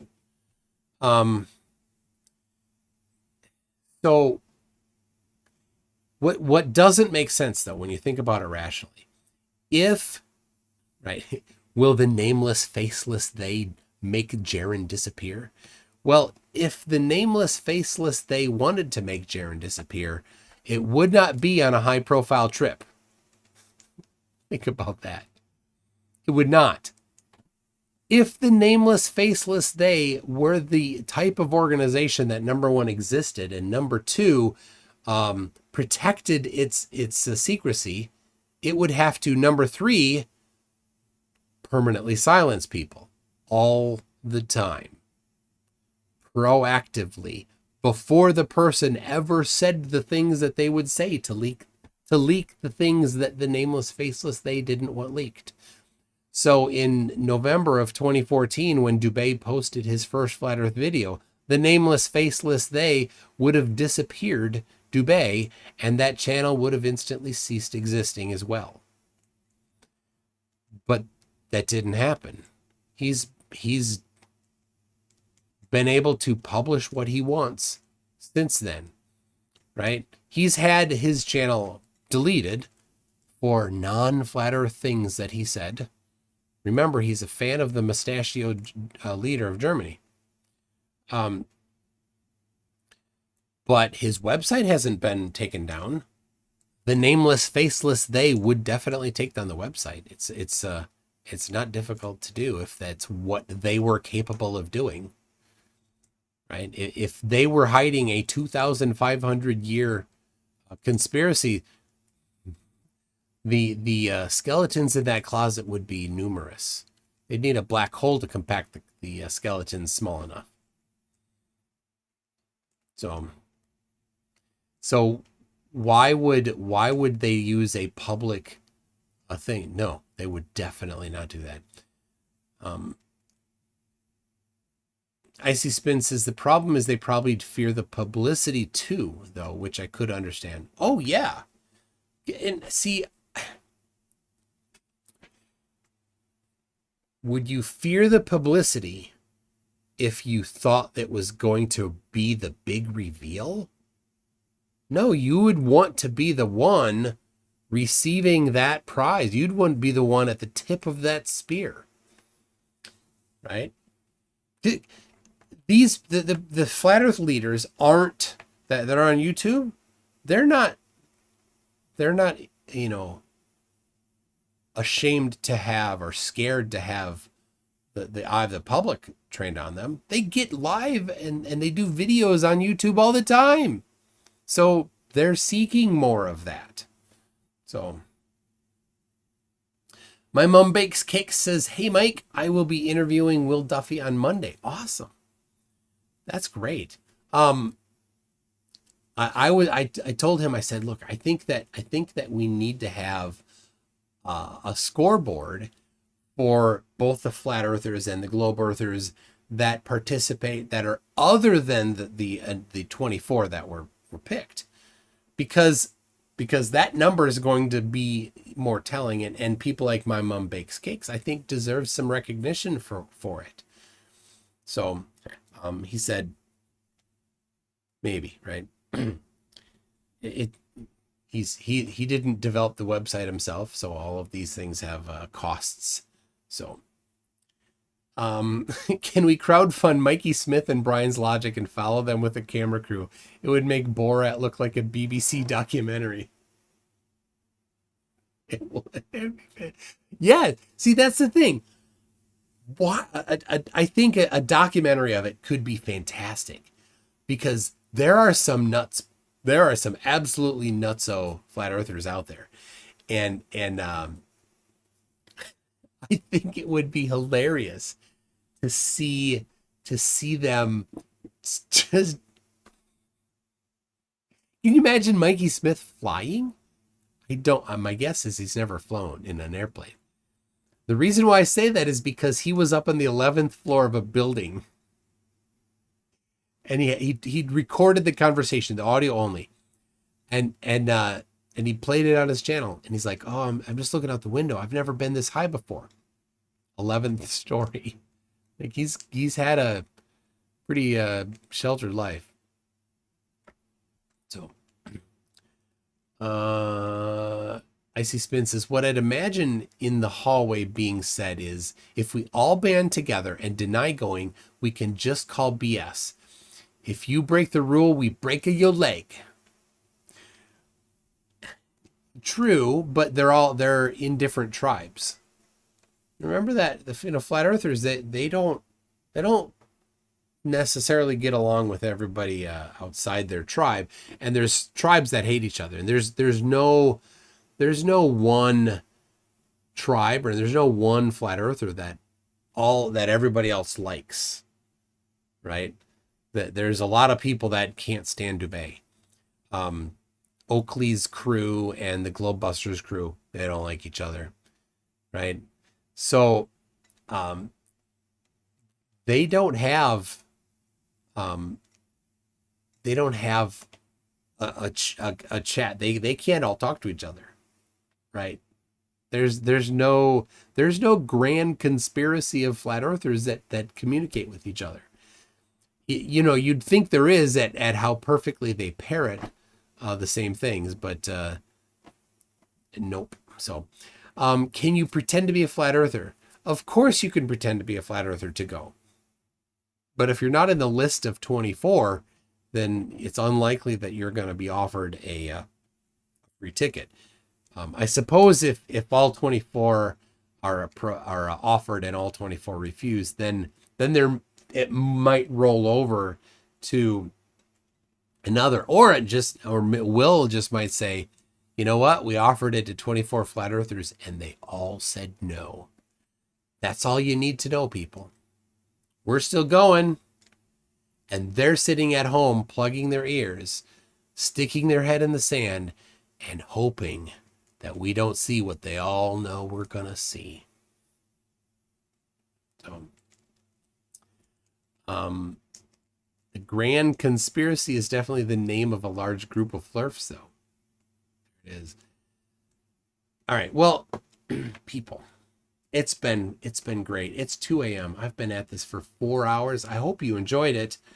I will, if Icy Spin, or if I'm right that WItsit came back on, and if you watch it and it's worthwhile, let me know, and I'll review that. But I do enjoy reviewing these, because one of the things I like is when I've brought something up enough times, I don't know, maybe not, but I think that it gets back to him that he's been exposed on something, and he stops using it. I could be wrong, but that's one of the things, because then it's new stuff, right? He's changed his wording on some things, like the electrostatic field. He did a whole episode of schooling Globers, saying how come there's a perfectly equivalent electrostatic field over the Earth. That's not possible. But he didn't say that, because I read the Feynman lecture where it contradicted him. So CV McCullough says, I'm flat Earth. I need this trip. Please help the children. All right. Well, take out the remaining 22. What do I mean 22? Aren't there 23 others after Dearth has rejected it? Yes, but ODD TV is in prison. I was on with Res Rhetoric, and he didn't know that. And so I mentioned that, you know, of the 24 flat earthers, only 23 are actually eligible to go because ODD TV is in prison, and WItsit, or not WItsit, Res Rhetoric couldn't stop laughing. So ODD stands for Overdose Denver, and he's in prison for narcotics. So anyway. Oh, yeah. Austin used to say that bugs flew because of electrostatics. He's cut that out of his regime. Yeah, he has. And you know, Dearth stopped claiming that those Mars rovers pictures were that were faked by people faking things, not by NASA. He stopped claiming that they were on NASA's website. He stopped claiming that the Apollo 9 picture that he put up of Earthrise that is actually Apollo 11. He stopped claiming that one. You know, I figure if I were to go after everything that Dearth did one at a time, he'd eventually have no presentation anymore. So yeah, so yeah, the urban myth is that bumblebees float or fly using some electrical acoustical levitation. That's not true at all. It's their wings.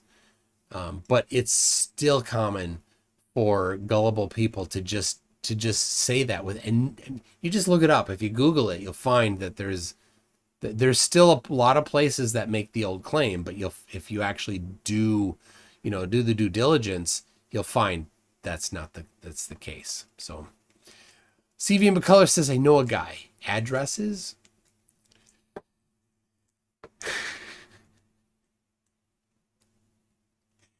CV McCullough knows a guy so that the other 22 flat earthers could be taken, so that CV McCullough could get that ticket because he's faking that he's a flat earther. To the chat, who should be the one that is first by CV McCullough's guy, I guess.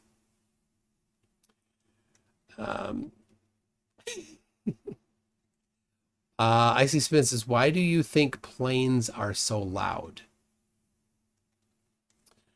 I don't know. It's the engines, right? To scare the birds out of the way.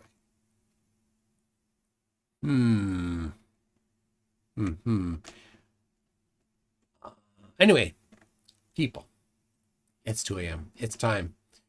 Tell you what, you don't have to go home, but you can't stay here. Here we go. MC2, drop that beat. All right, let it flow. Let yourself go. So I know that is the tempo. So, yeah, let's do this. So, let's do this. Yo, it's MC2, the debunking tycoon. I shatter flat earthers, make them face the moon. Your attempts are decent, but they'll swoon in the face of my logic like a deflated balloon. Oh, MC2, the one soon cartoons. On your real say, send it first to their views. Your theories are like old brews, sweeping ignorance or just spreading the views. FDFE stands for fumbling the facts, evidently. I drop truth bombs so splendidly. Your approach is soft, mine's unrelenting. I bring the science while you're just venting. MC2, the buffoon with silver spoon. I have the pseudoscience, make them change their tune. You're the sidekick, I'm the maroon. When it comes to debunking, I'm the boon.